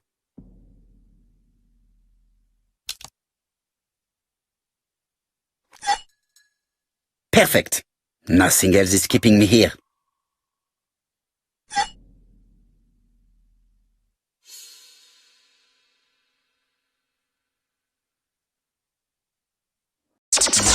Você já pensou em ter um fliperama em casa ou no seu comércio? A Checkpoint monta o sistema personalizado para você. Multijogos somente com arcades separados por categoria, com ou sem ficha. Temos o sistema em vertical, multijogos de carrinho ou customizado com poucos jogos para facilitar a procura de jogos. Ideal para fliperamas. Para a sua casa ou buffet, temos o sistema com arcades e videogame juntos.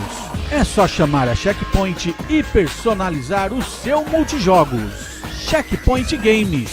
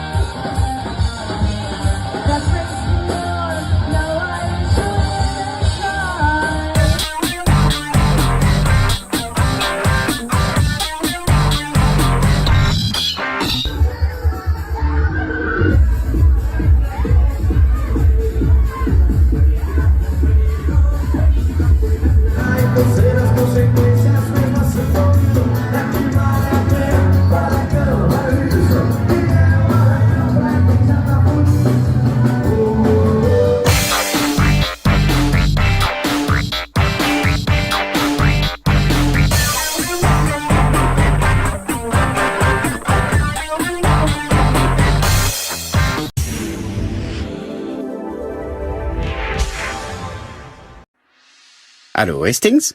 I have finished in Shurston. I will take the first train. Tell me, do you know how to restore writing on a burned document?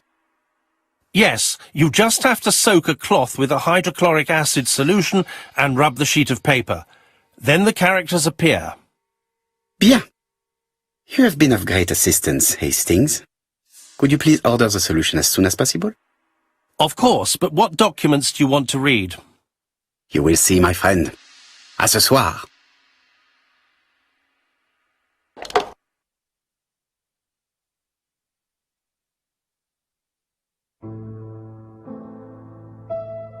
Donald Fraser is here. He insisted on waiting to see you.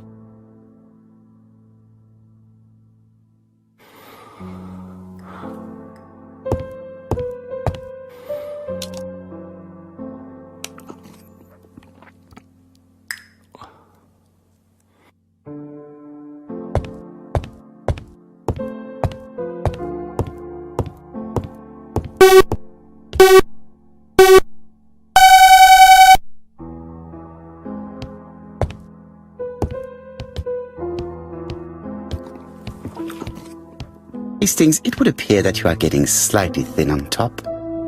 Really? I hadn't noticed. Mon ami, it is a pleasure to be working with you again. I have missed you these past few years.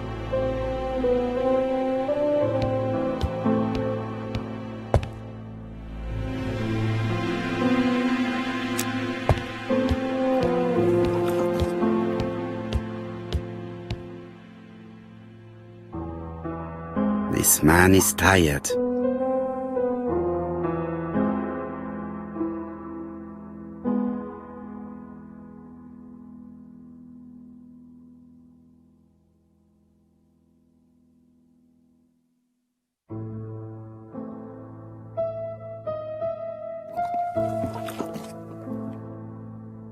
Donald is short of sleep, and it looks as if he didn't even bother to undress before going to bed.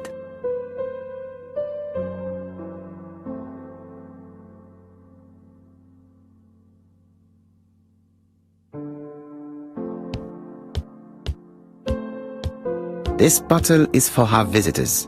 Personally, I prefer the sherry.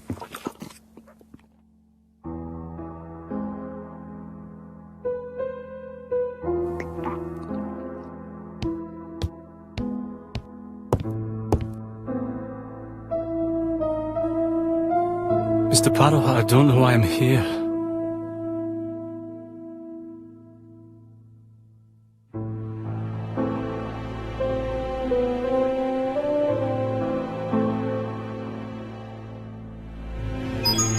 It's me, Mario!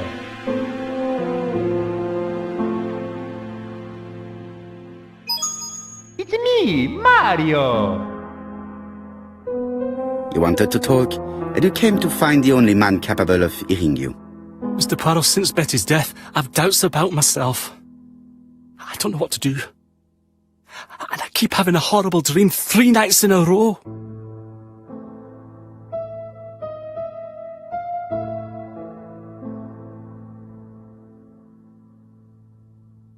Have a drink, and tell me about this dream.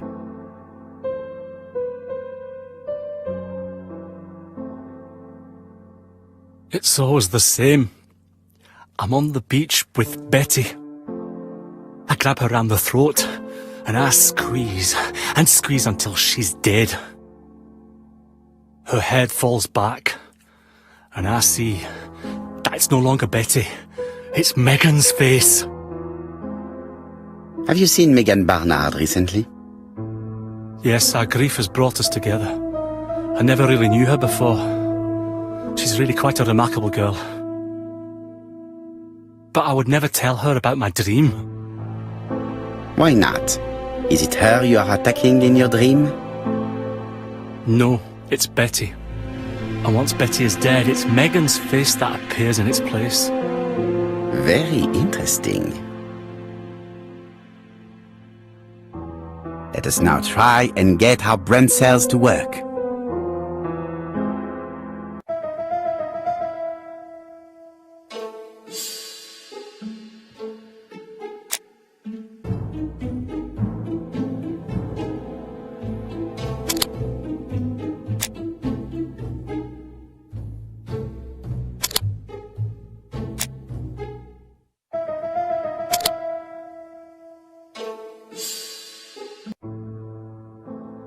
Mr. Fraser, I think that the real meaning of this dream is that you are in love with Megan Barnard. Please go on. Do. This dream certainly betrays your guilt. Oh. But what do you feel guilty about? Having killed your fiancé? Possible. Or forgetting her very quickly for her sister? Certainly. And this forgetting is perceived as a second death. So you don't really think I was the one who killed Betty? I do not exclude this theory. I am simply saying that I do not need to know that fact to explain your dream and your guilt. Thank you for being frank, Mr. Poirot. You've helped me a great deal. I'm going back to Bexhill. I'll not take any more of your time up. It is late, Mr. Fraser, and you are tired. I'll sleep on the train. I like trains. It's easy to sleep rocked by the sound of the wheels. Poor boy, he seems completely lost. Well, women seem to like him. I think Megan will take care of him. Oh, I remember. Did you order the product I needed? Yes, we'll be receiving it tomorrow. Bien, it is late, and I asked Miss Gray to come tomorrow morning. I have a few questions I wish to ask her.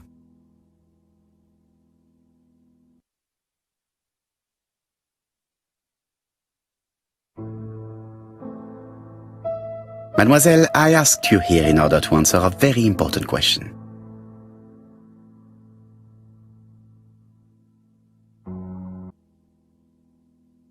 You lied to us, and I demand to know why. But what are you talking about? Yet, Lady Clark maintained that she saw you talking to a stranger on the front doorstep. Really? She must have been mistaken. Oh, I remember now. I'd forgotten all about it, but it wasn't important. It was just a salesman. One of those traders who sell stockings from door to door. Can you describe him to me? Medium size, glasses, dark suit and a felt hat. Not the sort of man you notice, completely harmless. That's why I forgot all about him. Nothing else? He was very hesitant and shy. Usually door-to-door salesmen are very confident, but he wasn't.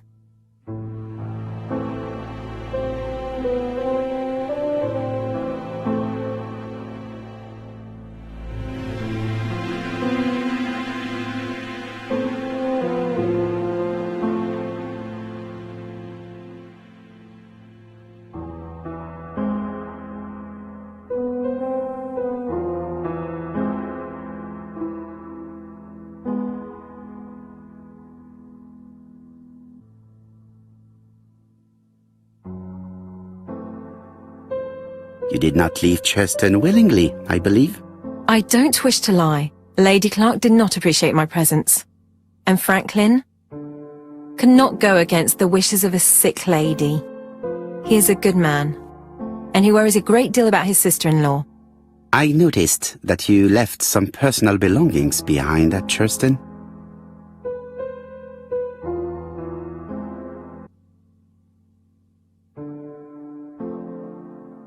It was too risky for you to keep these objects, am I correct? Risky? What was the risk?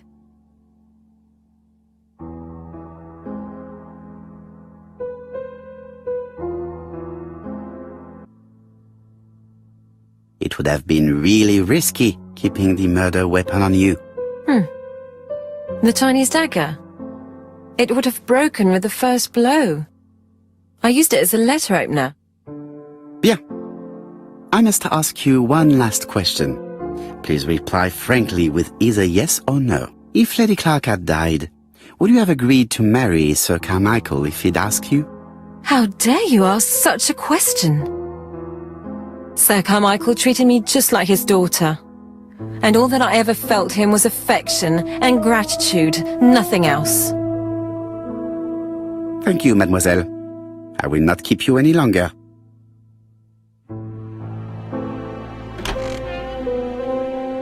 I met Thora Grey on the stairs. Her cheeks were ablaze, and she appeared to be deeply hurt. Poirot, have you offended the poor girl again? Do you have good reasons for accusing her? I accused her of nothing, Hastings. I simply asked her an important question she did not answer. Let us see if we can answer it for her. Let us now try and get our brain cells to work.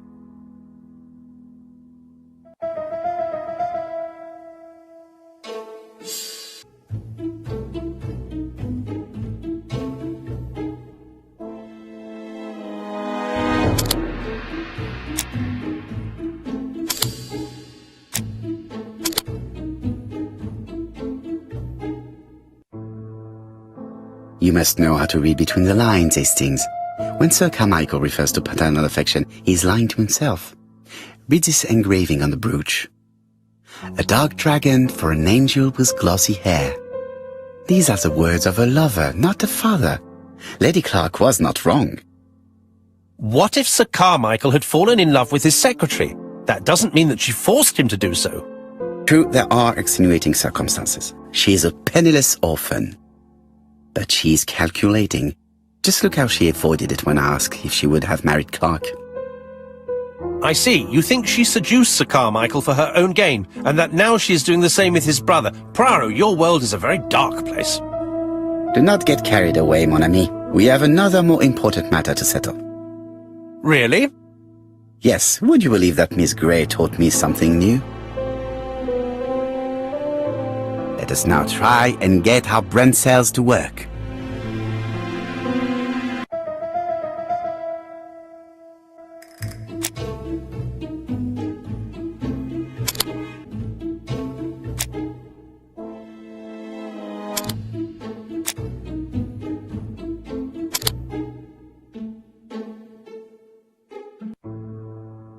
It's perfectly clear, Hastings, perfectly clear. Indeed, a stalking seller visited Andover, Bexhill and Churston on the day of each murder. We have our suspect. This should be of interest, Job.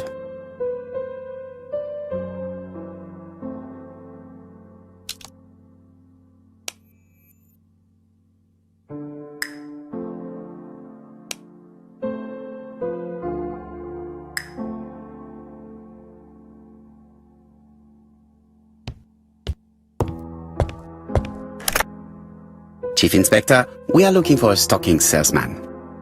I see you have a suspect. Yes. Contact all the stocking wholesalers who may employ him. Your suspect is a salesman? No, he does not take orders. He sells door to door. Right. The hunt is on.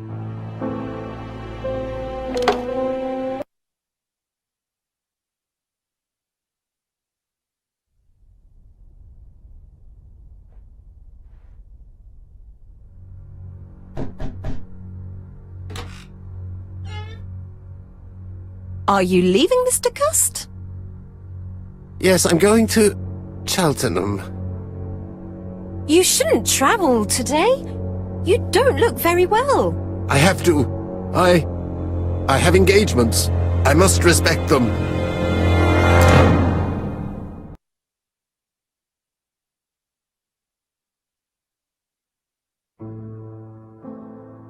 Can you get the post, Hastings? And why don't you go and get it yourself? Très bien. What's going on? I've never known Hastings to be so disagreeable.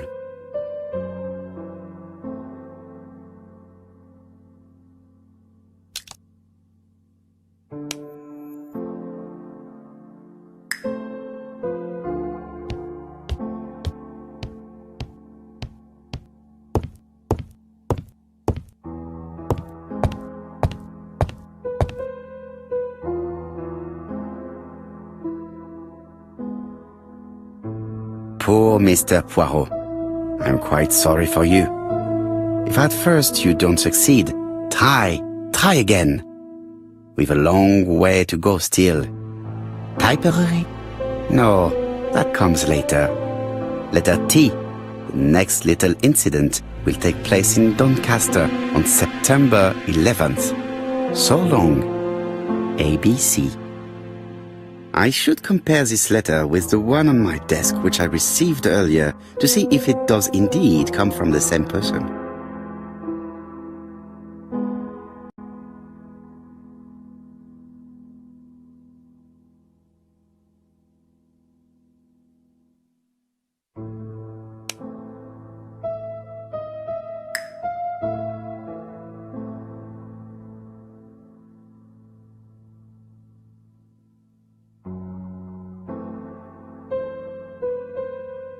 Poor Mr. Poirot.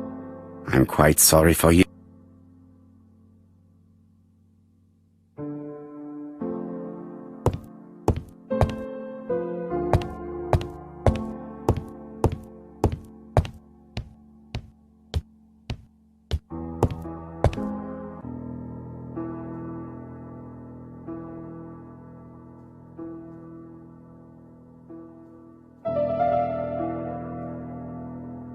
Let us examine this more closely. Certain characters in the two letters may have similar... Yes, this I is weird. Right, let us...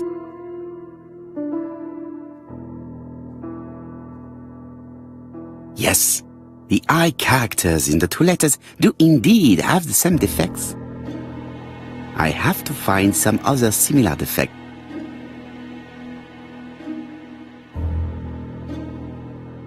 Yes, the... Right, let us come...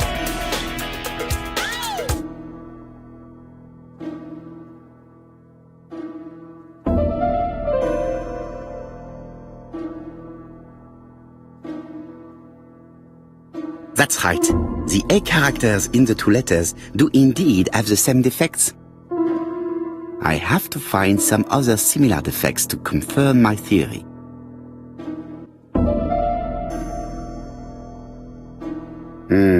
The W is not printed properly.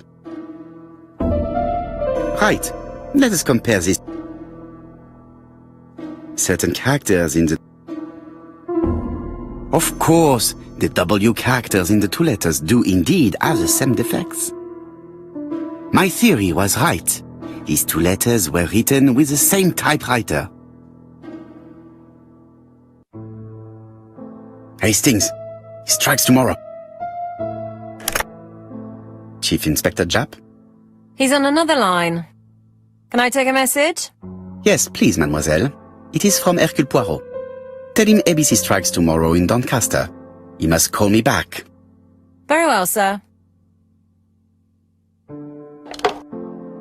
Bien, now I'm going to see what I can find from these burnt documents. I've received the product I need. Hastings, if you do not mind, I would like you to take a few notes. Yes, yes.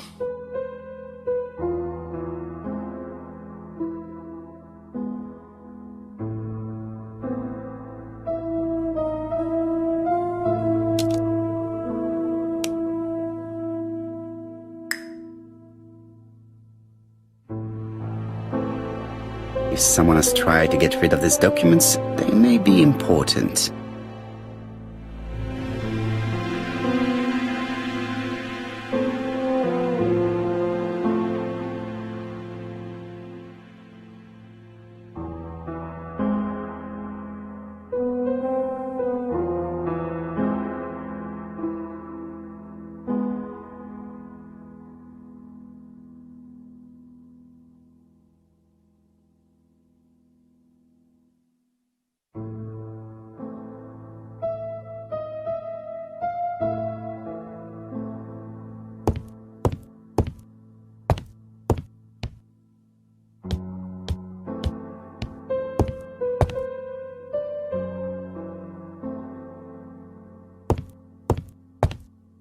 So, how are you getting on? I'm ready to take notes.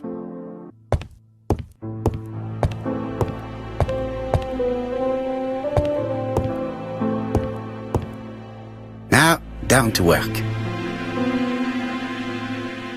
One of these needs putting in order a little.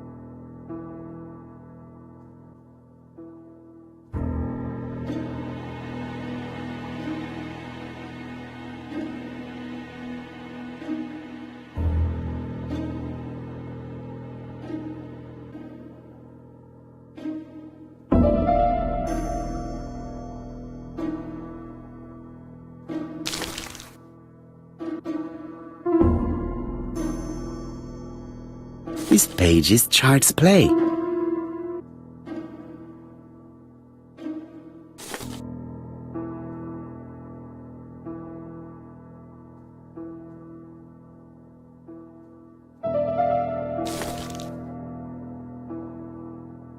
This page is finished. That's done. 3 more to go.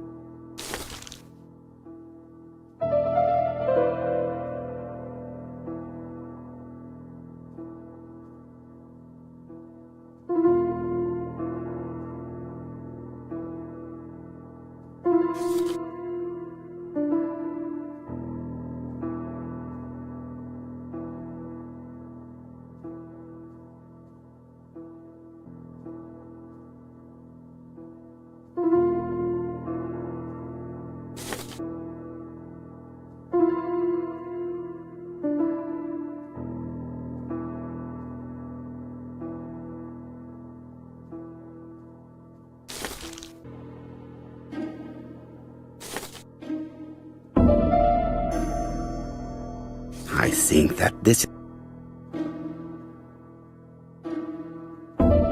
page is finished. Only 1 more.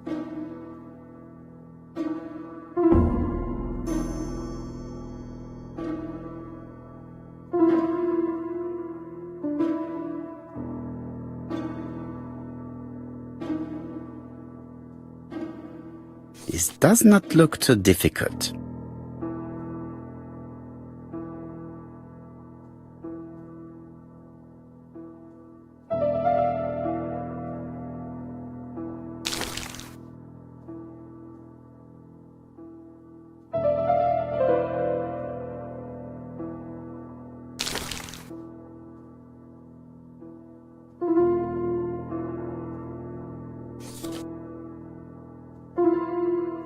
This page is finished. All the pages are reconstructed.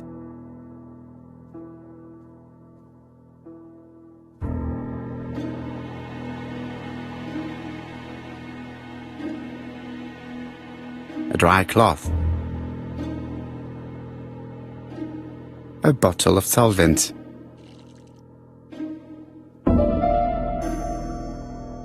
The cloth is now soaked with solvent.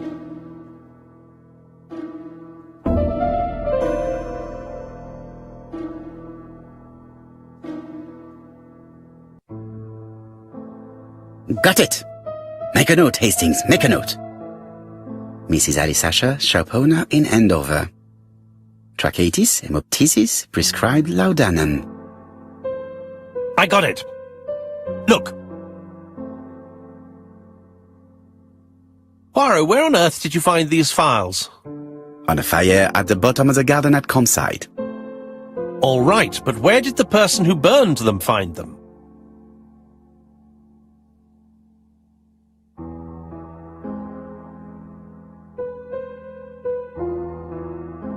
Alice Asher, shopkeeper in Andover. Tracheitis, hemoptysis, chronic cough with loss of blood. Prescribed laudanum-based cough medicine. Betty Barnard, waitress in Bexhill. Chronic bronchitis causing dysphonia. Advised to stop smoking. Alexander Bonaparte Cust. While wounded, mustard gas and head trauma, pulmonary emphysema, hemoptysis, coughing fits with blood, suffers from absences and amnesia. Dick Dudley Dunbar, owner of the Black Swan Hotel in Doncaster, asthmatic, heart disease, heart condition. Let us now try and get our brain cells to work.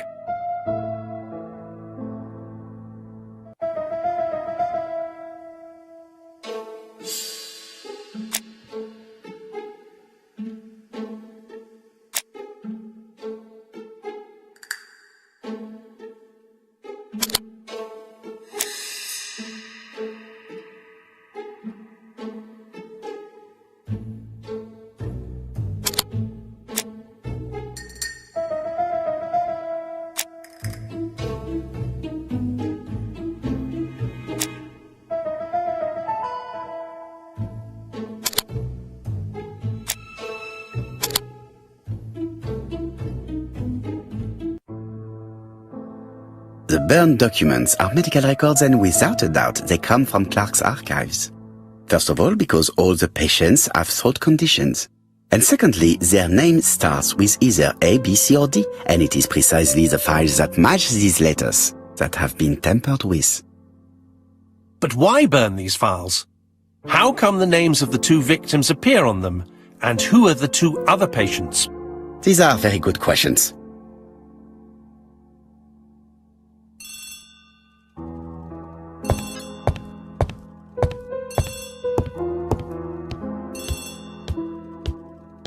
I've finished with this subject. Hello, Poirot? Any news, Chief Inspector? You wanted a stocking seller? We have one. Reported by his landlady, who thought he was behaving suspiciously. He has the most unbelievable name.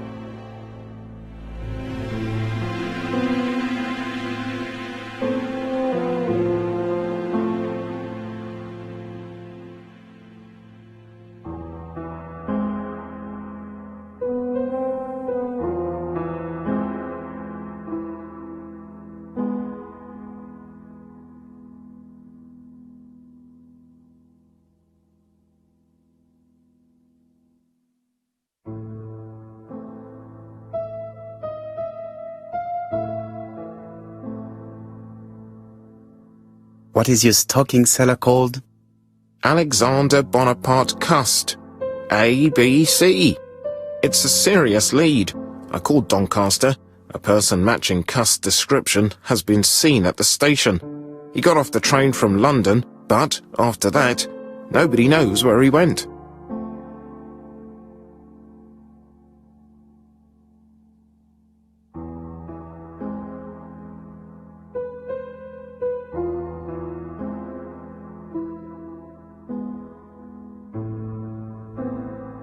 Look for him at the Black Swan Hotel. What? How do you know he's there? Trust me, Chief Inspector. You appear to be very sure of yourself. Very well. I'll call the Black Swan straight away. The owner is going to get a shock when he learns that there's a murderer under his roof.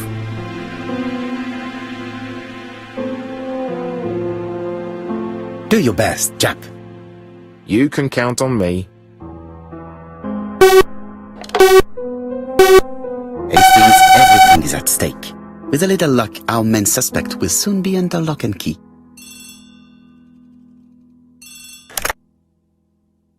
So, has Cust been arrested? Yes, the Doncaster police are sending him by train. That is good news. But why so gloomy, Chief Inspector? Well, when I told the hotel owner that he was sheltering a murderer, he collapsed. He's dead? No, fortunately, but it has taken its toll on him. It has to be said that with his name starting with the letter D, he had every reason to fear Cust. I bet he was going to be the next victim.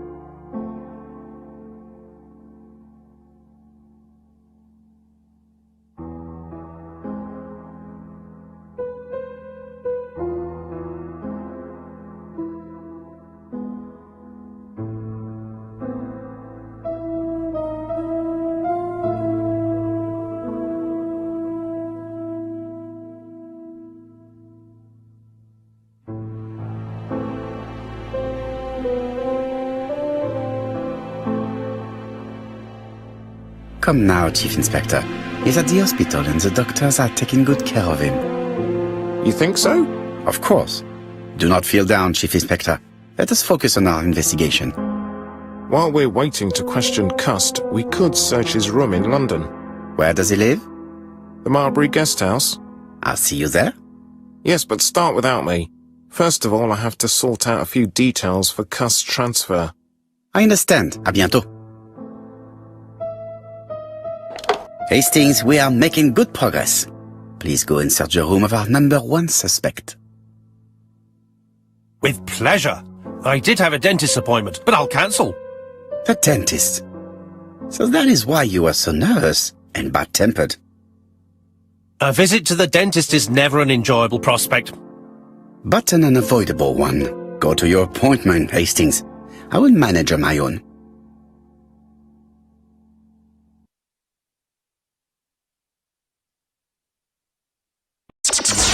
Você já pensou em ter um fliperama em casa ou no seu comércio? A Checkpoint monta o sistema personalizado para você. Multijogos somente com arcades separados por categoria, com ou sem ficha. Temos o sistema em vertical, multijogos de carrinho ou customizado com poucos jogos para facilitar a procura de jogos. Ideal para fliperamas. Para a sua casa ou buffet, temos o sistema com arcades e videogame juntos. É só chamar a Checkpoint e personalizar o seu multijogos. Checkpoint Games.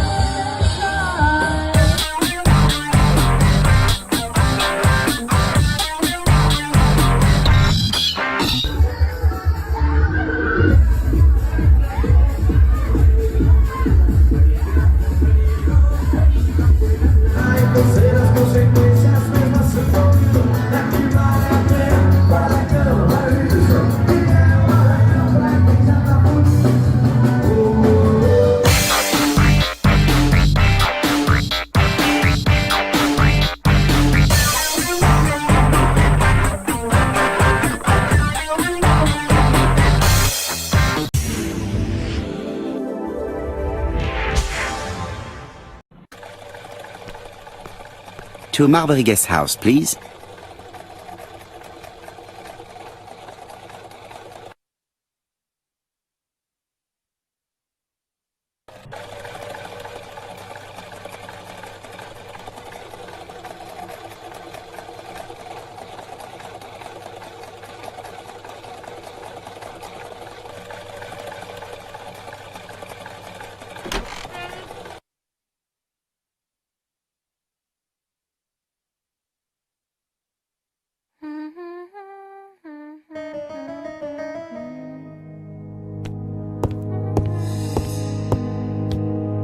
How do you do? You must be Mr. Hercule Poirot. Chief Inspector Jupp told me that you might be coming.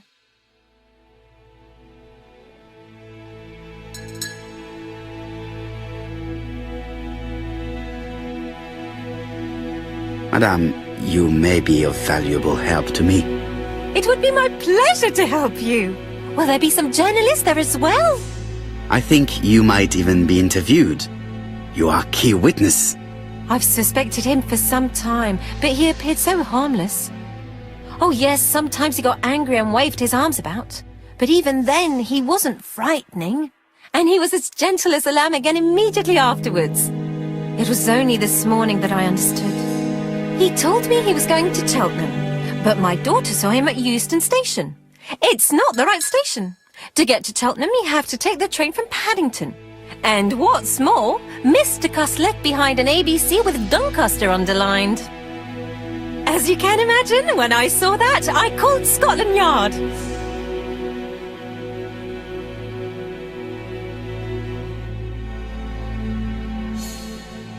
One moment, please. How did you know that Cuss had underlined Doncaster in his railway guide? I went and had a look in his room. I see. Do you make a habit of searching through your lodger's belongings?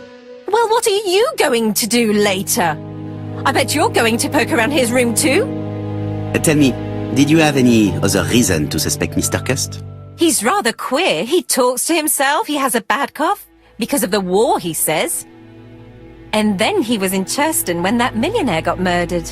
I found his train ticket when I washed his coat. He didn't want me to wash his shirt. He washed it himself. But I did see big brown stains on it.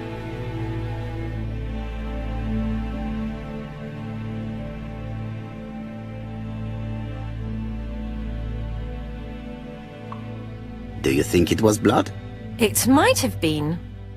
Cust used to travel for his work. Is that correct? Yes, although he was unwell on trains. Do you know where Cust was at the time of the murder in Andover and Bexhill?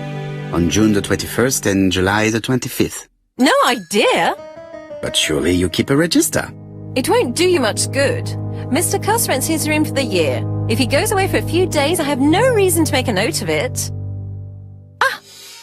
I remember one thing. Bexhill's by the sea, right? Indeed, it is a large seaside resort. Well, as it happens, at the start of July, Mr. Cust asked me to repair his bathing dress. Suspicious, huh?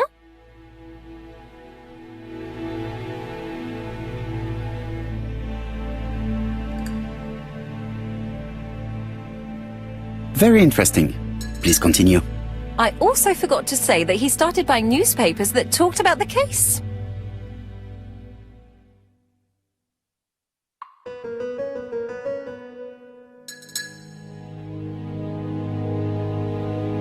Which newspapers? The evening ones and the daily ones. That will be all for now. I'm going to take a look at his room. Take the key on the counter.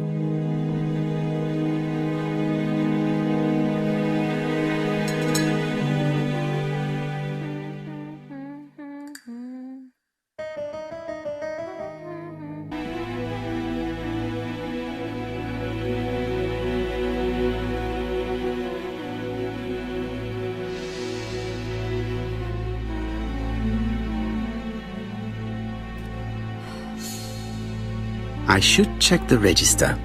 Mrs. Marbury may have been hiding something from me. I don't think my register will help you. Mr. Cust rents his room all year. If he goes away for a few days, I have no reason to make a note of it.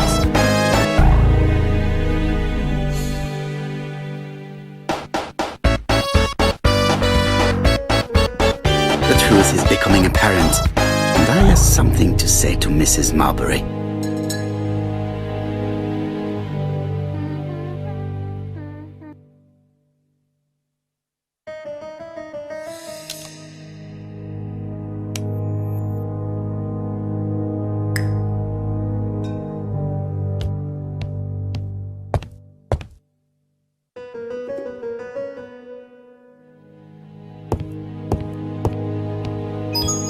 It's me, Mario! It looks like I've found the real master of this house. It's me, Mario! It's me, Mario! There is no need to worry about the household cat. I'm sure that Mrs. Marbury lets it do what it pleases.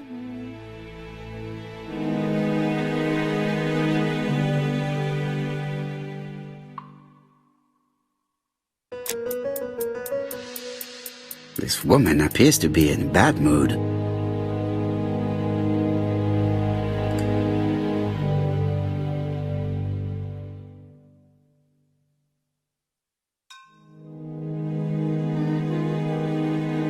Mrs. Marbury is taking out her bad mood on the evening meal's potato.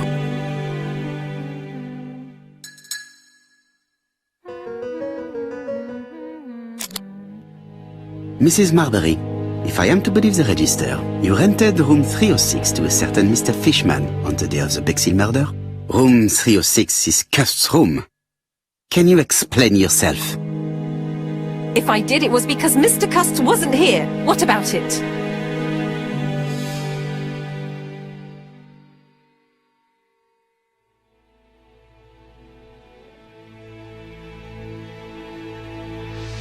rented the same room to two people. That's fraud. Calm down, Mr. Poirot. My lodgings were full and I couldn't let poor Mr. Fishman sleep outside.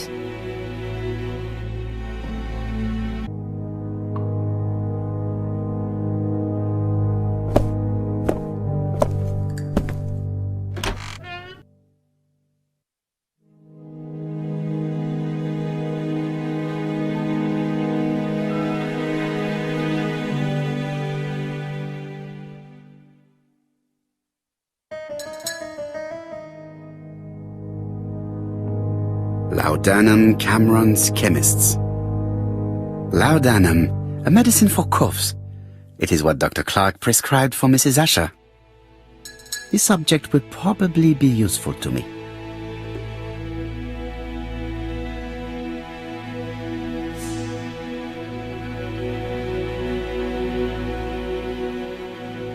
Diethyl barbituric acid, Johnson Company.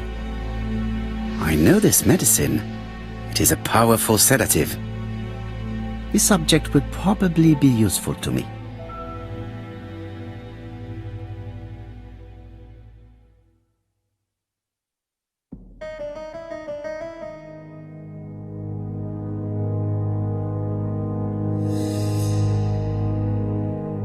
Trousers, white shirts. Everything has been washed very well. The Bexhill Daily paper, dated from the day of the Bexhill murder. Most probably the basting dress repaired by Mrs. Marbury's expert hands.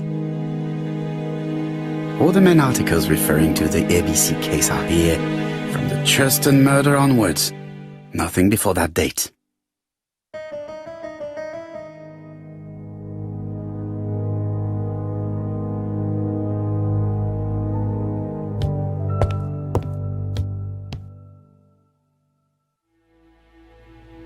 It's an ABC.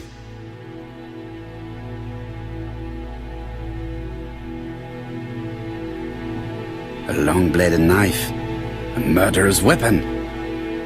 This subject would probably be useful to me.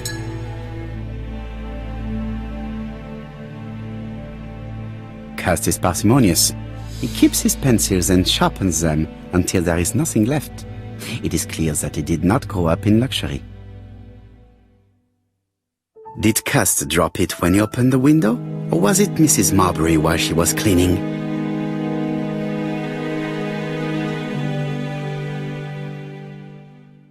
John Milligan, Managing Director, Silky Legs, Frederick Street, Leicester.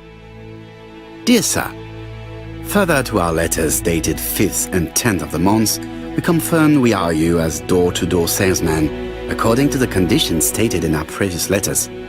We will send you the articles by mail and also a Redfield typewriter you will be using for every business letter. Regarding the schedule of your rounds, please do as following. June 21, Andover. Arrive by train the 20th in the evening and get a room at Station Hotel.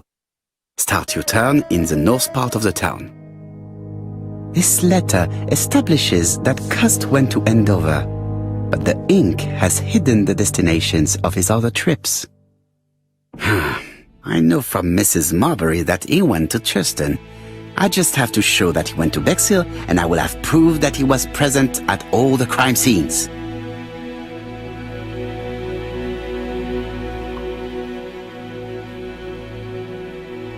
I have to get the ribbon. How am I going to do it?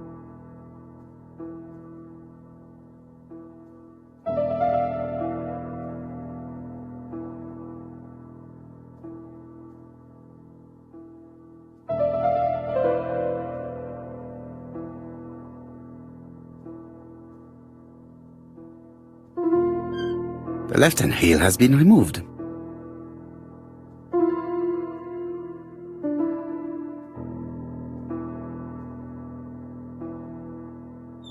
The right-hand heel has been removed.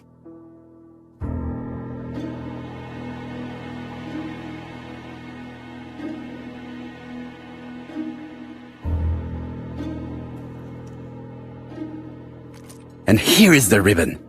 Let us see if it was indeed used to write the letters sent by ABC. I only need the ink ribbon for my inquiry. I will let Jack clean the keyboard if he wishes.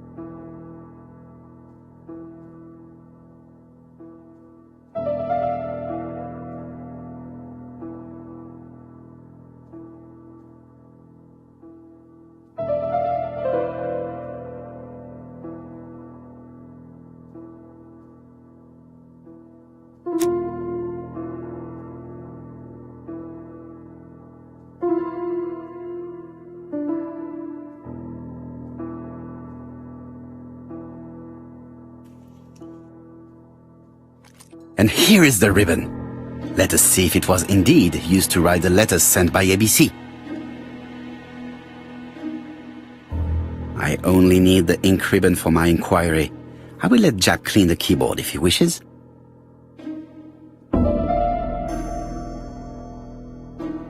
All the letters announcing the murders were written on cussed typewriter.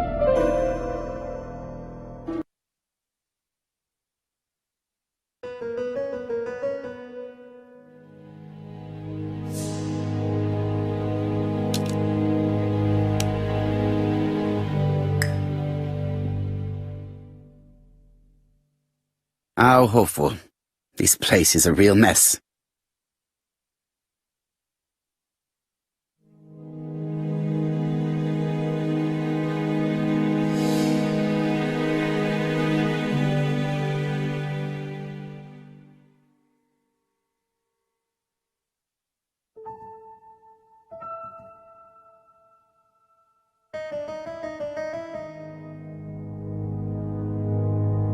The least we can say that Mr. Cust is not very concerned about order and balance.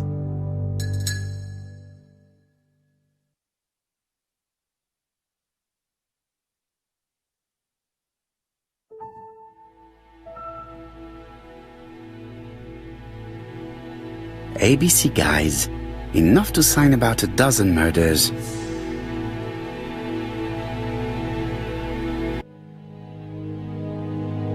It's closed.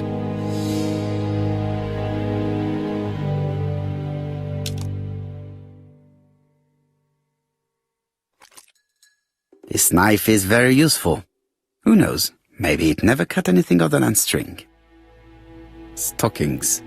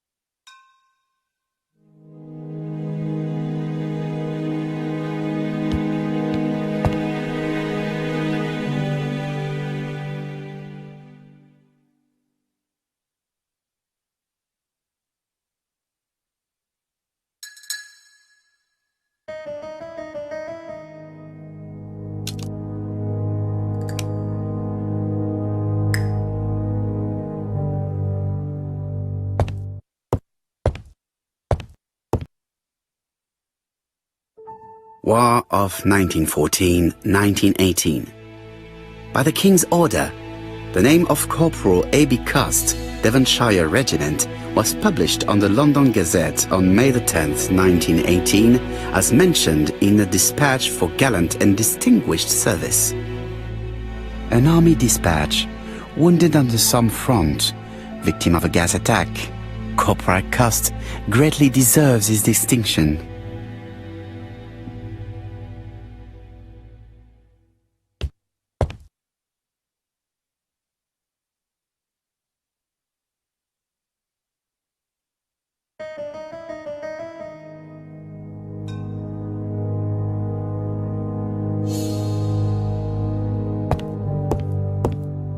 It is now the right time. The least we can say is that Mr. Cust is not very concerned about order and balance. This dark stain, it could be blood, but goodness knows how long it has been there. Let us now try and get our brain cells to work.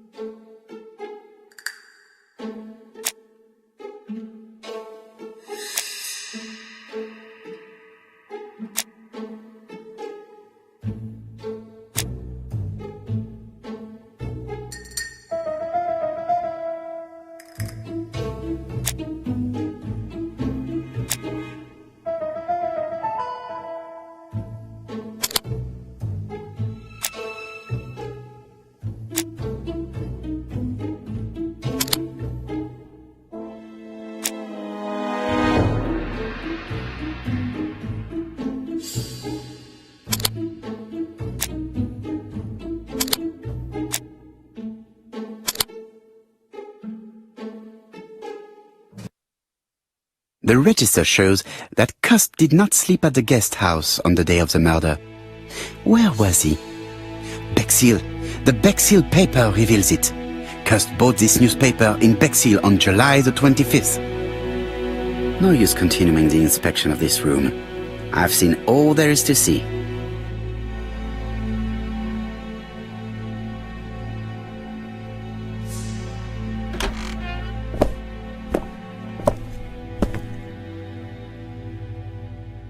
Goodbye, Mrs. Marbury. Thank you for your help. I look forward to seeing you again, Mr. Poirot. Ah, Chief Inspector. I was about to leave. Good evening, Chief Inspector. Welcome. Please excuse me, I must go to the kitchen. I'll leave the key of Mr. Cust on the counter.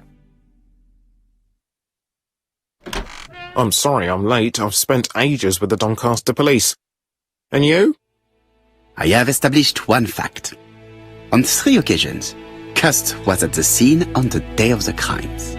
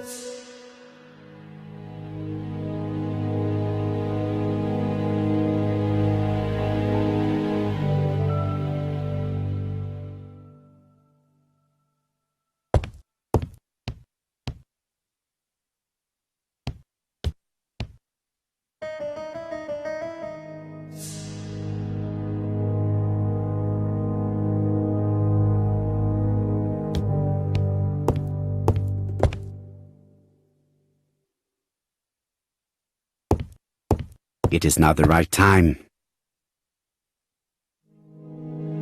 I had best talk to Job. I've listened closely to what you have to say, Poirot. For me, there's no doubt Cust is guilty. Do you have any element that might prove the contrary? That is what we're going to look for. Let us now try and get our brain cells to work.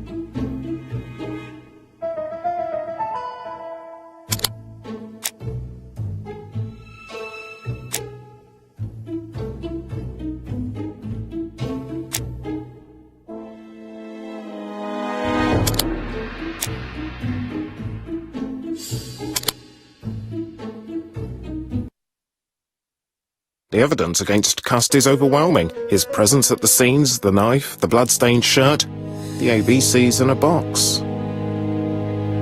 C'est vrai. However, the blood Mrs. Marbury saw on Cust's shirt may have been his own.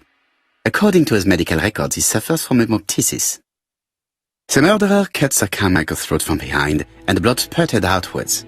You would expect the murderer's shirt to be stained on the sleeves, not on the buttonholes, yet we see quite the opposite. You would expect the murderer to keep the newspaper articles about his crimes. But Cust's collection starts in Cheston, as if it discovered the case rather late. I agree it's troubling, but it doesn't change my mind. There's small details that we should be able to clear up by questioning Cust. When can we talk to him?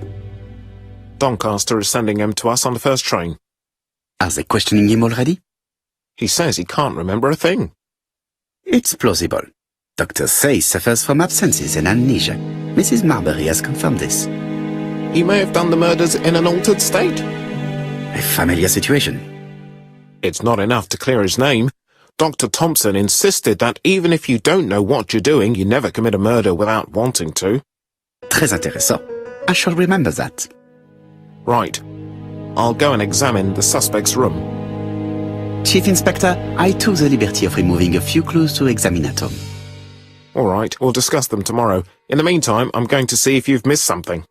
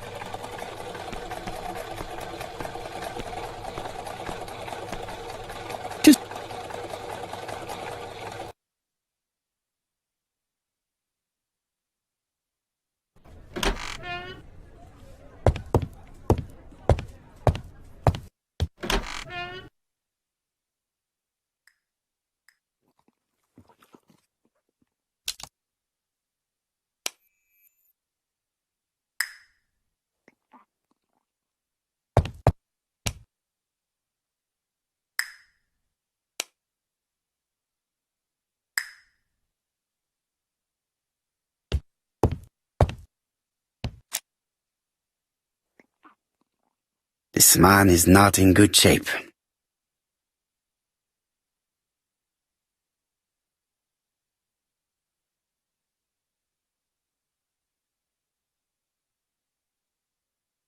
He is worried and very tired, and other police have been hard on him.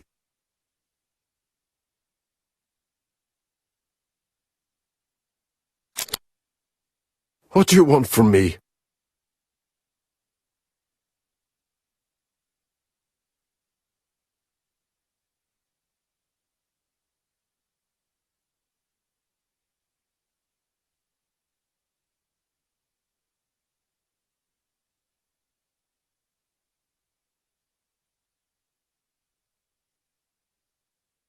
Good day, Mr. Cust.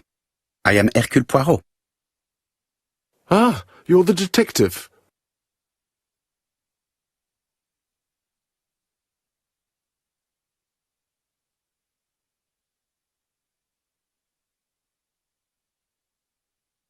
Yes, I am the person you have been sending the letters to. I didn't write these letters. I've already said so.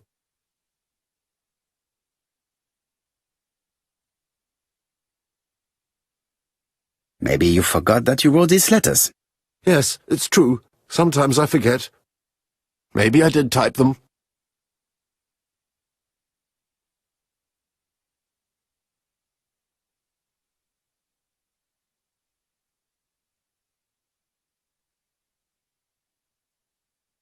You are capable of murder, Mr. Cust. It's true. During the war.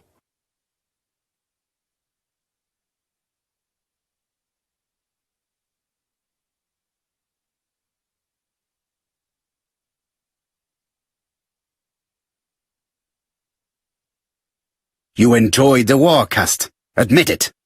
I didn't want to be discharged.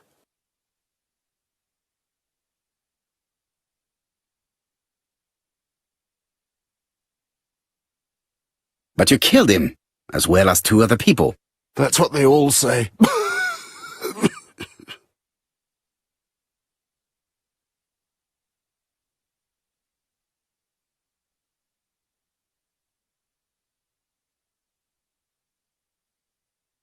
Do you deny being at the scene of the crimes? So? There was no harm in being there. It was only for my work.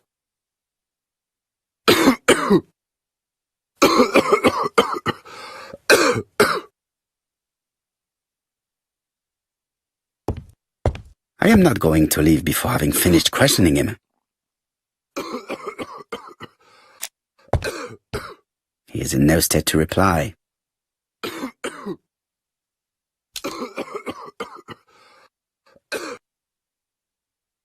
I know this medicine.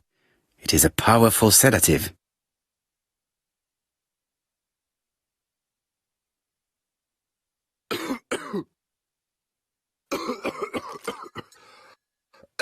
Take this. It will help you. Thank you.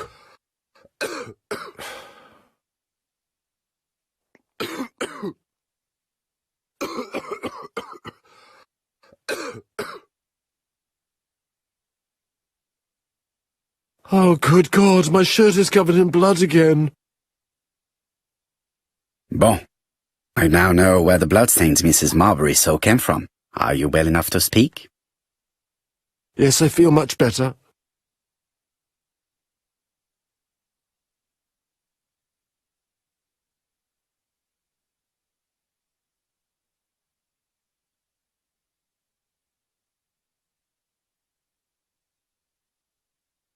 You were seen at all the crime scenes.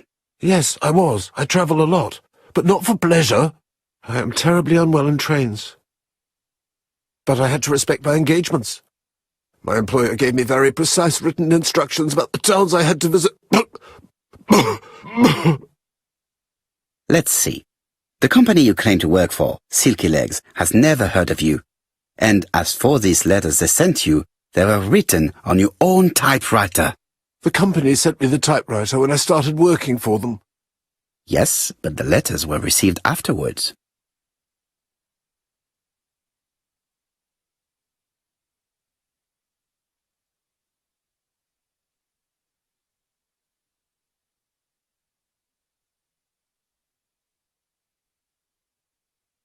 It proves that you wrote them.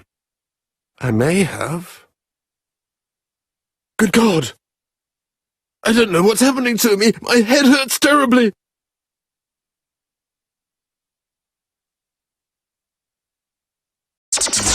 Você já pensou em ter um fliperama em casa ou no seu comércio? A Checkpoint monta o sistema personalizado para você. Multijogos somente com arcades separados por categoria, com ou sem ficha. Temos o sistema em vertical, multijogos de carrinho ou customizado com poucos jogos para facilitar a procura de jogos. Ideal para fliperamas. Para a sua casa ou buffet, temos o sistema com arcades e videogame juntos. É só chamar a Checkpoint e personalizar o seu multijogos. Checkpoint Games.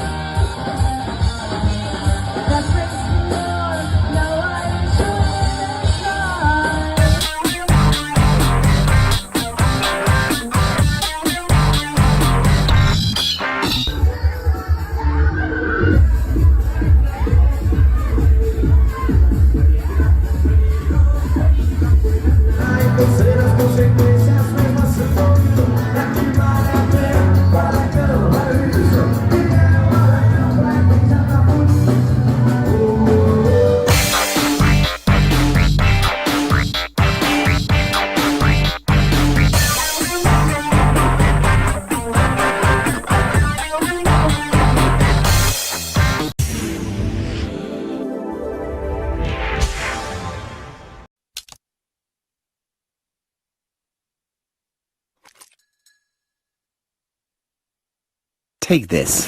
It will help you.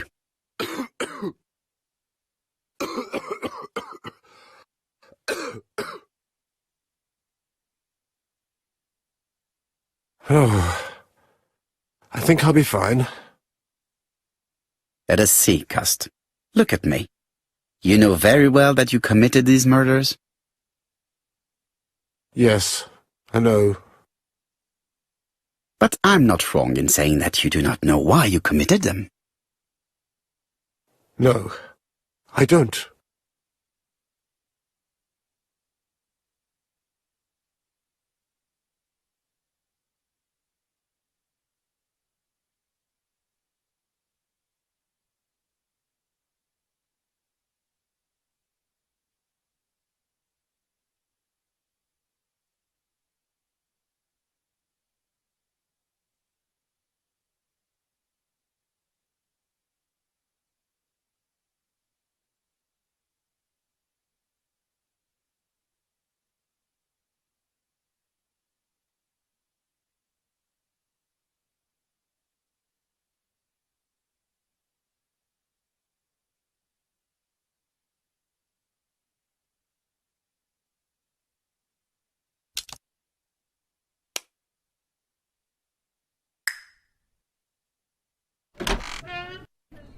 And?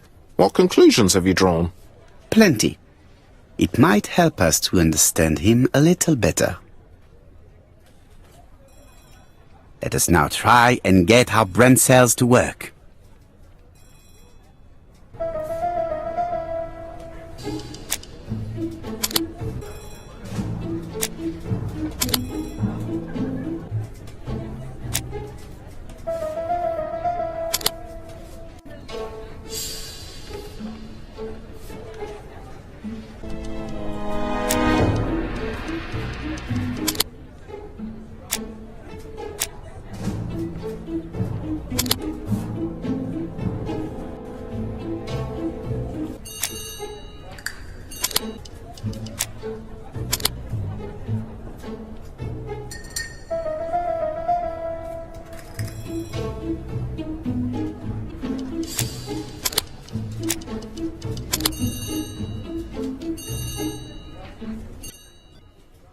I don't see any clearer than before.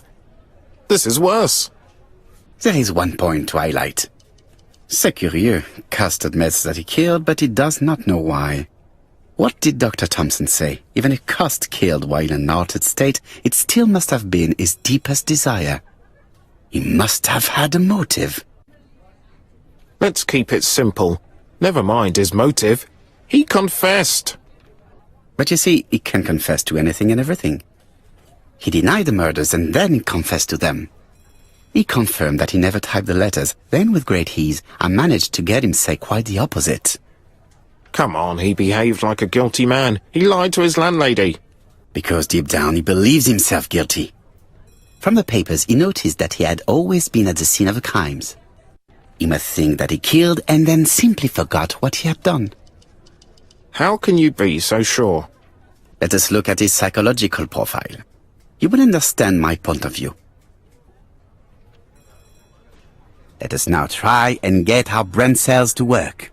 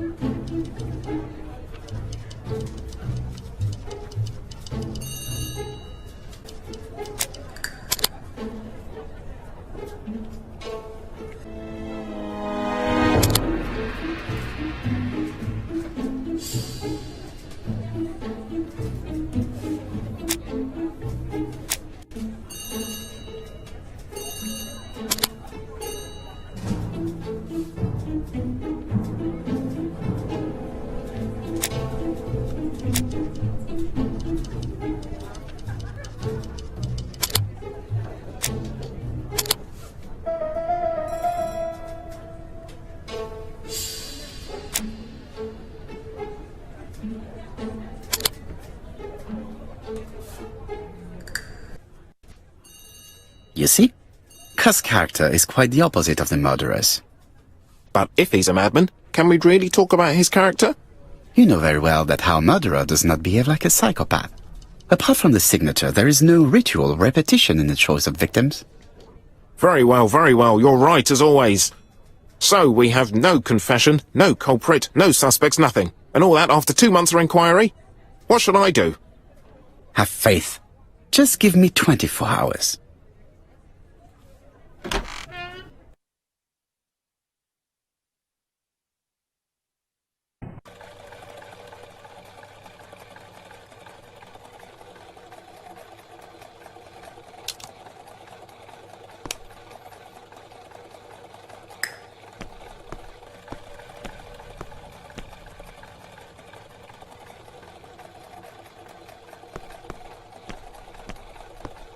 To Whitehaven, please.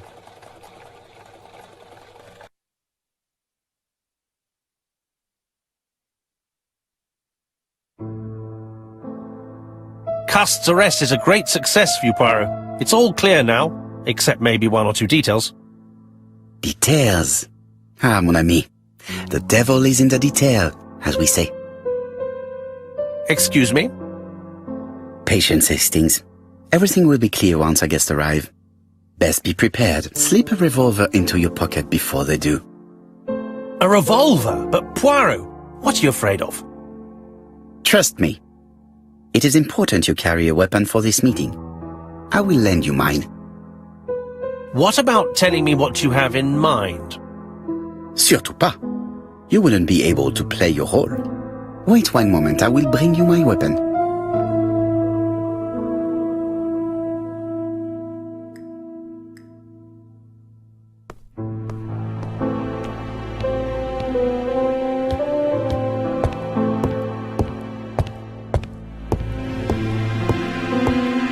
The white ammunition are blank cartridges. The others are real bullets. The revolver is loaded with blancs. I still have time to choose real bullets. The revolver is loaded with real bullets. I still have time to choose blancs. The revolver is loaded with blancs. I still have time to choose real bullets.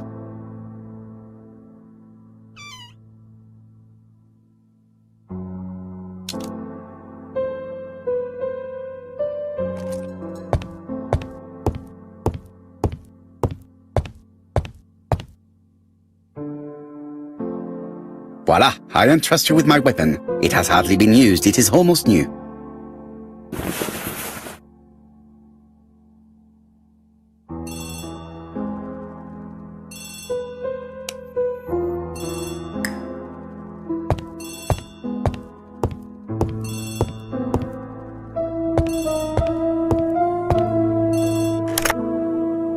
Chief Inspector, is that you? Yes. Sorry, but we haven't found anything. Have you checked the typewriter? And the packaging, the letter, and the ribbon reel.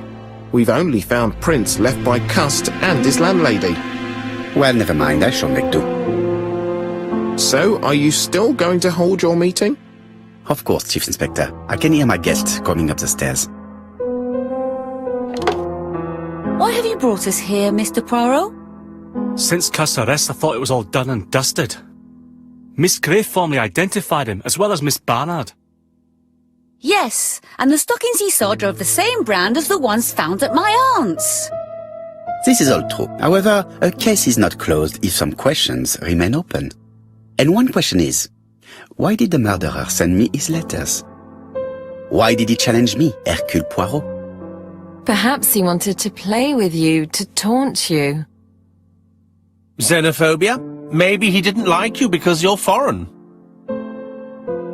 I may be wrong, but maybe by provoking you he was looking for glory? All these theories should be studied. Let us now try and get our brain cells to work.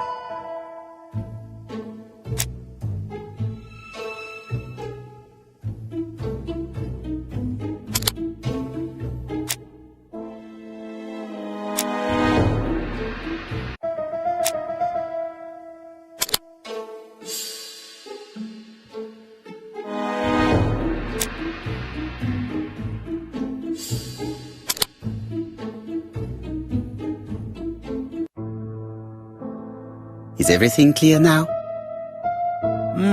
You might like to explain your reasoning again.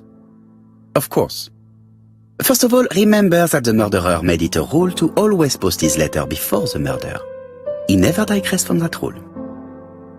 However, in Churston, he encountered a problem.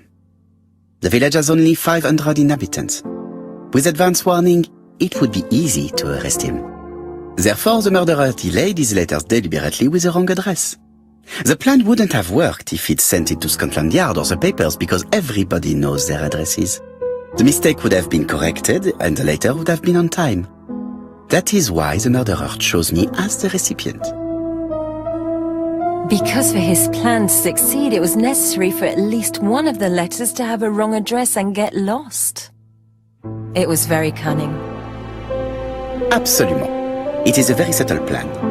It matches the profile we have drawn up of him perfectly. That of an intelligent, daring and calculating murderer. But that's not how you describe Cust. You are quite right, mademoiselle. Like you, I find it hard to believe that this dull character is the clever murderer we are looking for. Do madmen... I mean, if he's mad, he might have two very different sides. No doubt. But the murderer is not mad. All the specialists agree that he does not have the profile of the psychopath. But if Cust is not guilty, how do you explain his presence at the scene of the crimes? Mr. Clark, the answer to your question is in the medical records of your brother's patients. Documents which Cust most certainly did not have access to. Let us now try and get our brain cells to work.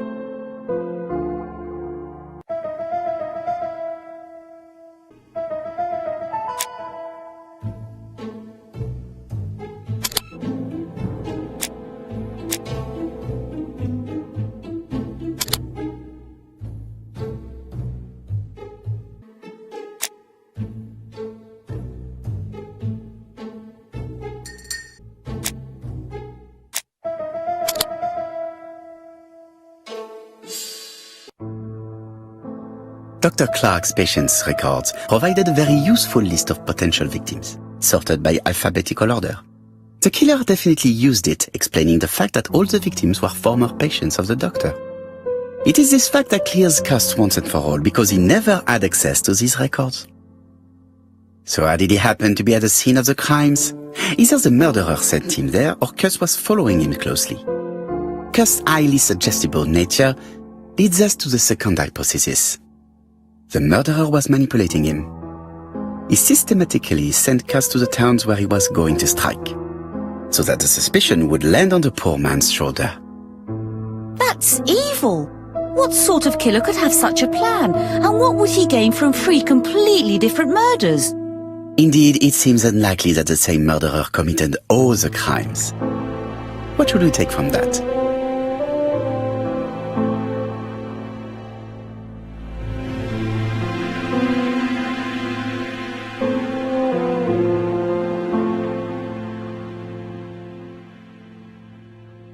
There is not one murderer, but 3 accomplices, who all used the same scenario. Do you mean that 3 murderers with quite different aims joined forces to create a smoke screen? Here's another question. Is it still necessary to find a motive for each crime? And the one in Andover poses problem. Why was poor Mrs. Asher killed? Indeed. It would be best to forget the theory.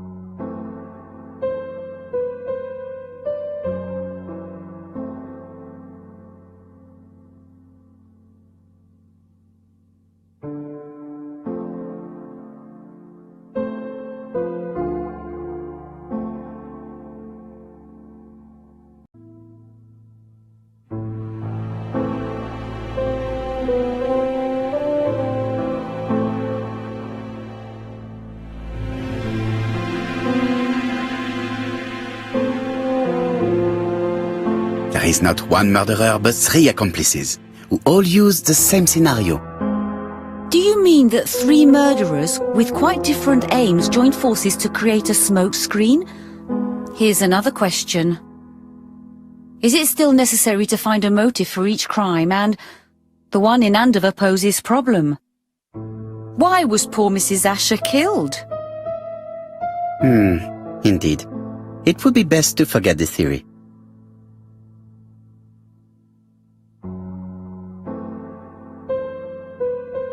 Just one murder was of benefit to the murderer. The others were just diversions. On reflection, there is only one conclusion. The murderer killed once out of interest and twice to divert our attention. This reasoning points at two potential culprits. Franklin Clark. Donald Fraser? Yes, mademoiselle. That's good thinking. Mr. Fraser may have killed Betty out of jealousy. Mr. Clark may have killed his brother in order to inherit his large fortune. Both have a motive. But Donald did not have access to Dr. Clark's records. Please allow me to disagree with you, mademoiselle.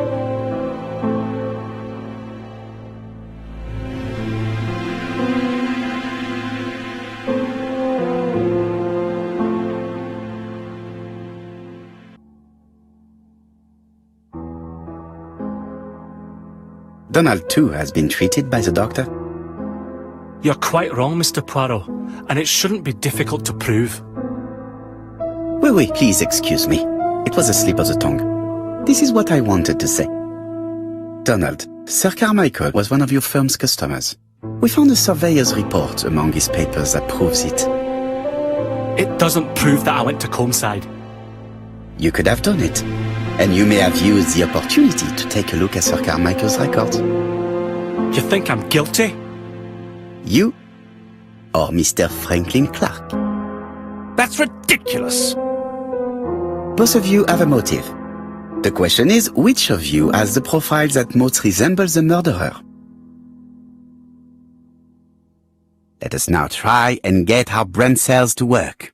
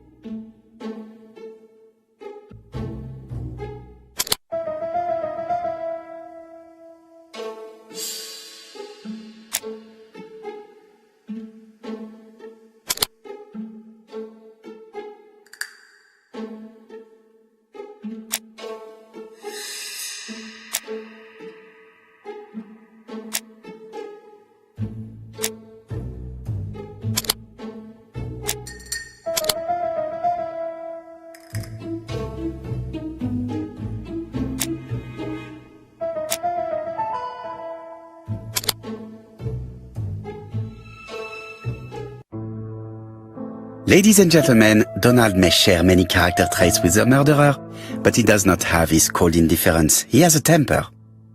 It is hard to imagine him planning anything.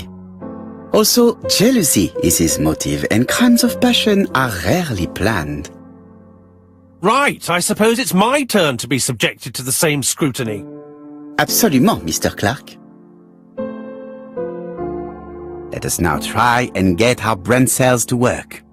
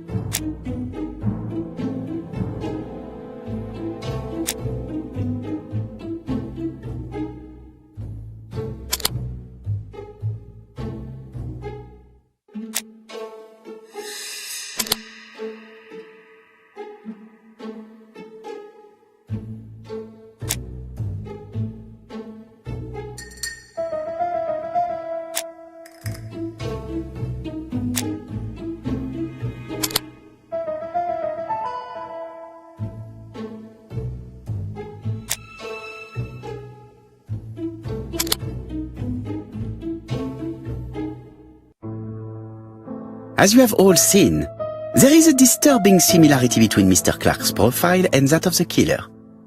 In actual fact, it is exactly the same. Mr. Poirot, your psychological studies are interesting, but your conclusions do not add up. Why would I have wished my brother's death? The inheritance is lawfully mine. I just have to wait. No, you had to act quickly.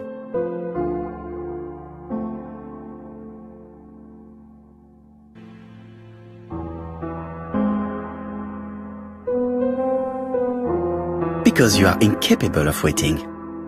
Really? Well, I am no murderer. You presented him as being a cold and patient schemer. Certes, normalement. But Lady Clark's imminent death precipitated events.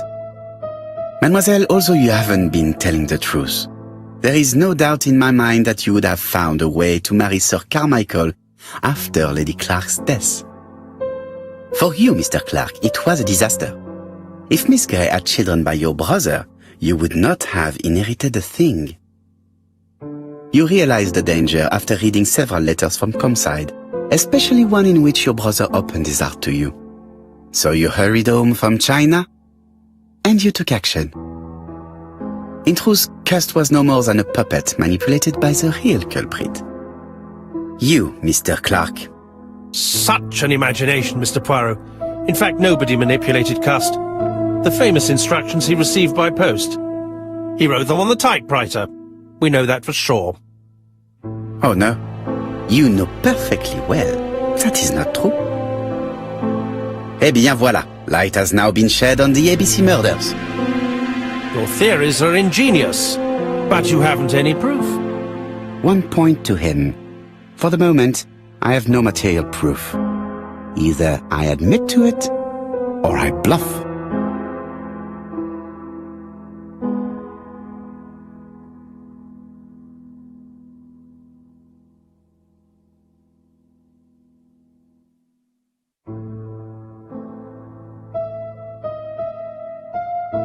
Proof is easy to find now that we know where to look.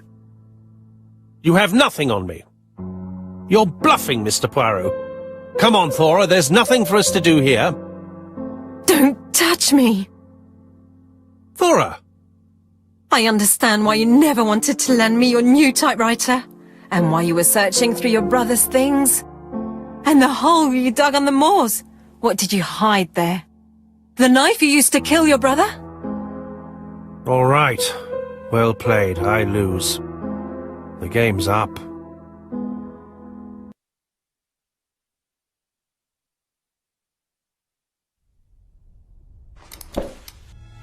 Don't come near me!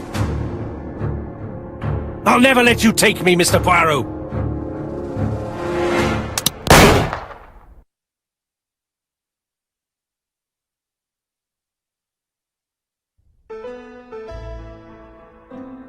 I'm sorry, Mr. Clark, there is no easy death for you.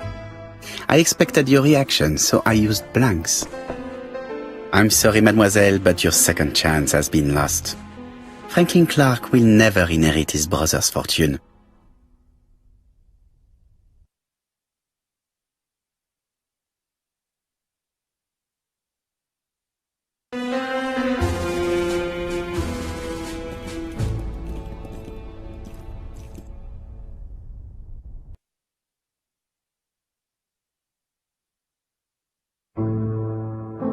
Disappointed at having missed the chance to become Lady Clark, Thora Grey left England. Donald Fraser and Megan Barnard married. On Poirot's recommendation, Mary Drower started to work for Lady Clark. The elderly lady's condition suddenly took a turn for the better. And a few months later, to Dr. Logan's great surprise, she was back on her feet again. According to this eminent physician, it appears to be an extremely rare case of spontaneous remission. Lady Clark has enjoyed very good health ever since.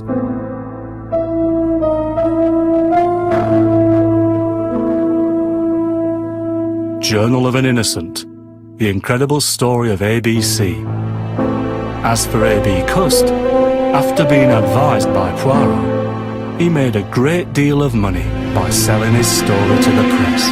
And as for me, and with business booming, the Black Swan has become the #1 tourist attraction in the whole of Yorkshire, even more popular than York Minster.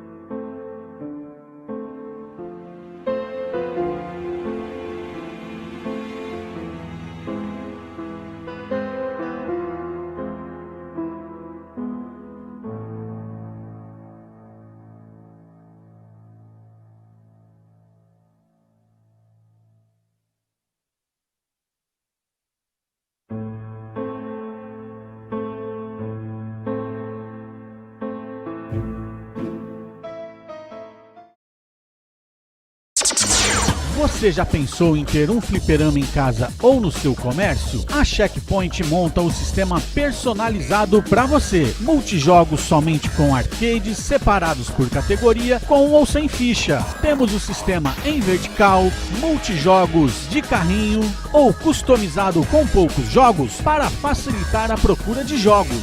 ideal para fliperamas. Para a sua casa ou buffet, temos o sistema com arcades e videogame juntos. É só chamar a Checkpoint e personalizar o seu multijogos. Checkpoint Games.